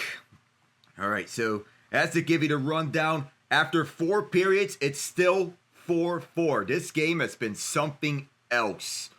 Goal scoring remains the same. The last goal from Corey Perry with 18 seconds left. The latest goal, the latest game-tying goal in the history of the Stanley Cup Final. So there's a new record set, Jake Wallman. The secondary assist has been credited to Connor McDavid and not Ryan Nugent-Hopkins. So they're going to credit to McDavid. So the shots after the first overtime, 45-39 Oilers. Hits are 56-38 Panthers. Face-offs, 42-39 Panthers. It's been all even up. We have not had a penalty since the second period of this game.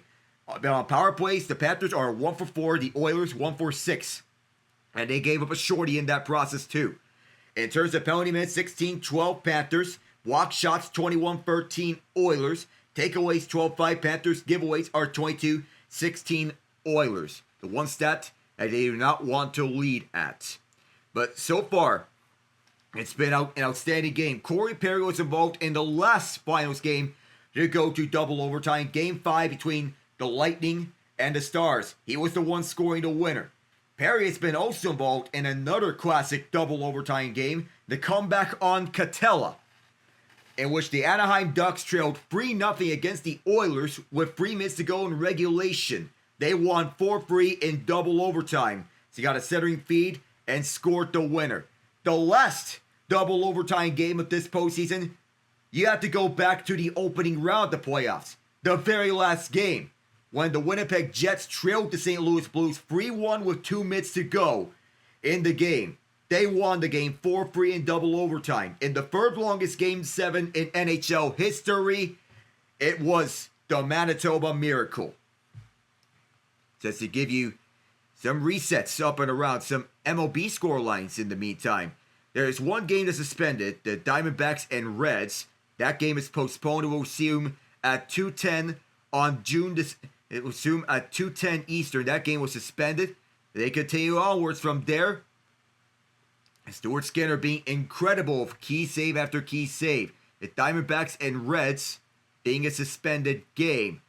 So this game will resume later today, 2:10 in the afternoon. It's technically June 7th for those living in the East Coast. The Pittsburgh Pirates win the Battle of Pennsylvania 5-4. The Tampa Bay Rays 4-3 on the Miami Marlins. The Washington Nationals beat the Texas Rangers 2-0. The New York Yankees 9-6 over the Boston Red Sox. The Detroit Tigers 3-1 over the Chicago Cubs.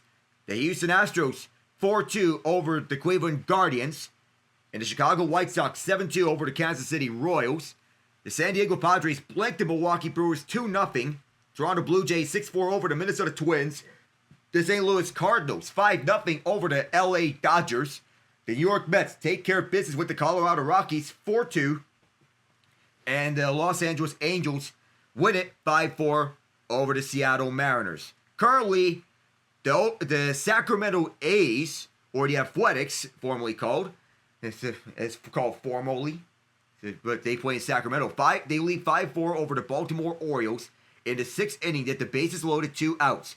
San Francisco Giants, they lead 4-2 over the Atlanta Braves at the end of the 6th inning. So that's the recent score lines over at the MLB side. Whew.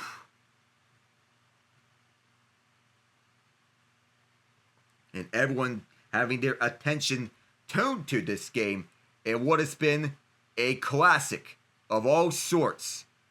No matter where it is, they've been everywhere on the ice.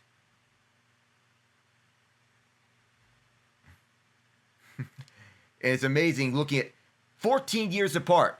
Brad Marchand scores a shorthanded goal in the Stanley Cup Final. That was June 6, 2011. Today, Marchand scores a shorthanded goal in the Stanley Cup Final.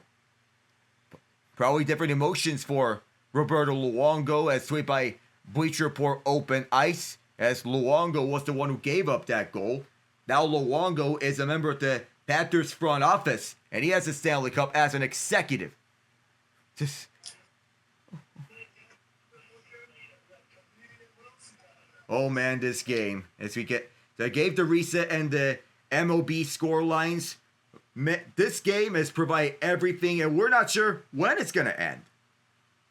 No, and again, Alec, it's the second time I have to say thank you for backing me up because I wanted to make sure I got set up and grab some more water because we're preparing for a double OT.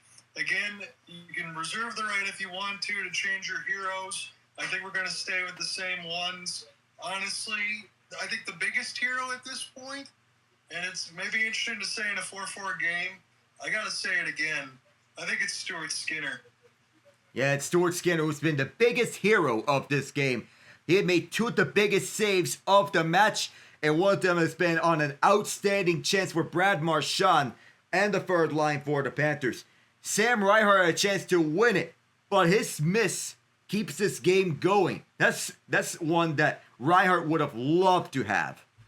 Yeah, I can't for the life of me think, and I know it's hard because you guys are able to skate at full speed, able to shoot and everything else. If you're a hockey player, I think that leaves you more along the lines to be skilled in every other sport. While hockey players make good golfers, But when you got about a 4.5 stride lead for Reinhart, I don't care if Stuart Skinner makes the save. You got to at least hit the net. You gotta. And in the meantime, as we go deep into the night, there is once again that conga line outside at the ice district at the Moss Pit. Well, I hope that some of the fans, and I'll say this as nice as I can, have mixed in some water with their beverages, because I imagine they're going to be partying well into the night, and I'm sure that started way even before puck drop. They love that conga line so much. This has been, as you said, one heck of a game. Odds to score overtime winner. That's what I found interesting. Again, I mentioned this to Alec a little bit. Is Matthew Tkachuk due? I threw that out there because Sam Reinhart plus 1,200. Colby Armstrong, that's kind of funny. He just says, we should just go to a shootout. Seriously. Yeah, no, the playoffs don't work like that. I can't believe a former player would even say that. Yeah, I can't. I do respect him, but I don't think that's the right call. You can't say that. Yeah, no, if it's the playoffs, you don't go to a shootout. And if it's free overtimes, well, Wayne Gretzky lace it up. Come on now. We would love to see the great one, but at this point, it's more charity hockey that he's skating around. But I know he's the great one, but come on now. Let's be honest. For those fans that are wishing for this stuff to end quicker from the games that we saw, Alec, if they're wishing for it to end quicker, they're not hockey fans at all. Yeah, we'd wonder. And J.J. Watt just tweeted now, nothing beats the Stanley Cup playoffs. Even for the former defensive lineman for the Houston Texans, he has a love for ice hockey. Born and raised in Wisconsin, a hockey state, he knows this game so well.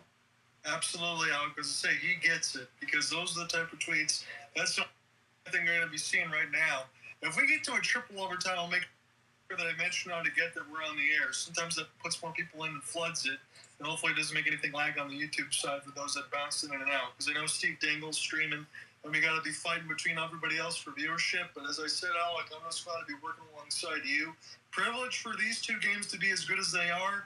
Again, as I said, I imagine, and I'll ask Cooper on Monday if he wants to join in. But if the series is heading the way that it could be heading, I think you and I are going to be on the island together as far as this one is done. And I'll have to say the nice things about the Edmonton Oilers that I'm expecting to, because you know what? They've earned their spot that they're at right now. They have a chance to go up 2-0. And for, I wouldn't say the entirety, because the second period has been all Cats in both games in this series. But in all honesty, the Edmonton Oilers have been the better team. And that's especially true in the third period and overtime of both games. If we see them come out the way they did in the overtime here in the second overtime, we could be seeing a 2-0 series lead, which speaks to the importance of how the Panthers need to win this. They've had two great chances. The Oilers, they did get some looks, but the Panthers, they had the better chances in that overtime period. Marchand and Reinhart, the best ones. But the misses have been plaguing them. We spoke about how the Panthers can finish their chances, and here, even though the Panthers, they are better finishing than most other teams, it seems the finishing issues from the regular season came up at the worst possible time, which the Panthers hope that they can reverse course in the second OT. Because make no mistake about it, from what we're kind of throwing to you here, is we're going to get set to start the second OT. Alex is going to take this first half. But what we're really essentially telling you is this series could be at a tipping point. I know it's hyperbolic to some of you to say into game 2, but if the Cats even up the series and go to Sunrise, they're going to feel very good about where they are in this series. Make no mistake about it. Yeah, they will. If they win this one, they got to be feeling good about themselves. You don't know about intangibles and the but types of narratives. But nonetheless, if the Panthers do get this win, they're going to be feeling good heading to Sunrise.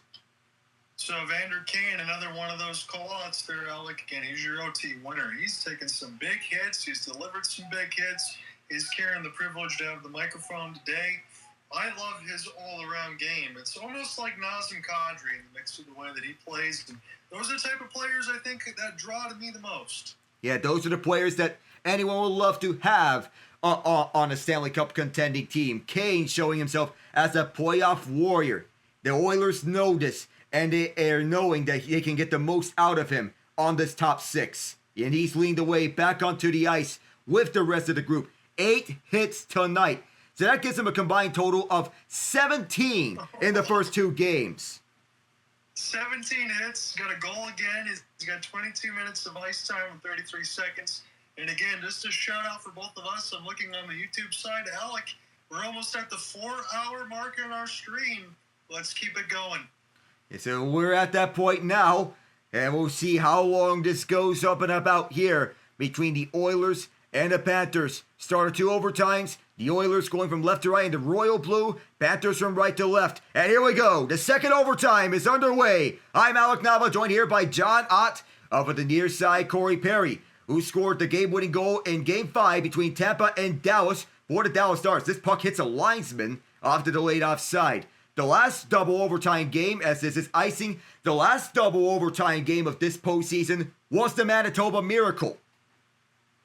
So my question for you now, and again, we got a long way until that happens.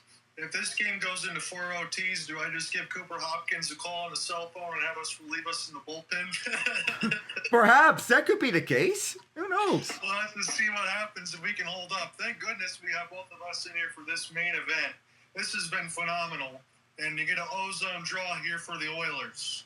Even the lights operators are pointing towards the net, telling them to shoot the puck over there. I know they are hungry for a win, and they want it badly. Here's Reinhart up the far half boards towards the far corner, chopped at by Ekholm, going opposite side, collected by Forsling at the left point. Around for Barkov, out the reach of Verhaeghe. Far half boards as the Oilers move it up through the middle. Here's a partial 2-on-2 as it's Draisaitl, sticked away by Forsling. And several car crashes all around through the ice, including at the near corner. Up out as it's Perry settling this one down. Kulak backpedaling as he takes several strides. Both teams make their first changes. RNH on the ice here for the first time in the second OT. Up the middle as this takes a bounce. Florida needs to move back. They need this game badly. Lostarinen tried to set him in front, but can't. And this is a howitzer that came just outside the zone for Nico Mikkola. Had that one in, the goal's not going to count. It's offside. Man, oh man, you got Gustav Forsling on the other end that's having a showcase of his career and what he does on one side of the ice. Able to cut off this time Leon Draisaitl. Easy little stick blade move, but I'm telling you, it's not. Doing that at full speed against these two superstars. What a game for number 42. He is showcasing himself as having an argument for top 3, we could say top 2 shutdown defensemen in the NHL. Best contract in the NHL by far and away. Not even close. Klingberg to Wallman as the Oilers want to exit the zone, but the Panthers hold it. Seth Jones intercepted as the Oilers get this one out. The Panthers settle down with the puck played with a high stick. So now Alec is going to be a little bit ahead of me on this side, so that's cool as far as the commercials. I won't flip ahead as far as Sportsnet because that went way ahead. But 18:32 in this double OT, it is 45-40 on the shot board here for Edmonton. They have been the better team, as Alec had mentioned, from the third and OT on. It's been a second period dominated by the Cats. But as you mentioned, it's got to be an absolutely critical goal. Cats need it. Klingberg moves it up for the near side as both teams chase after the puck. Arvidsson and Kulikov a little slow to it. That's what happens when the exhaustion wears up. They played overtime the first game. Kulikov doesn't have a stick. It's broken. Arvidsson on the hold through the far half boards. Back over to Wallman. Klingberg. This could be checked for an offside. The Oilers score. Connor Brown lost it to Sam Bennett. So wipe that off as it's outside into the neutral zone. Florida fires around with Rodriguez. Collected by Bennett. Klingberg knocked this one away. Klingberg shoved as it's collected to the near side. Forsling threw one towards the net. It was this one's blocked. And up the near side, the Oilers gas. Here's Klingberg. Skates inside. Gets canceled out. How long are we going to go here? Not long enough, apparently. Falling down is Frederick as it's collected by Nosek. Nosek right behind the goal. Nosek pinned towards the corner by Kulak. As they're all fighting for this puck. RNH and Evander Kane combine for the takeaway. Kane trying to weave his way through up the near side. Too many Cougars. That's another turn for Panthers as the arm is up. That's a good call by you. You're on your A-plus game tonight, Alec, per usual. As we're going to start to see, I believe, at this point, the double OT. I know we just started it. We're going to see more rims around the end boards. We're going to see the patient play. We're going to try to see guys that don't get caught flat-footed, because one mistake is all it's going to take. This might be the period where you and I have to kind of sit down, look at, measure things, and know that this could be a long, long game. It could be, but for how long is the question? Held inside, down onto Skinner. No deflection, and it's held as Verhaeghe tried to deflect it. Got to make those plays right now. The smart one there. And I think the main thing for me is get those face-offs, get them clean. I wouldn't even hesitate, Alec. If I get a clean one back to draw the defenseman, I'm throwing that right on net, and I'm trying to get in the net front presence quickly. We wonder if Perry or Verhaeghe could have another overtime playoff goal to their resume. They each have 5, as it's tied for the third most in NHL Stanley Cup playoff history. It is Reinhart and Draisaitl for the face-off, and this is a tie-up won by Reinhart. Towards the right point, Verhaeghe swung this one down low for Barkov. Tied up by Bouchard at that far corner. Bouchard wants to get it out. Fed up front. Attempted breakout. The Panther that was there was Nico Mikla. And restarting, it is Florida, as if Jones was hounded down. Barkov spun this one around for the near boards. Ekholm picks it up. He's played a lot of grind time here for the Oilers. This is his third game back. He scored the tying goal in game 1. A little over 5 minutes into the third period.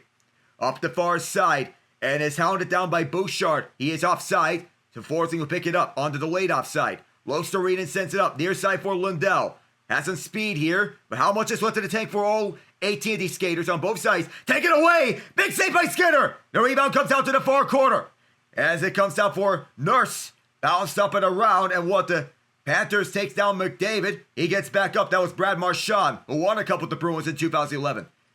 Nurse gets this back over to Kulak, who was on the Montreal team in 2021. He's on the Oilers team last year. Kulak weaves his way inside.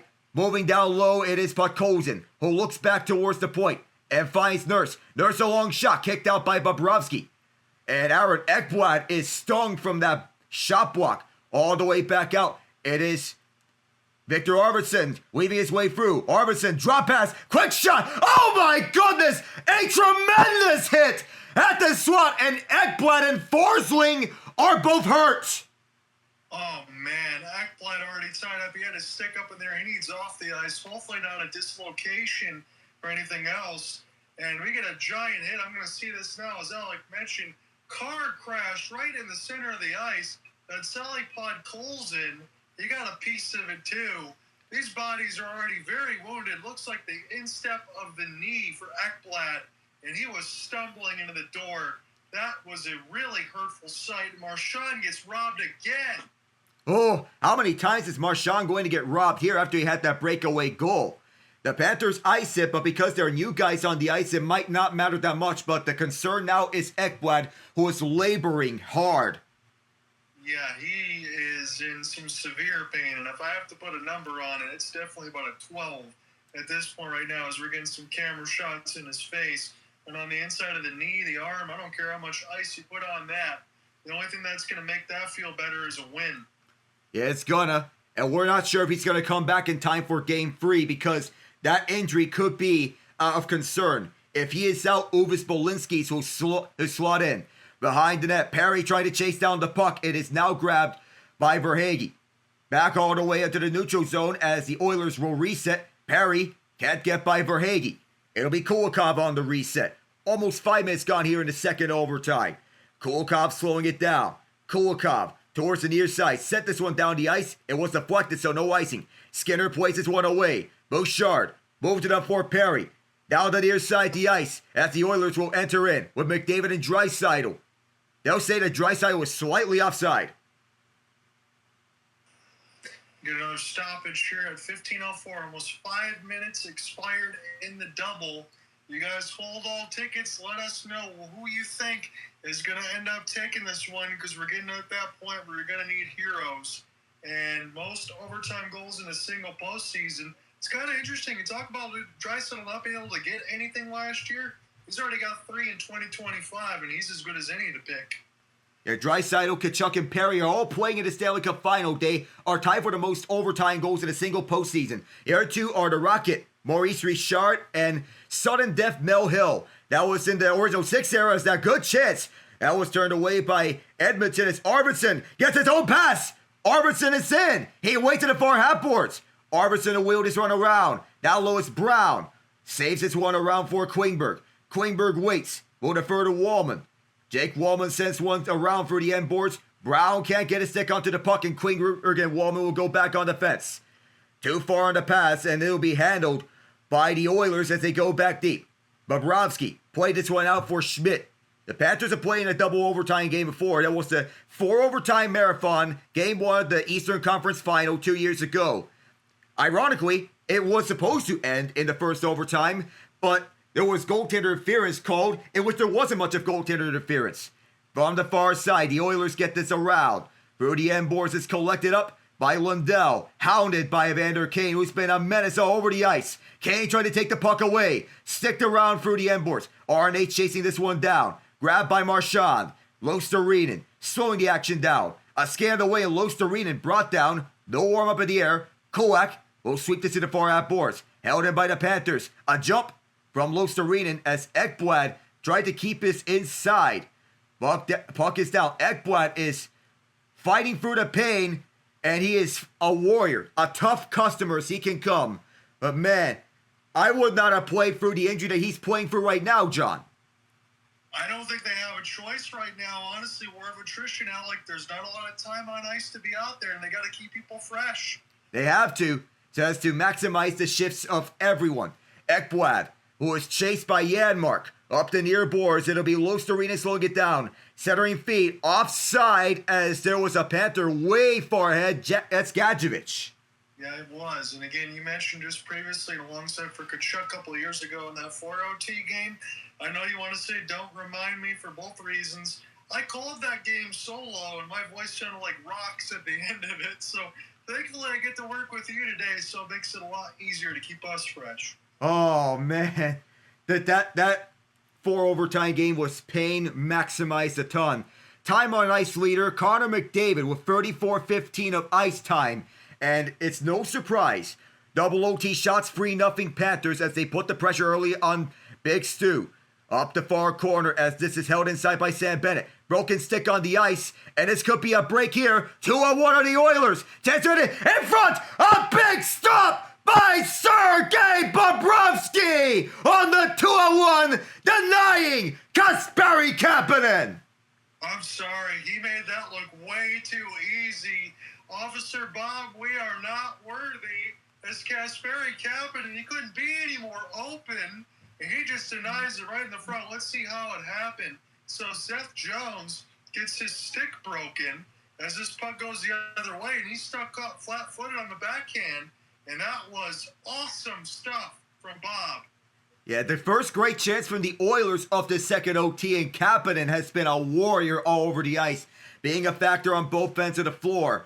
The waiver claim from St. Louis. He's not the only waiver claim here, the other being Gustav Forsling, as Bouchard held his own off the faceout, but the Panthers quickly get to it.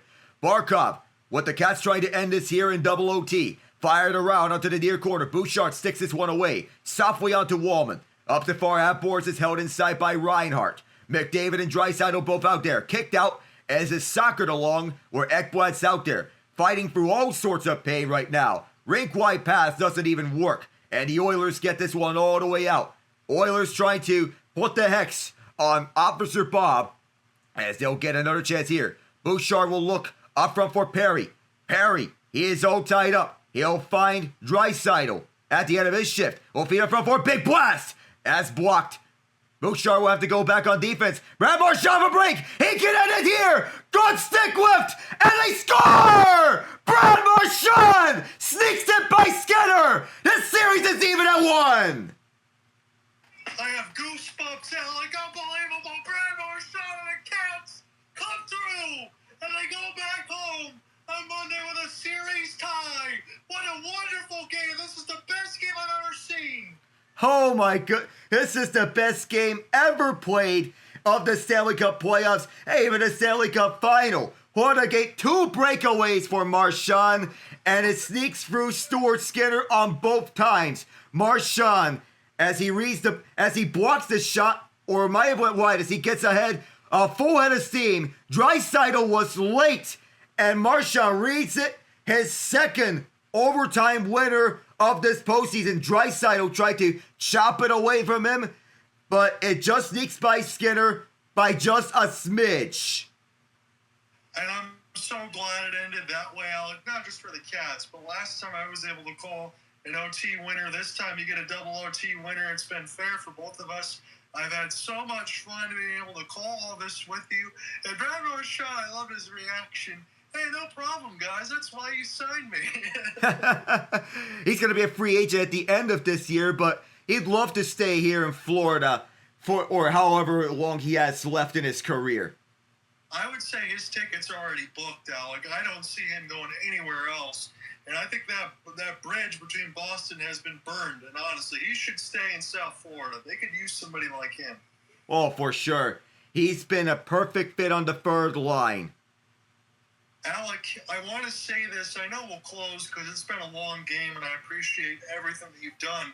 I was going to mention this. If the Oilers took a 2-0 series lead, now we can't say it, but I do want you to entertain me for a second. If the Oilers took a 2-0 series lead, did you think that this series was done? No, I don't think so either. The only way I see the series being done if the Oilers took a 2-0 series lead is if they take a 3-0 series lead. Okay. That was the only way that I saw this. But I expected this type of response from the Panthers, and we got treated to cinema. Give us 7 games of this. I know I've laughed a lot throughout this broadcast, but I can't help it, whether or not it's a nervous twitch or not. I said it during the call with you. This is the best game we've ever covered, and we've done together. And I cannot believe this game took game 1, which was already epic, and just tripled down on it, essentially. I don't even care what we get in game 3. We're probably due for a dud at some point. But even if it does happen, which I don't think it will, I won't care. Because these are the 2 best games I think you could ever have in an opening to a Stanley Cup Finals. Bar none, John. You said it best. Hey, my friend, you get some rest. I'm going to do the same thing for Saturday. I'll join you in on Monday. I might also jump in on Sunday for a little bit. All right, then. See you. We'll see you.